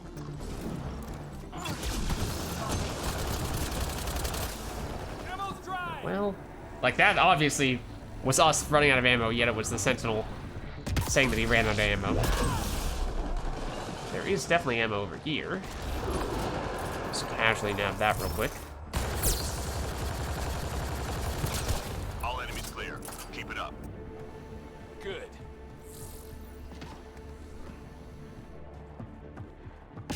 Devices. This can be tricky, but good thing that we have 3 people now for sure. System can't let genetic surveying devices in your area. Let's find it. There. Got a fiend! We are not alone. Lost shield! No, don't melee the device. Please just activate it while you still have cloak on. Enemy tech shut down. Okay, we're out of here.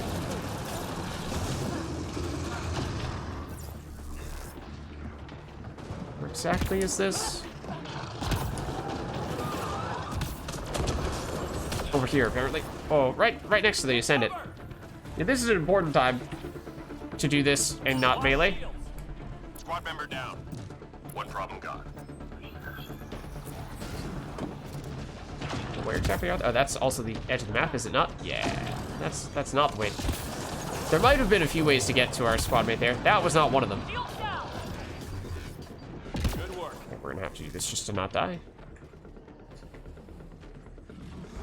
We might not have any cloak left by the time we get here, but at least there's some cover. Flatline. I hear ya. Uh-oh. I Almost mean, done. I think we still have to prioritize Shield down. objective, because Defended in flank! otherwise we're gonna run out of time to do the objective. Okay, let's heal. And then, oh, never mind, they're doing it. Fiend! Never mind, they're doing it. All enemy devices shut down. Good job.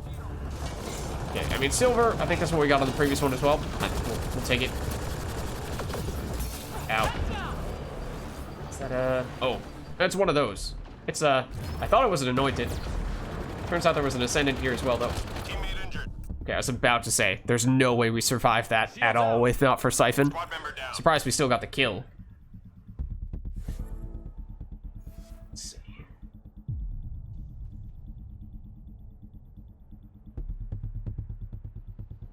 We are trapped in a corner. It looks like this guy's coming to get us, though. Except, okay. Oh, yeah. I hear ya. The Ascendant is apparently ready. Oh, did he just revive straight into that? I think he did. Oh, also, oh, I'm an idiot. Teammate injured. I was so distracted by that, I completely forgot to revive myself. Watch the ascendant! Oh, no. That was silly of me. I mean, I was going to revive myself, seeing that he wasn't able to get us, but, I got all enthralled by what was happening there. You still revive him, though? Okay. Yes. Glad to see I'm not the only one who accidentally melees when they mean to revive, though.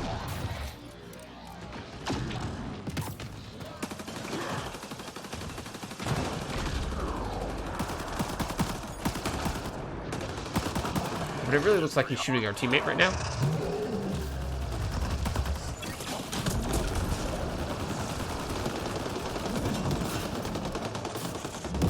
Careful. So what, it's the Fiend, and then it's one of the cloaky, smoky infiltrator enemies right there. I can't tell if that's a basic chosen. It might be. Think so. Yeah. They have this. Good. Stay Don't worry about it. Everything's fine.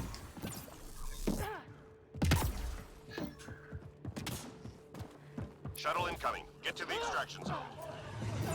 Watch the Ascendant!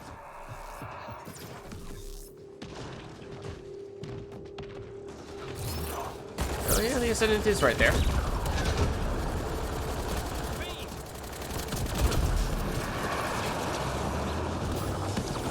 That sounds like another Ascendant somewhere nearby. Shield down! Oh, I found the Ascendant. And the Fiend, of course.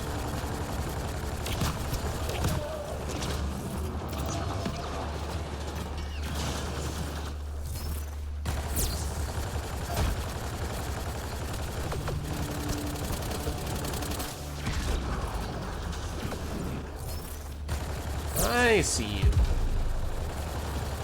Shields out! Teammate injured.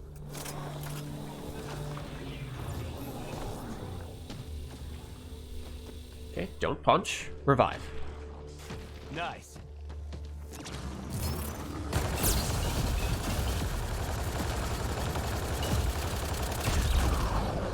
Bad time to reload, but okay. Ammo's dry! Oh, okay.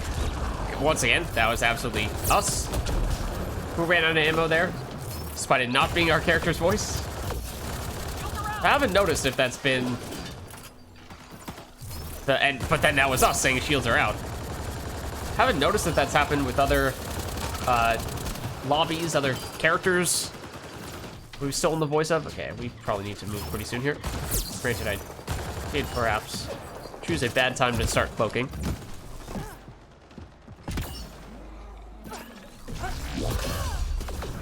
Live fire!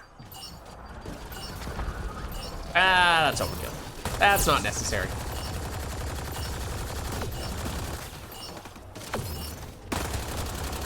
Mission complete. Full team secure. We're fine. Don't worry about it. So yeah, that was actually... I don't know exactly how long it was only a duo for, so I'm not entirely sure when one of the other people dropped out, because we started it off as a trio. Then, I think it wasn't until, was it the first objective, or it was the first objective, I think, when we saw that it was actually only two of us. Then toward the end, we got that third person tagging along with us.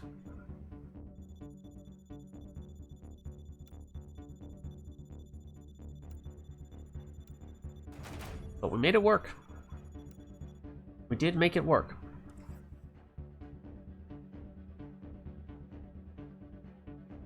They were a soldier, the person who came in. I did not really distinguish what direction they had gone in. Did we level? I also did not notice. I was not paying attention. Apparently we did.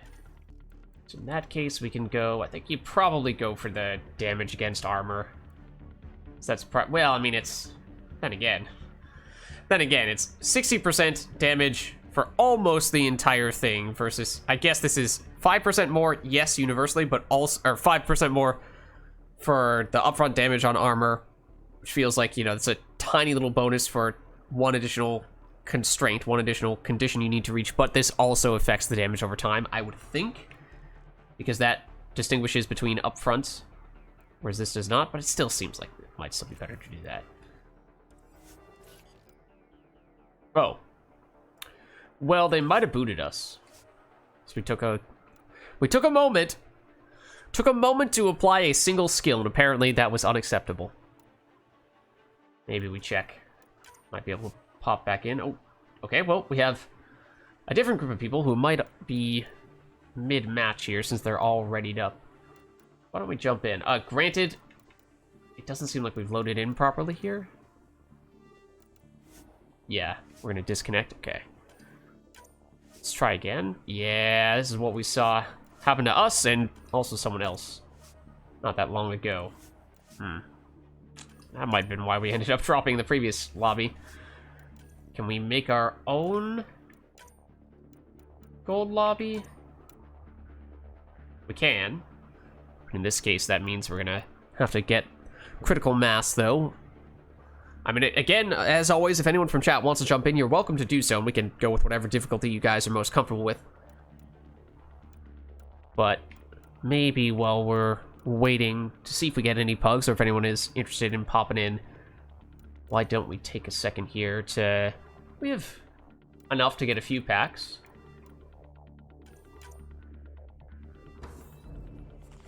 Let's see, Raptor Concussive. And we could switch over. I think we were saying it might make sense for us to test out a little bit more the other weapons that have the new fancy schmancy stuff. We haven't really looked that thoroughly at what our various options are. Okay, that's our first Siphon Widow. So I don't know. Like, I feel as though there's probably some consensus opinion as to what the best type of alternate version is for slow, hard-hitting weapons versus rapid-fire, small-hit, assault rifle-style weapons. It's like if you're leeching a certain percentage, I don't know, is that good for leech with Siphon? Or is that better for Concussive, where you just make it count when you hit them in the head? I don't know. Concussive Carnifex. Oh, we already had at least level 1 of that. Revenant for the first time. Okay, now in Mass Effect 3, that weapon is pretty atrocious. Or at least has some pretty humongous downsides, because it has ridiculously terrible stability. Is it a... I don't remember if it's a rare or if it's an uncommon. It might be a rare in Mass Effect 3. Well, either way, I'm wondering if it's any better in Andromeda than it is in Mass Effect 3. Disciple Siphon 1. Okay, this is the first time we've gotten that. Yeah, we have a fair bit of monies, apparently. Bulwark Raptor, okay. So I guess this is why we've heard many people say that it takes a long time to max out everything. That's our second human commando. We've yet to play that character, though. That's why people have said it takes so long to max everything out in Andromeda, because you have all these alternate versions of, I believe, every weapon, or very close to it, and that means that there are that many more weapons for you to max out, since those are all distinct. We've not yet tried this halberd, but I am intrigued by that. Okay, now we've spent all of our monies. So maybe we take a second here just to see what our other options might be in terms of weapons. I mean, I'd probably still like to test out more of the Bulwark and Concussive and Siphon stuff and just see, you know, maybe it turns out that there is a different type of weapon, or just a different weapon even within the same category, that lends itself better to that type of setup.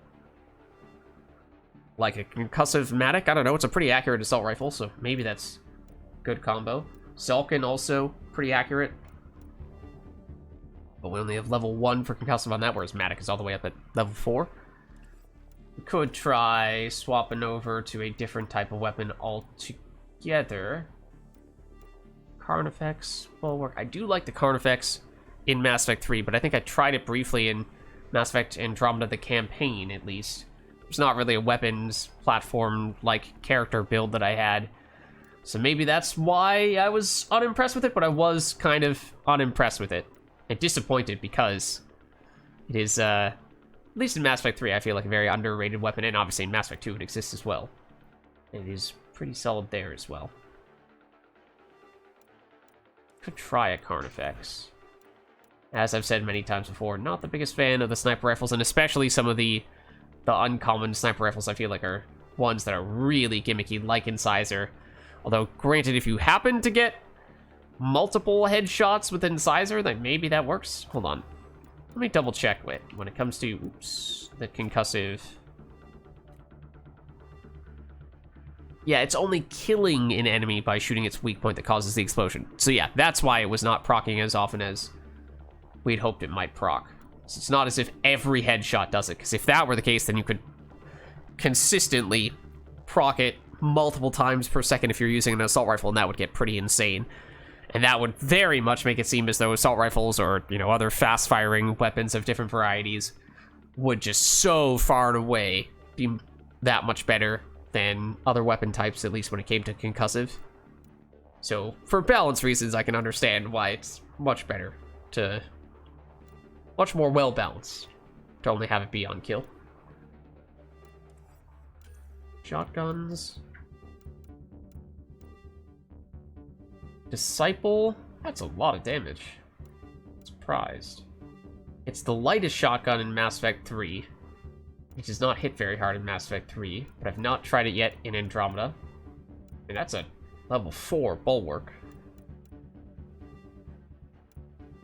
Who's that? This was the one that we originally got all the extra stuff on, right? Oh, we don't even have a concussive version of it, though. Big damage. I mean, I am kind of intrigued. It looks cool. That's definitely true. But it seems like it's kind of a, you know, shoot once, shoot hard, or very close to that type of thing. That rate of fire is very... I mean, granted, we're currently equipping a fast-firing assault rifle, but still. So maybe... I don't know, we'll try... Maybe we'll try a Siphon version of this guy. And... what's its accuracy like? Well, hold on. Actually equip it.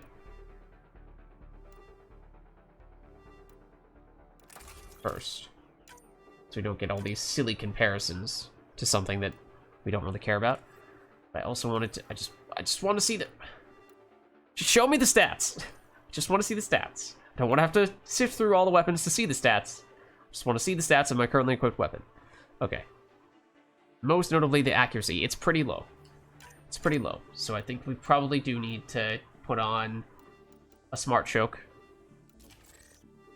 Otherwise, it's going to be... it's going to require that we be completely point blank. And we probably do take the penetration. Okay, let's try that.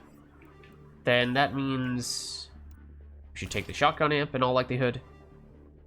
Let's try this out. So now, totally new weapon for us. Have not even tried the base version of this, and we're going in for the... what do we do? The Siphon? Yeah. So we'll see. We'll see. So this one will leech back some life to us. Much slower, but harder hitting. This weapon, in theory, one would assume. So does that lend itself better to the whole siphony thing, or is that worse for the whole siphony thing? I don't know, but we'll try it out. Right, now, let's see, maybe... we did not get anyone here, but maybe we can go back to trying to join someone else's gold lobby, and maybe this time it'll actually... no, it will not load in for us. That stinks, wow. What if we do any difficulty?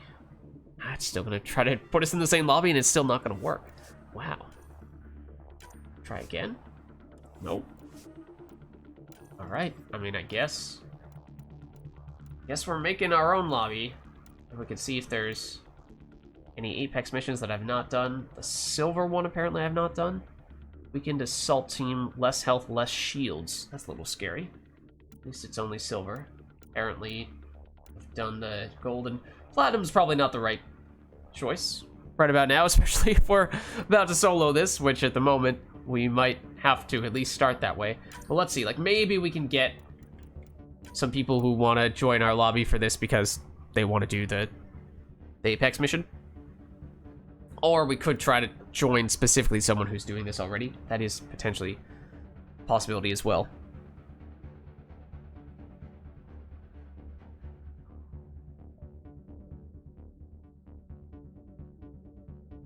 So if nobody's flocking to our lobby, then maybe we'll go that route. Let's see. Oh, do we? Yeah, no, we just go, we do custom match, we do this, and then we do join match. That's how we do it. And if there is someone doing it, we should try to join their lobby. If there's nobody doing it, it's gonna turn back to us creating the lobby.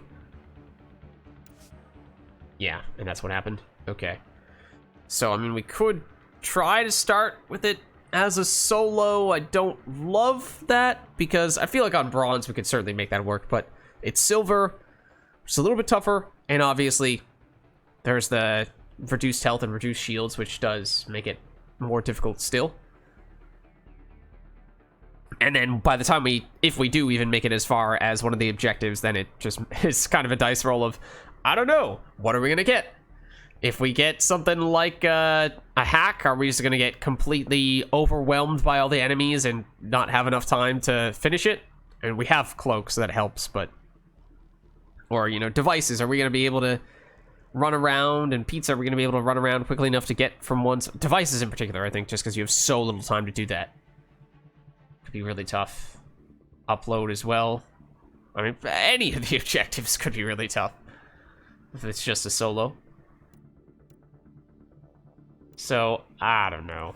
I'm not loving that prospect. It just really does not want us to join these guys. Right, they're not in a match right now.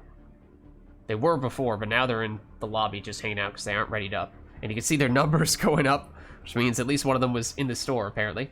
But yeah, it just keeps on dropping our connection. Maybe, tell you what, maybe we exit multiplayer and re-enter multiplayer?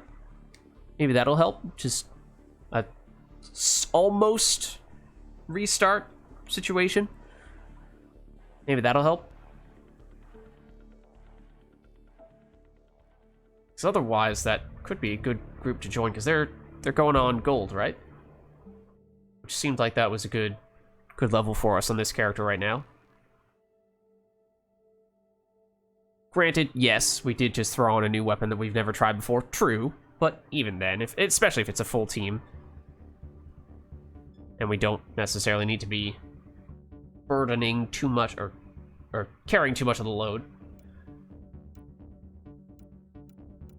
Alright, so let's try. It still is not loading us correctly.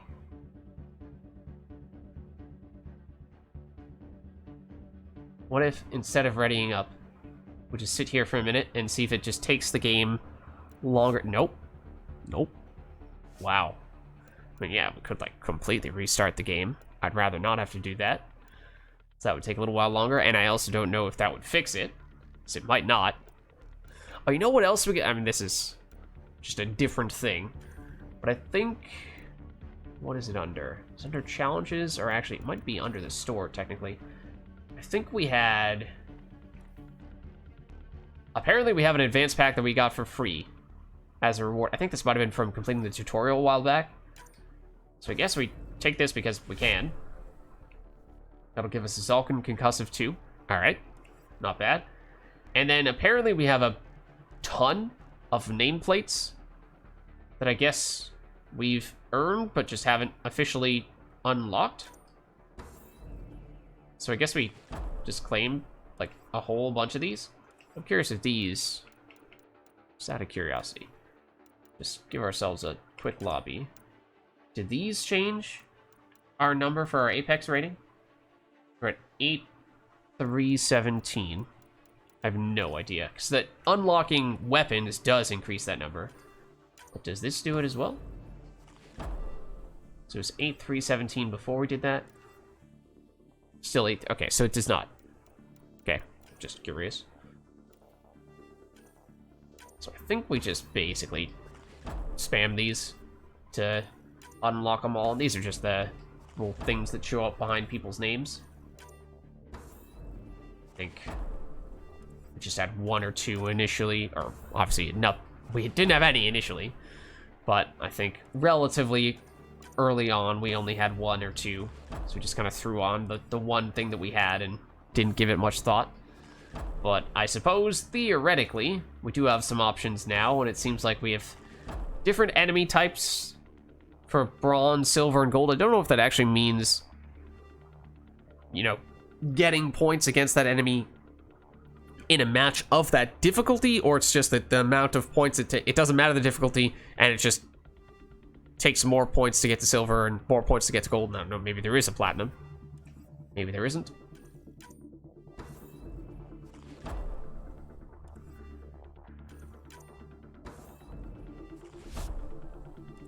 Okay.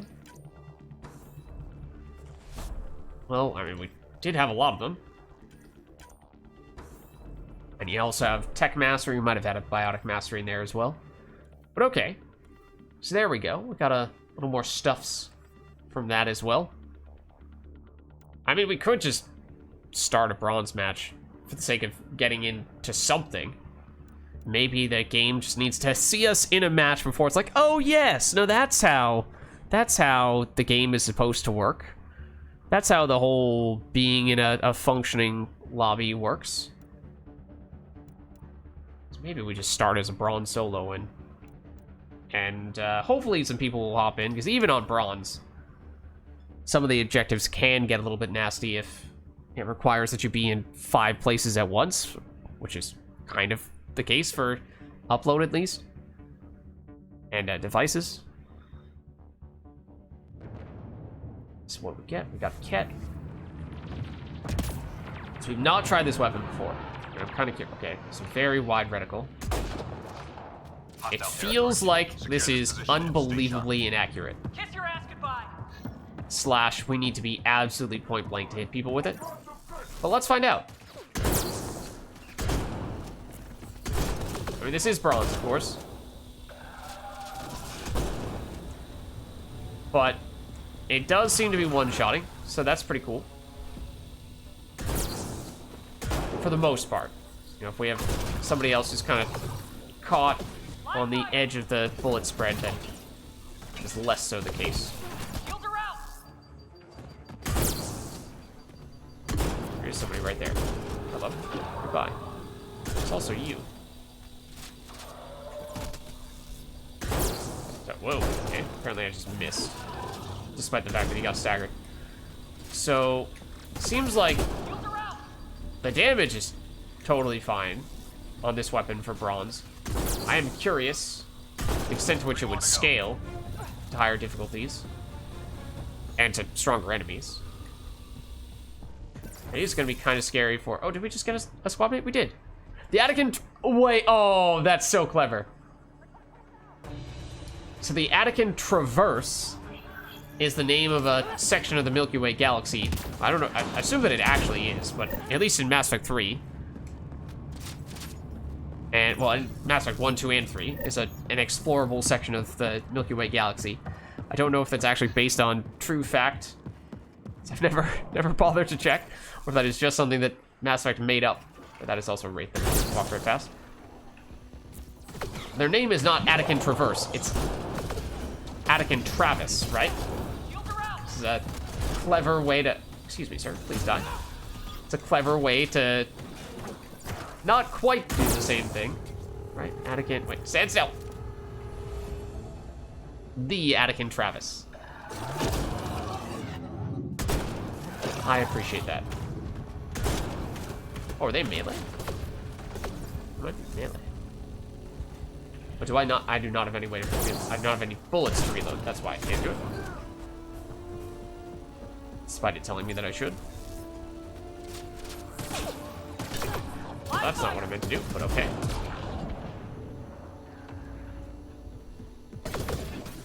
Yeah, I'd be curious to see how this weapon damage scales against higher difficulties and stronger enemies, even on this difficulty. And things like Ascendants are going to be a little scary since, I mean, it does seem that it is very much like we anticipated. That, you know, that's about the extent to which we can do things from a range standpoint. Any further than that, and it at least feels like our damage would start to trail off substantially.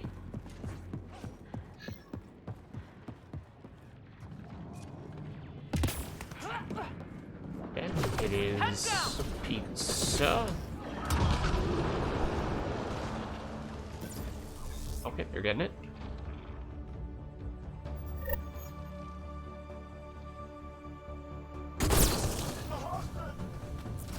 Pretty sure that guy was talking after he was dead. Well, that's cool. We won't judge. Okay, so this route was pretty safe, unless there is somebody sneaking up on you like this.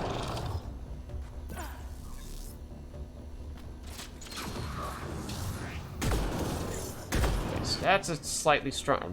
a stronger enemy, for sure. That took 2 shots. Live fire. So that's interesting context.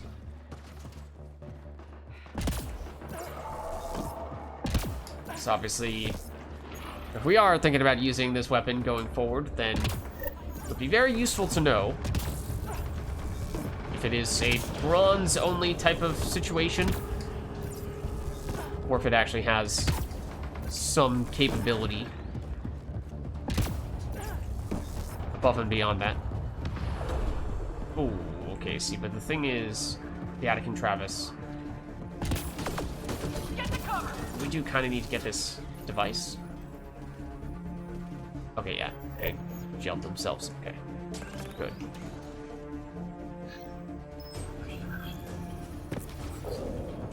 On objective waves, I feel like you kind of just have Live to, fire. ow, Off my damn shield. prioritize the objective, he says as he almost dies.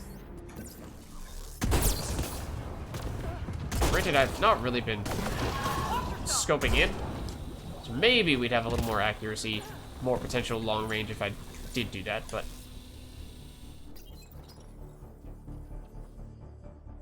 There is a Wraith here somewhere. I thought. There's at least you. We took the Siphon one, right?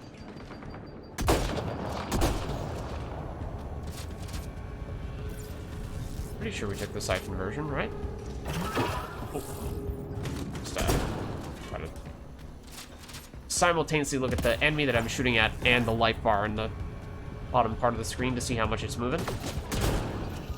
That's actually not bad. Oh, when you hit the enemy, at least, that is. It's probably a little bit easier to notice exactly how much you're getting from the leech when it isn't a weapon that hits once and hits hard, compared to an assault rifle where it's kind of slowly trickling, slowly increasing, especially if, in this case, you know, you shoot once, you not only get the leech from the big chunk of damage, but you also get the flat life gain on kill. Whereas the assault rifle, it was very much a slower build-up.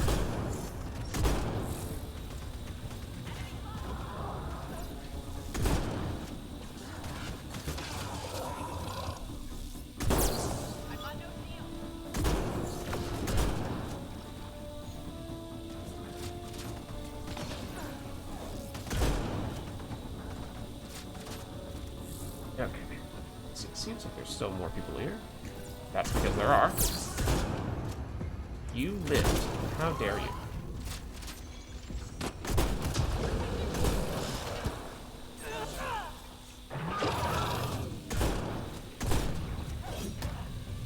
Live fire. It's just the electric hazardy thing that was dealing damage to us there, non-enemy. Oh, hello.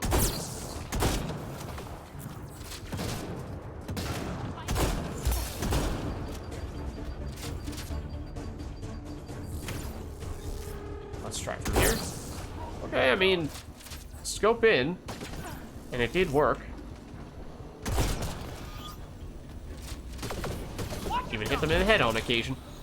Yeah, I mean, like that's just because it's a shotgun. You have enough pellets that something's gonna hit them in the head. It's kind of like the Claymore in that sense. I imagine that damage scaling is not gonna be to that extent.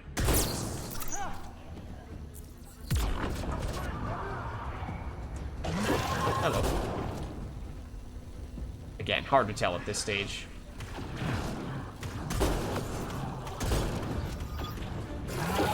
Hello. One moment. I would like to get some ammo. Oh, okay. We do have an ascendant on this wave, apparently. Okay, I was aiming for you. Please leave me alone for the moment. Great. I have other business to attend to, including killing that individual. No! Travis! Okay, now on that occasion, I absolutely could have gotten you. And I was going to. Did not need to gel there. Okay, now, maybe if we get rid of the little guys first, I would like to test out what this is like against to ascend it. But we one-shot his orb? Alright, that's not bad.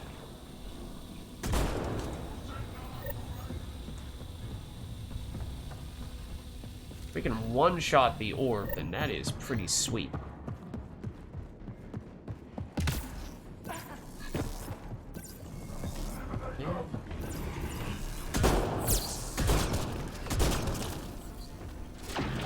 Down. Nice. Next enemy is where? There. It took a long time to show up, it felt like. Also, it's right past the Ascendant, so don't mind me. And then naturally they run away. No, oh my god. I don't know if you can tell, but the game, the auto aim or aims, whatever you call it, it insisted on me attacking that other guy that I did not care the least bit about.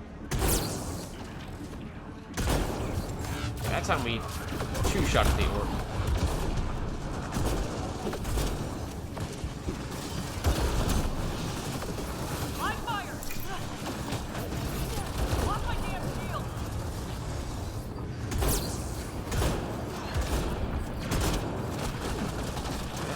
Great time to have to reload. Hello? Shields are out. Shields are out. We are low on health. So the Siphon is relevant, and that would kill us. So I totally forgot about the Ascendant. The Ascendant did not totally forget about us, though.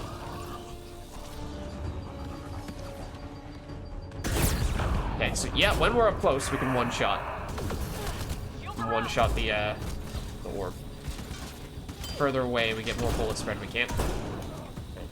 Enough bullet spread slash don't aim well, and you even failed to kill these guys. Oh, hello, Fiend.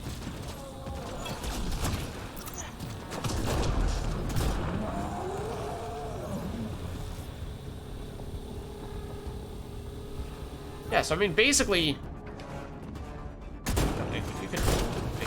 all signs point to this gun being perfectly fine on bronze. It's just a matter of, okay, but what does that mean for higher difficulties? Because especially if you need to get up right in people's faces on difficulties where enemies are going to hit you harder.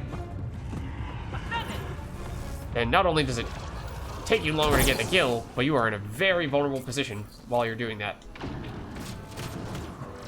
So if it does take you a long time to get those types of kills, then you would at least like to be further away from the enemies. Shields are out.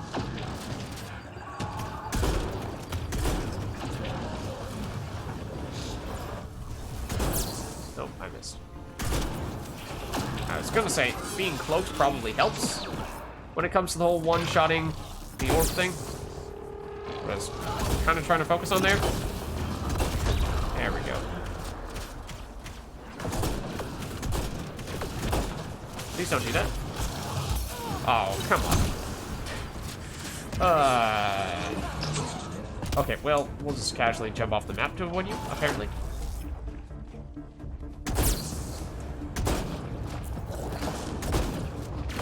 Get the cover. You know what? I've had enough of your nonsense.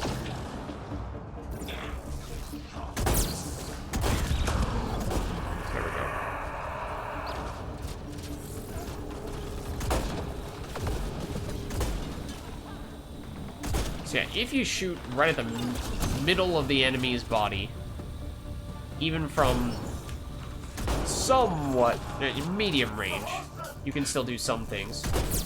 Still get decent damage, you know, one-shotting the basic enemies, but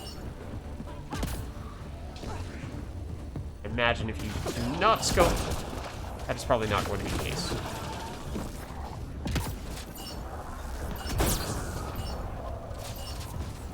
Attic and Travis, get over here. Live fire.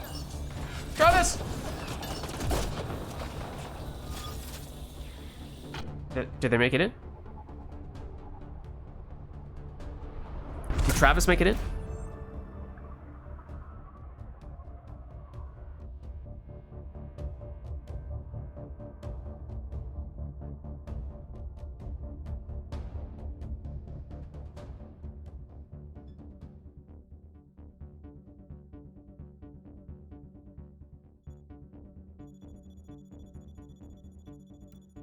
They did. They did. Okay. Nice. Nice. Okay, so we have another person, but if anyone would like to jump in, we do still have a couple of spots. We are at the moment just on bronze because we were starting off as a solo there, but we could potentially bump it up if people are interested in doing so. Up to you. The moment, you know, we're hanging out with Attic and Travis. Except that we are no longer hanging out with Attic and Travis. I am absolutely crushed. I'm crestfallen. I'm inconsolable. We were supposed to be besties. Best friends for life. And now, fate has torn us apart.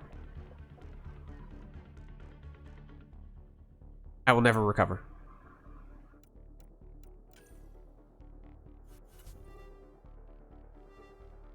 I mean, technically we could throw an extra point on Sticky Grenade and get one more capacity if we really wanted to.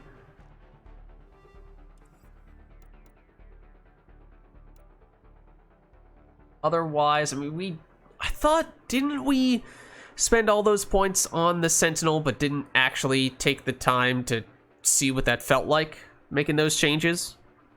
So I thought that was the one where we popped in for, like, wave, either the extraction wave or the wave just before it, and we really did not have any time to experience it, I think. Or we just didn't do it at all. And then, technically speaking of which, we do have another character that falls under a similar category where we played it a little bit on stream, not a ton, but then I did a lot more off stream, got it up to the max level, but did not spend any skill points on it because I wanted to wait until we were on stream to do that because, well, now we have 42 points on the Vanguard. So I will admit, when I was playing this guy off stream, yes, to be fair, it was with not very many points spent, but I was very unimpressed compared to Mass Effect 3 at least.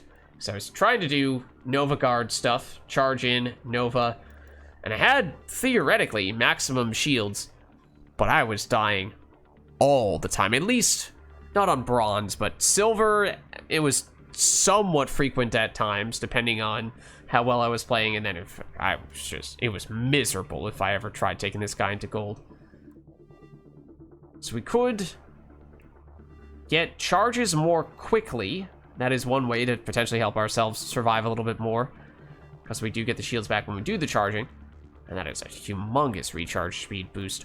Or you get not only the full shields back, but you get extra damage resistance for 5 seconds, and that's a pretty sizable amount of damage resistance. 75 is not quite enough to half the damage you're taking, but it's close to that. Full shield restoration and then extra damage. That's the other thing, is that it just felt like I would charge in Nova, and then almost nothing would happen. It felt like, well, why not just shoot the people instead? I was trying to play it as trying to build it as a powers-based character, and it just was not adding up. And so basically, I was having way more success when I just played it as if it was someone who was trying to shoot with their guns and not doing much of the whole power thing. So it's basically playing it like a soldier, and that was doing better, which was odd. Did we just get someone else joining us? Hold on. Oh, okay. I just thought I just didn't hear the beeping sound for a second, which suggested somebody else had jumped in. So, I mean, let's try doing it. I mean, in theory, we have another female base human Vanguard, so if we don't like this way of setting it up with the pure Nova Guard stuff, then maybe with the other Vanguard, we just set it up more like a soldier. So the radius is 4 meters. Make it 5 meters. I mean, I feel like you have to go damage and force here. Yes, getting a little more radius would be kind of useful, but just the damage felt so lackluster. It just felt like, why bother charging and novaing? So I feel like you have to do this, otherwise it's just going to stay like that indefinitely. Then do you go for the armor? Do you go for the shields damage? Bosses, I mean, technically, also, sort of, bosses are going to have shields as well. I mean, you want to be careful charging the bosses, though, because those are the enemies that can sync kill you. So, at least in Mass Effect 3, you usually want to Nova Guard, primarily focus on the little guys as much as possible, hop from one to the next with your charge and Nova. But you're almost always, against any enemy type, going to see enemies that have armor, the bosses. Whereas shields, the Kett in particular, is there only one Kett enemy that has shields? So basically, at least if you do happen to match up against Kett, this is just not good news for you. You basically wasted that point. So I guess you still take that. Then this is the real question. The last level, this is what you would usually take, in most cases, in Mass Effect 3, is make it so that Nova has no recharge time, but it consumes 100% of your shield, which is obviously huge, but the whole idea is you Nova, and then you charge soon thereafter to get all those shields back. But, alternatively, you knock enemies to the ground, prime them for combo detonations. That gives you a way to set up your own combo detonations. I mean, you could just do that with weapon ammo. You know, take like a incendiary, cryo, disruptor, and that can all prime. But I mean, maybe that's good enough. And then that means you can do this. So it just means you're using it less often because you don't have the automatic cooldown circumvention here. So I guess you still do this, but that intrigues me, at least, for sure. I mean, being able to do both these things would obviously be ideal. So then you can get the frequency and also get the priming to detonate with charge and spam that regularly, but unfortunately that is not something that we can do.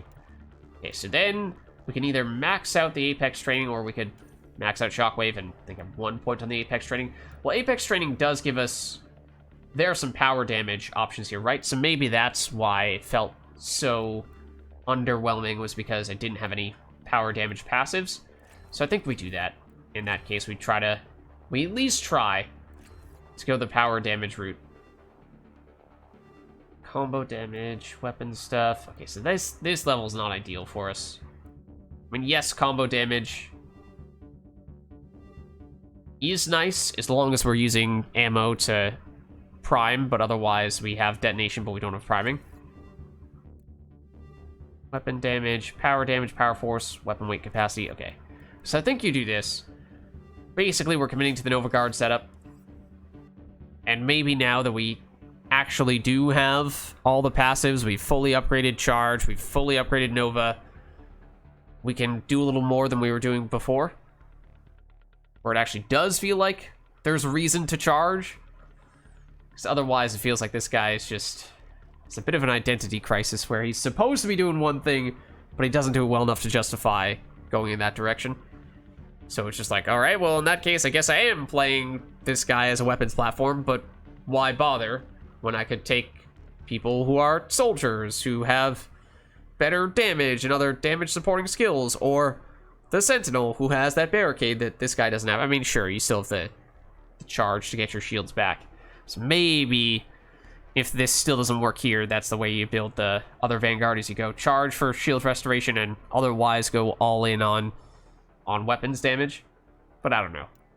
Alright, maybe we see, though, if now that we have done a match, maybe we can actually join someone else's lobby. And maybe we try on gold, because as I was saying, that was in particular where there was just a huge drop-off, where this guy just could not do much on gold, at least when it came to power stuff. Granted, we could potentially throw on something new. Do we have a power amp for pistols? Do we have that? We also have not tried. We tried the Eagle a couple weeks ago, and I was actually very impressed with this.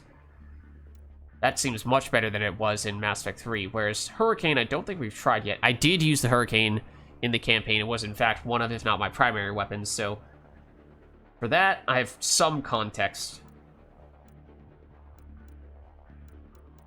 I guess we could go Hurricane.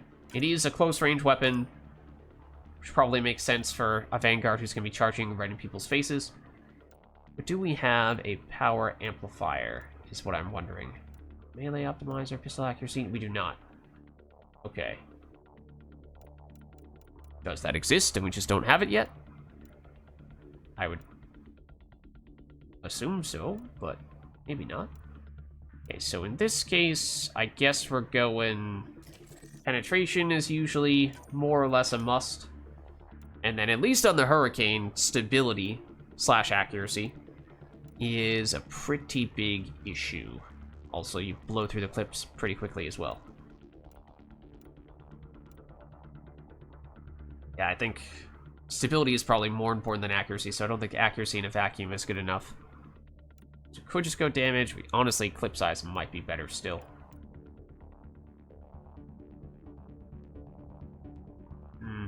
Especially on level 1, when presumably it gets a bigger clip size when you level it up. So right now is when we're most desperate for that. So why don't we try this, and then we'll throw on one of the ammo types just to try to facilitate some priming. Okay, and here we see the number of consumables we have. So we've 70 of the first aid, so we're doing fine. We're doing fine. Okay, now let's see if we can get into a gold match.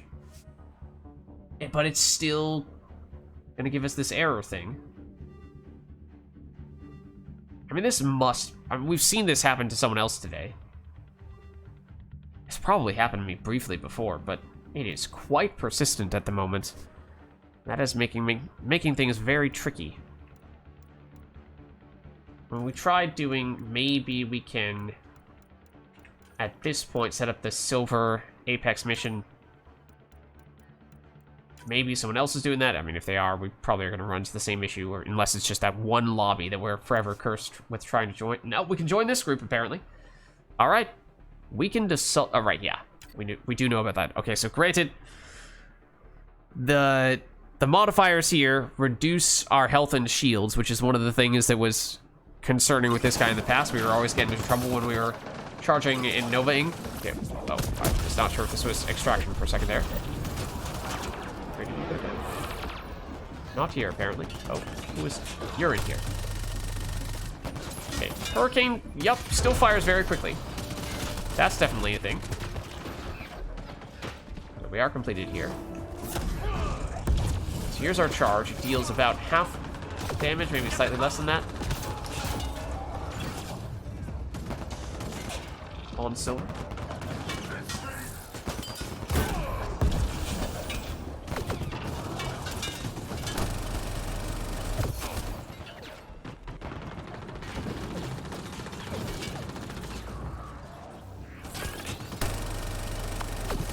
That's not bad. And by that's not bad, I mean that is extremely good.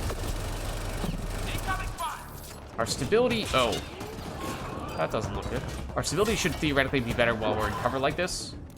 That's usually a thing. Can we just walk straight through that stuff?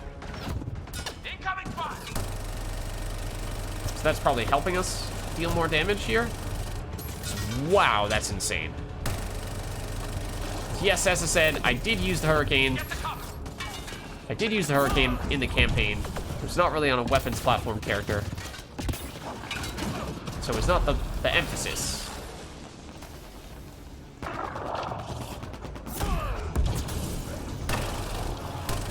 So maybe not get a great sense of what it was really like. Granted, this character isn't really a weapons platform either, but it does seem like it's been pretty good.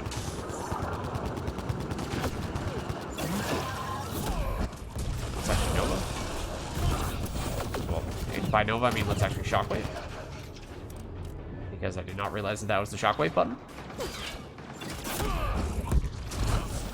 Granted, we didn't need to Nova on that occasion. Shields down.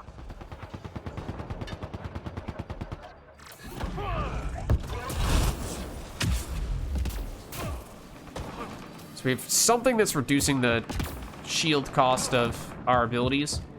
So you see, when we do Nova, we're, rather than dropping down to 0 shields, we're dropping down to, like, 15% shields or something like that. So that's probably not a huge factor. I mean, in theory, we should still have shield gate, but we're still going to go down pretty quickly if we do get hit after it. We did, however, we got some damage reduction after charging, right?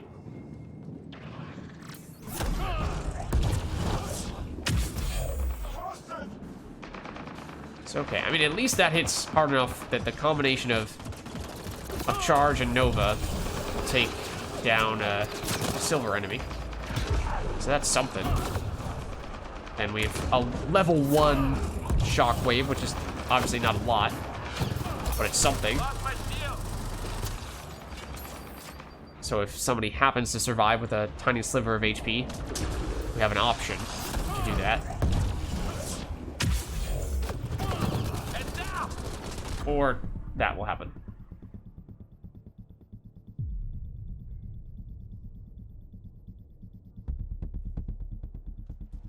Super fast jellyfish.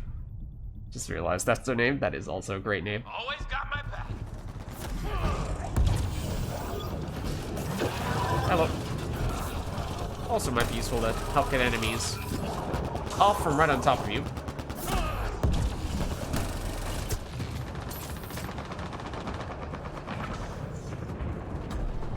Oh.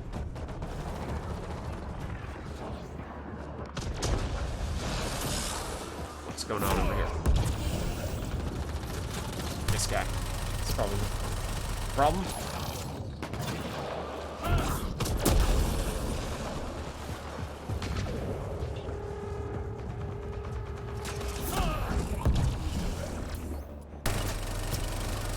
Could have Nova. Felt like overkill.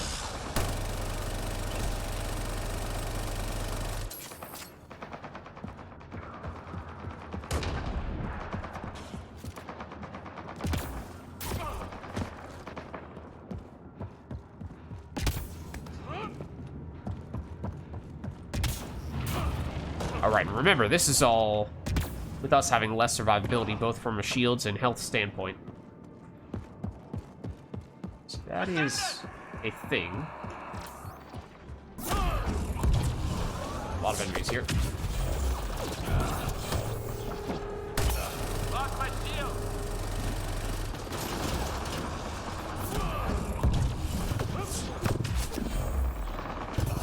Ow.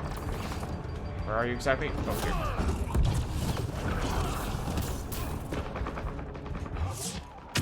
That goes through cover, right? Okay, good. Otherwise, that was very much not worth it.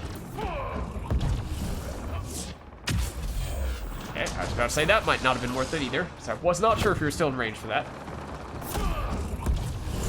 Okay, but on you... Okay, that's good to know. Charge plus Nova was not enough.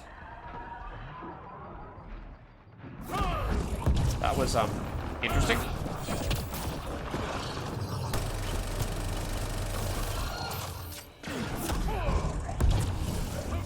think it's just the two of us. To resist the urge to start singing the song. But, yeah, so safer to do the Nova.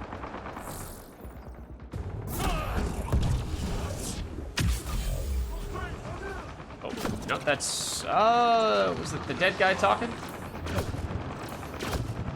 No, you're over there. No, you're right there. There we go. Lost my shield. Especially against the stronger enemies, though. Ooh, little scary. They will survive long enough to hit back. We're not careful. Oh, yep, I did have charge off cooldown and should have been quicker to use it. Let's see, they are on the opposite side of the map. Oh, also, one of the other dudes is down. Okay, that might explain why they're over there.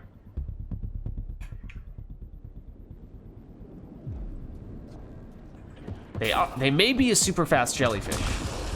I'm afraid they were not fast enough of the jellyfish.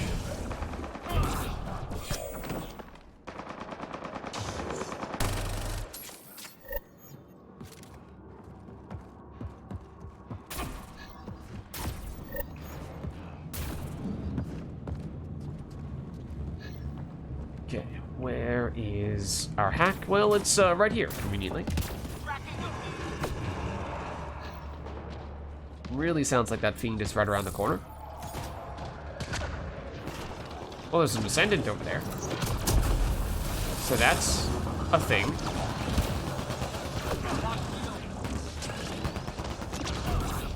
Not sure if that's gonna make it far enough to do anything. There's the fiend. Do I need to charge one of these people? Get shields back real quick.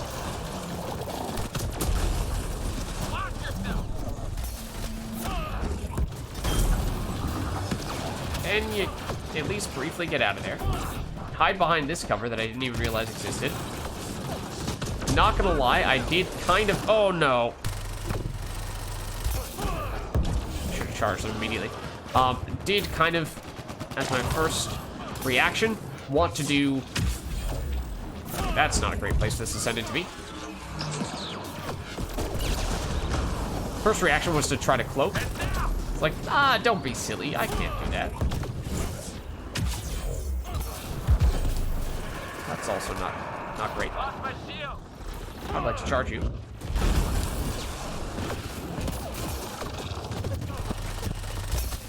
Charge. Good.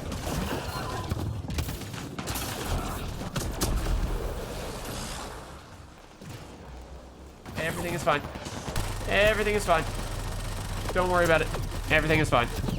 Never mind the fact that I was completely ignoring where I thought the enemies were, just kind of shooting blindly into that area.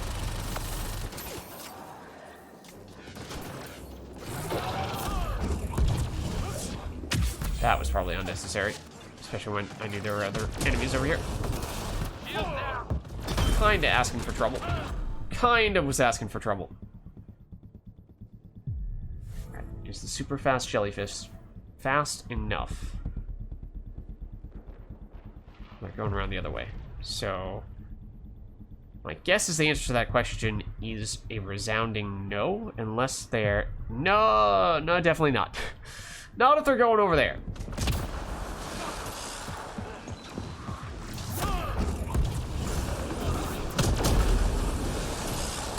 Theoretically, there we go. We're still alive.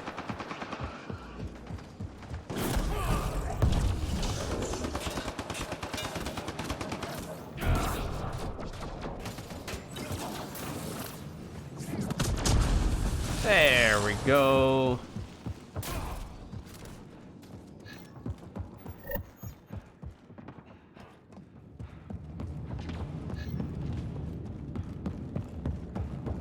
Alright, this is extraction. There are a lot of people here.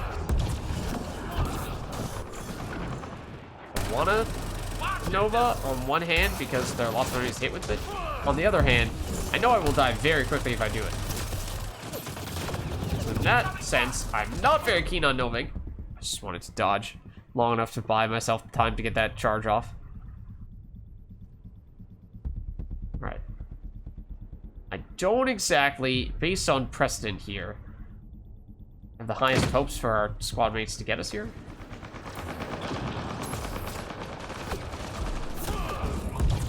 Surely that kills, okay. In large part because I'm not sure if I've seen anyone revive a squad mate in this match. Hold on. Until now.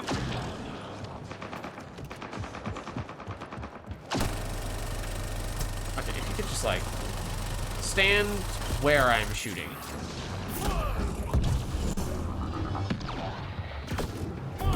Oh, you're still right there.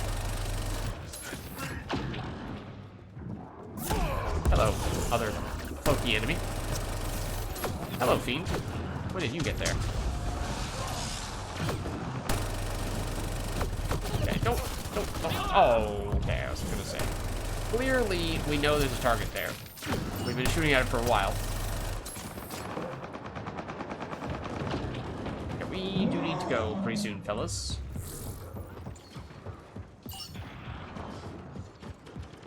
Should be thinking about going. Yeah, thought I saw you.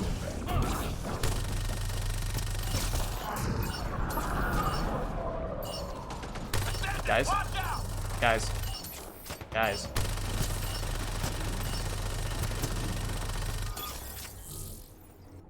I'm not sure that they realized that we were running out of time there. I think we definitely missed at least one. Did we get the other person in?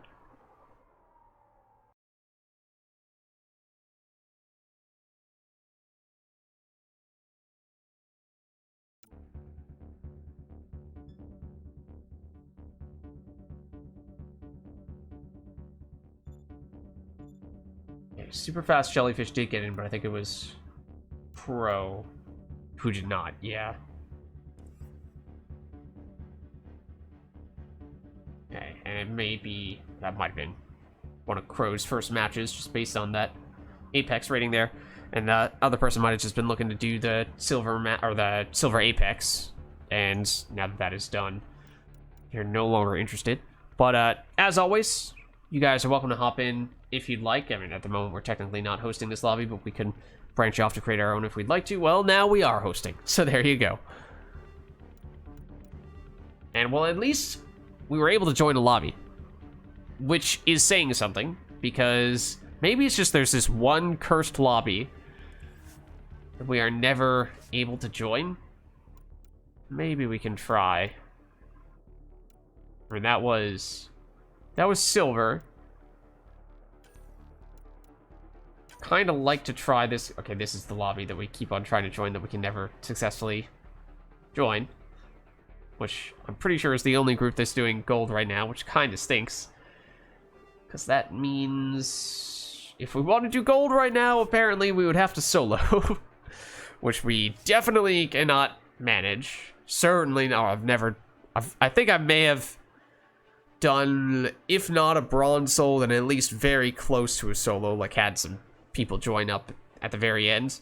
Silver, I don't really think I don't know if I've ever even made a conscious effort to try. I mean, usually when I do a solo, it's basically a, well, I can't really find anyone at the moment. I'll start up, on this difficulty at least, I'll start up a match and hopefully someone will tag along at some point midway through. So maybe I've done that on silver, but I don't think I've come close to doing a full match on silver, and then gold, certainly not. I don't think I would even start a gold match if I were in a lobby by myself. I would definitely want to at least have one other person. So, and on this guy, who we still have some questions about, just how scalable he is, yeah, would definitely like to have some other people tag along with us before we do that. And we did also have the Sentinel, who we were saying was another character that we had played, but wanted to see what it was like to actually get all the levels allocated on her, and I don't think we've had the chance to at least have a long enough match to actually see it. Again, I don't remember if we swapped out entire, like, yeah, didn't we had the briefest of moments with the Avenger S, and that was it. So brief, it seemed like it was pretty decent, but we didn't really have time to make a definitive assessment. So maybe try to, okay, it's the same lobby again. We know what's gonna happen there. Why don't we try a silver? It may be that there's no one. Oh, okay, we're gonna get kicked out in a slightly different way from silver, apparently.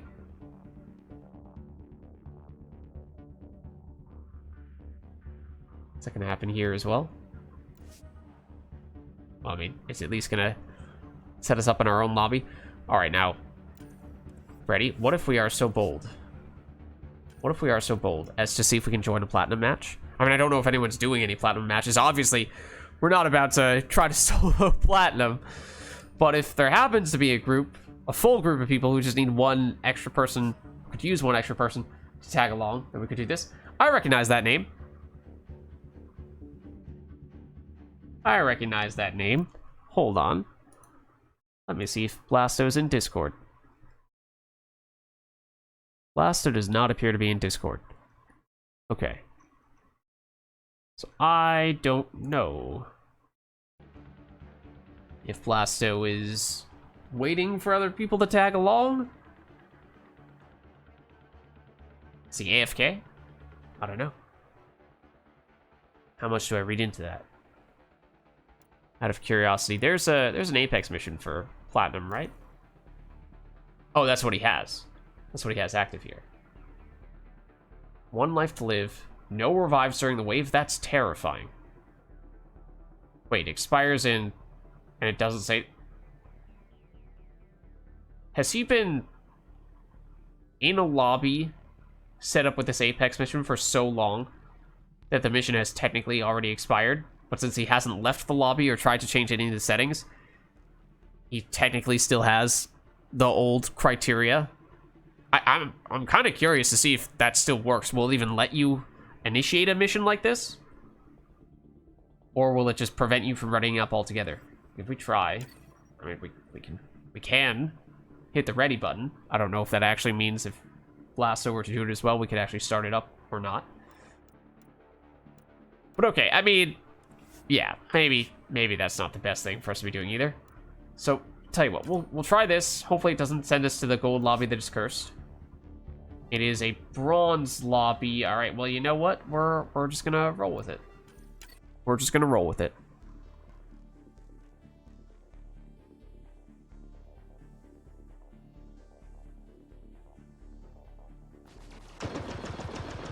Destroyer.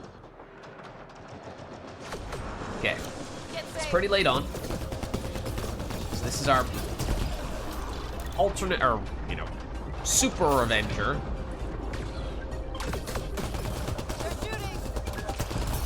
Somebody is flanking and shooting. Let's do this. What the? Oh! From the... had no idea what was happening because I pressed the reload button right when that animation started. I was like, that's a really weird reload animation. Don't think I've seen that before. What's the deal with that? Oh, it was because there's a creature right behind us. But usually when that happens, the camera angle changes so it makes you look right at the breacher so that it is obvious that that is what is happening. I also totally did that because my brain was saying, that's the cloak button. Wrong character. But yeah, no, the camera angle did not change at all when the breacher came. I was like, what the heck is this? Our character just spontaneously decides to start dancing when I press the reload button, because that seems to be what just happened.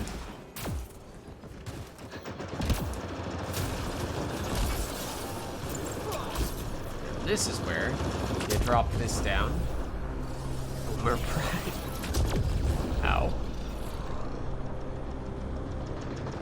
I mean, there's no enemies here. Just there's also that. I guess Boomer Pride is distracting the destroyer along with everything else. Which, I mean, I guess that works.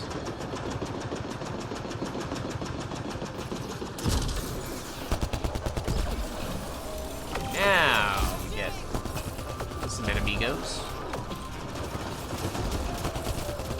including a big one. Oh, but there's two. What are we on? Aren't we on bronze? Have I ever seen two destroyers simultaneously on bronze, even on an objective wave? I'm not sure that I have. We are done with the objective, but this seems like a good time to drop this real quick. There is an enemy behind us who is about to kill us.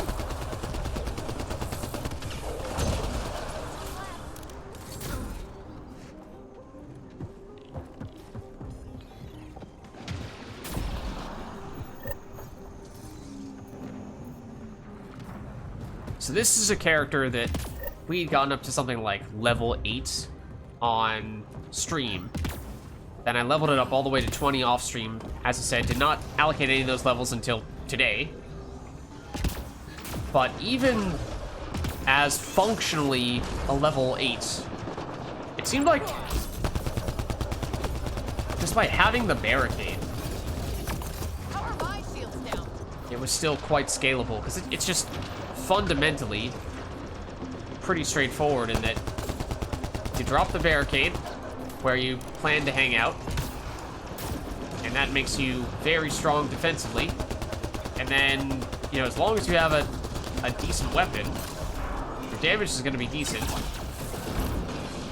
At the time, we had not allocated almost any points in towers, so that wasn't really going to be a factor.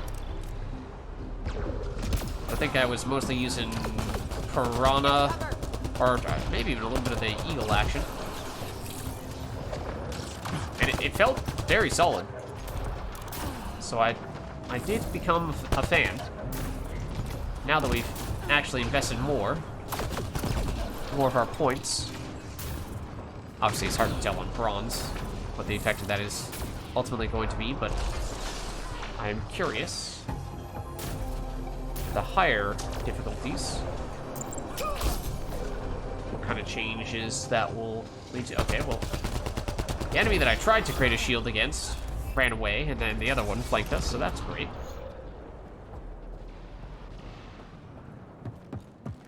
And technically, our squad mates can use the barricade as well. I think to equal effect what we can do. So it is nice where even if you're on, you know, a higher difficulty and you feel like, well, you know, my teammates are doing a lot more of the heavy lifting than I am, it's still a way to help out your squad mates. And so even if you are not directly doing as much as you would like to, or, you know, you're not carrying the team, you can help someone else carry the team, which I feel like is hopefully appreciated.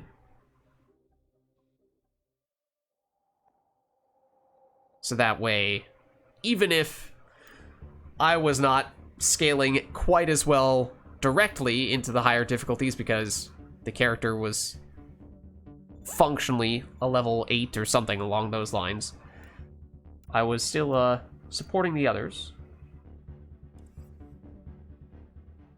Oh, and this is the bronze icebreaker is the combo for the dailies, right? So that's probably what these people are doing. Yeah, okay, fair enough. And hopefully that means that after a couple matches, they might switch things around, maybe even bump up the difficulty. That'd be great for us. Who is the host? Host is Elf Keeper. I have seen them in a few matches before. Some pug matches.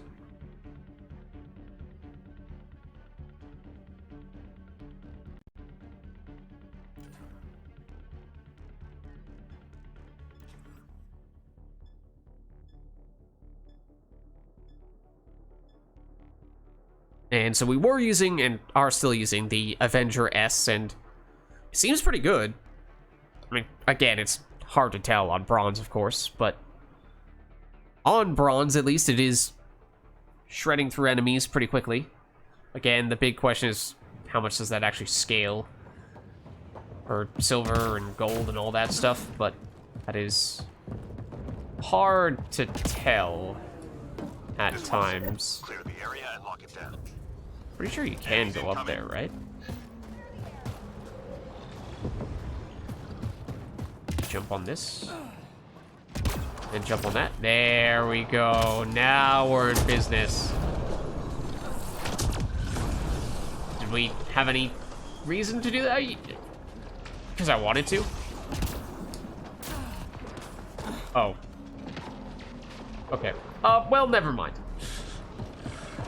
Maybe we'll stop messing around and actually, rather than doing parkour, focus on fighting the enemies.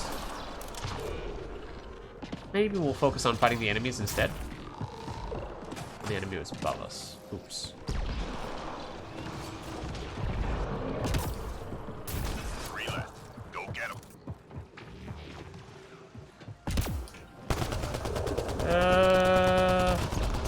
There we go. We got one of them.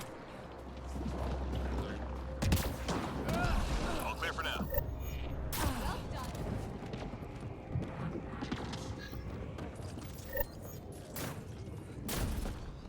Hostiles en route. I see them.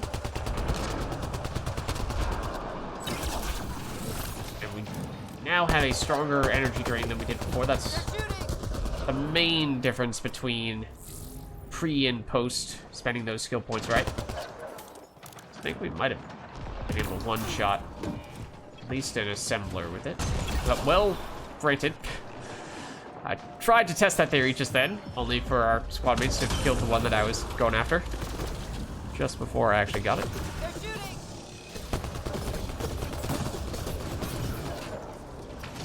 Just, well, obviously that's a weak, very weak enemy.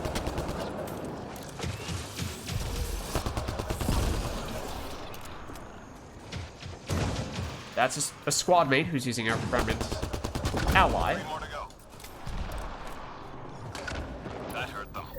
Be ready.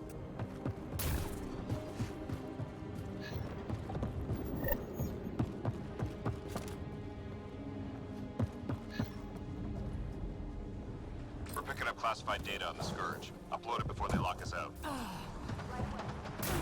This might have been the first one that I saw. Was probably the furthest away, though.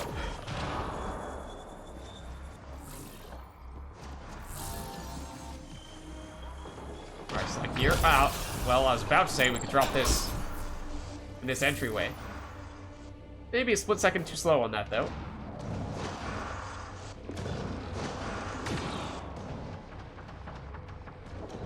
Fragment uploaded. That was our fragment, right? Yeah. Almost done.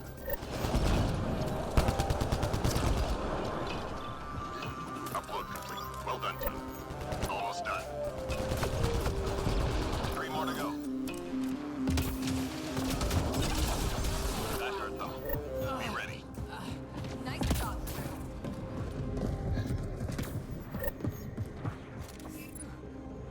Enemies headed your way. Move it or lose it.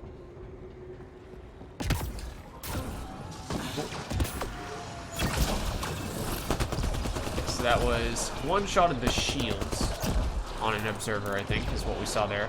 That energy drain. Whereas I think on an assembler, it might just one-shot it all together. Oh, that's not one-shot a breacher. Okay, so that's a little concerning.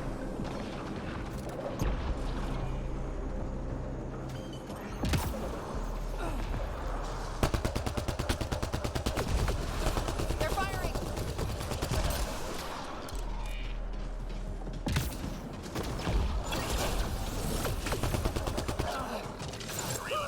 Go get them. Alright, well, that's where most of them are. That's where all of them are, in fact. Okay, then maybe the breacher technically doesn't count. Nice job, Apex. Keep it going. Well done.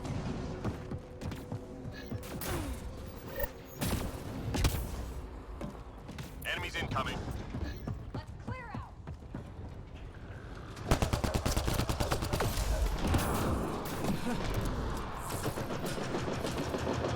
That sounds like a destroyer. Because it is a destroyer.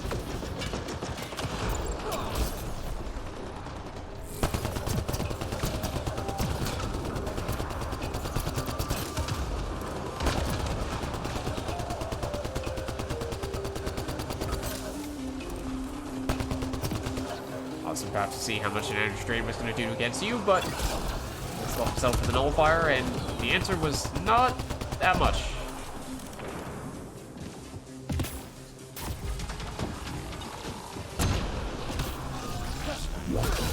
Oh. It killed them all before I got here. Why'd you do that? 3 more to go. You sure there was one behind us? Enemies down. Or not? Keep your guard up.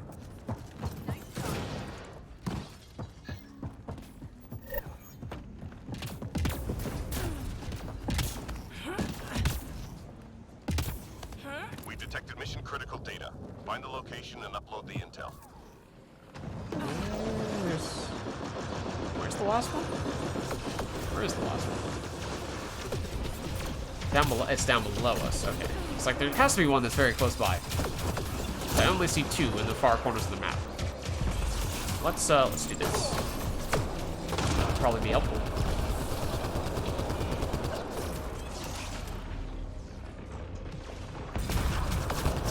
Ooh, sneaky destroyer. Data transfer.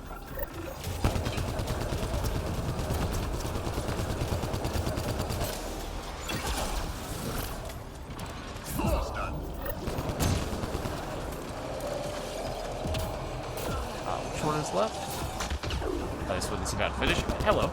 I guess we'll distract this guy Data received. so that you That's can a finish the objective. Almost done. 3 more to go. I will admit I was not sure if we were about to fall into the pit here.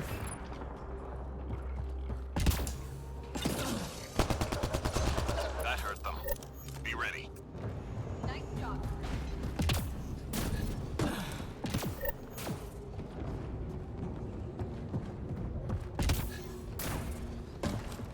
Time to go. Get to the extraction site. Theoretically, it seems like there's a lot over here.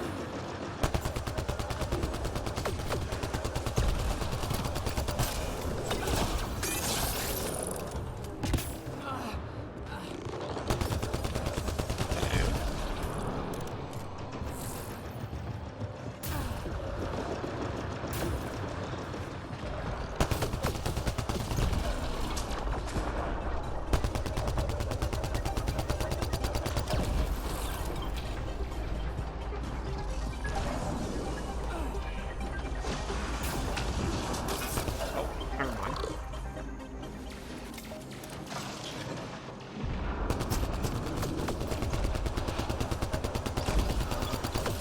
They're shooting.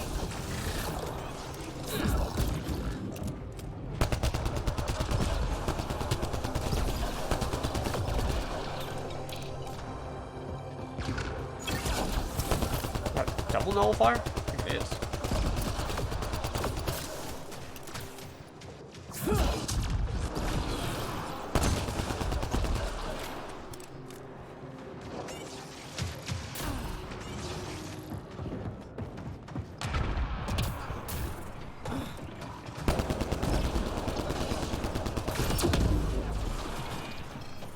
Usually we can take those guys out quickly enough.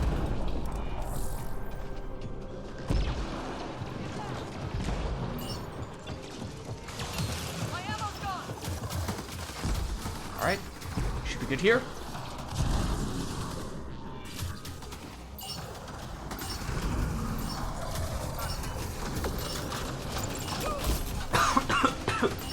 Ooh, sorry.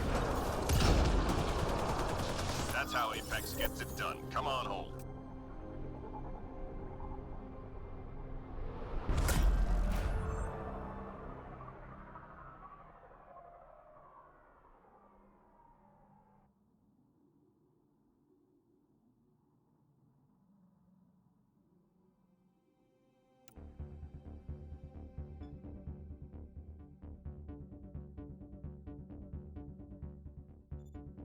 Okay, so I'm hoping that maybe those guys are gonna bump up the difficulty now. Because they might have just finished their dailies.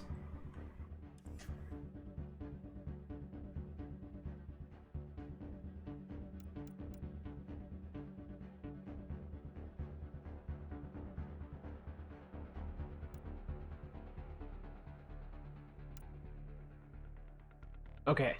Bronze Apex. Which we don't know if we've done. We might have. Hyper shields. Extra shields, less health. I mean, it's a little interesting, but I'll be honest. I almost instantaneously lost my voice. So just suddenly it's like, oh, okay, I can't speak anymore. So for that reason, I think maybe rather than do another match, we'll just cash in a couple more packs here and then maybe we'll call it a night. Maybe we do that. So I think we did a few bronze matches, so it's not like we have a ton of credits here, but we should be able to get a couple of these advanced packs. So maybe we just see where that leads us. Okay, Zulkin Bulwark for the first time.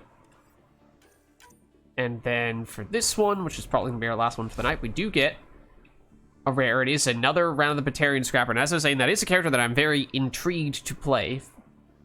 Very much looking forward to it, but we were holding back because we were saying, it's probably best to wait a little bit until we get extra ranks on him, and we've gotten several now. So, with that in mind, I mean, I'm kind of curious to see where that leaves us all. So we have maxed out our uncommons across the board. I think maybe with the exception being some of those technical weapon mods that you only get from the technical weapon mod packs. And we haven't, we've opened up a small number of those, but not many. But the basic basic uncommon stuff, we've now, I believe, maxed out as well, which means that it's just down to maybe some of the mods. We might still have some of those of the uncommon variety, yeah, that are not quite maxed out. Some of those might be the alternate weapon mods, though. The big thing is that we've now started to get the alternate versions of the uncommon weapons, which has been something we experimented with a little bit, although there's still a lot more. I mean, if every single weapon has 3 different varieties, or 3 alternate varieties to it, and that's a lot of stuff to experiment with. Granted, you know, once we get a whole bunch of these types of things, then presumably we're going to say, well, you know, why use a relatively weak uncommon Siphon or Bulwark or Concussive weapon when we can just use a weapon that is also Siphon, Bulwark, or Concussive, but is just a better weapon to begin with? Because right now it's sort of a, well, we are technically making a bit of a sacrifice when it comes to the stats, just so we get the extra effects from the alternate versions. So, I mean, we were doing the, what was that we spent the most time with? It was the Cyclone, right? And we were using that I keep on wanting to say that rare is gold difficulty. Gold. We were using that a fair bit on gold, right? All the varieties, I think, and it was holding up reasonably well. So that's a good sign, and I mean, if this is an uncommon weapon with these types of mods, then just imagine once we get things like the Ghost, wherever it is. I may have already passed it. With the alternate versions, and I mean, there are several new rares we picked up today. Might have gotten our first 2 scatter shots. Sandstorm was new, Scorpion was new. It's Avenger S. I mean, again, I'd very much like to actually play this on a higher difficulty and see how much it scales, but I'm very intrigued. It seems quite solid. It reminds me a lot of the Ghost, because the Ghost, in many ways, which has been my go-to assault rifle thus far, so that is saying something. But the Ghost kind of just seemed like a better all-round Avenger. Good damage, good accuracy, good stability, solid all-round weapon. And the Avenger as well is just for the very starter weapons is pretty darn good. So to be better at everything relative to the Avenger is good. But I'd be curious to see a comparison between Avenger and Ghost, because they're both pretty similar in that way. And technically, this Avenger S did have some stats that were lower than the base Avenger, right? But maybe once this gets up to higher rank, even that may catch up. So yeah, this could be a weapon that I become a pretty big fan of. I might be a big fan of it. And then new stuff we've yet to try, like the Halberd and Lanat and all those types of things. Oh, we have a Katana S. And a Hornet. Oh no, right now. Predator S, yes. So we have several of the S weapons that we've yet to try in that case. And based on, I mean, of all the base weapons, the Avenger is probably my favorite. All the starting weapons, the Avenger is probably my favorite. So by that logic, the Avenger S will probably be my favorite of these S weapons. But Katana S, Predator S, they certainly have some potential. I'd be curious to try those out too. So lots of interesting stuff. We still have a lot more stuff to test out. But, oh boy, the number of options we have has suddenly increased dramatically. So that is exciting to see.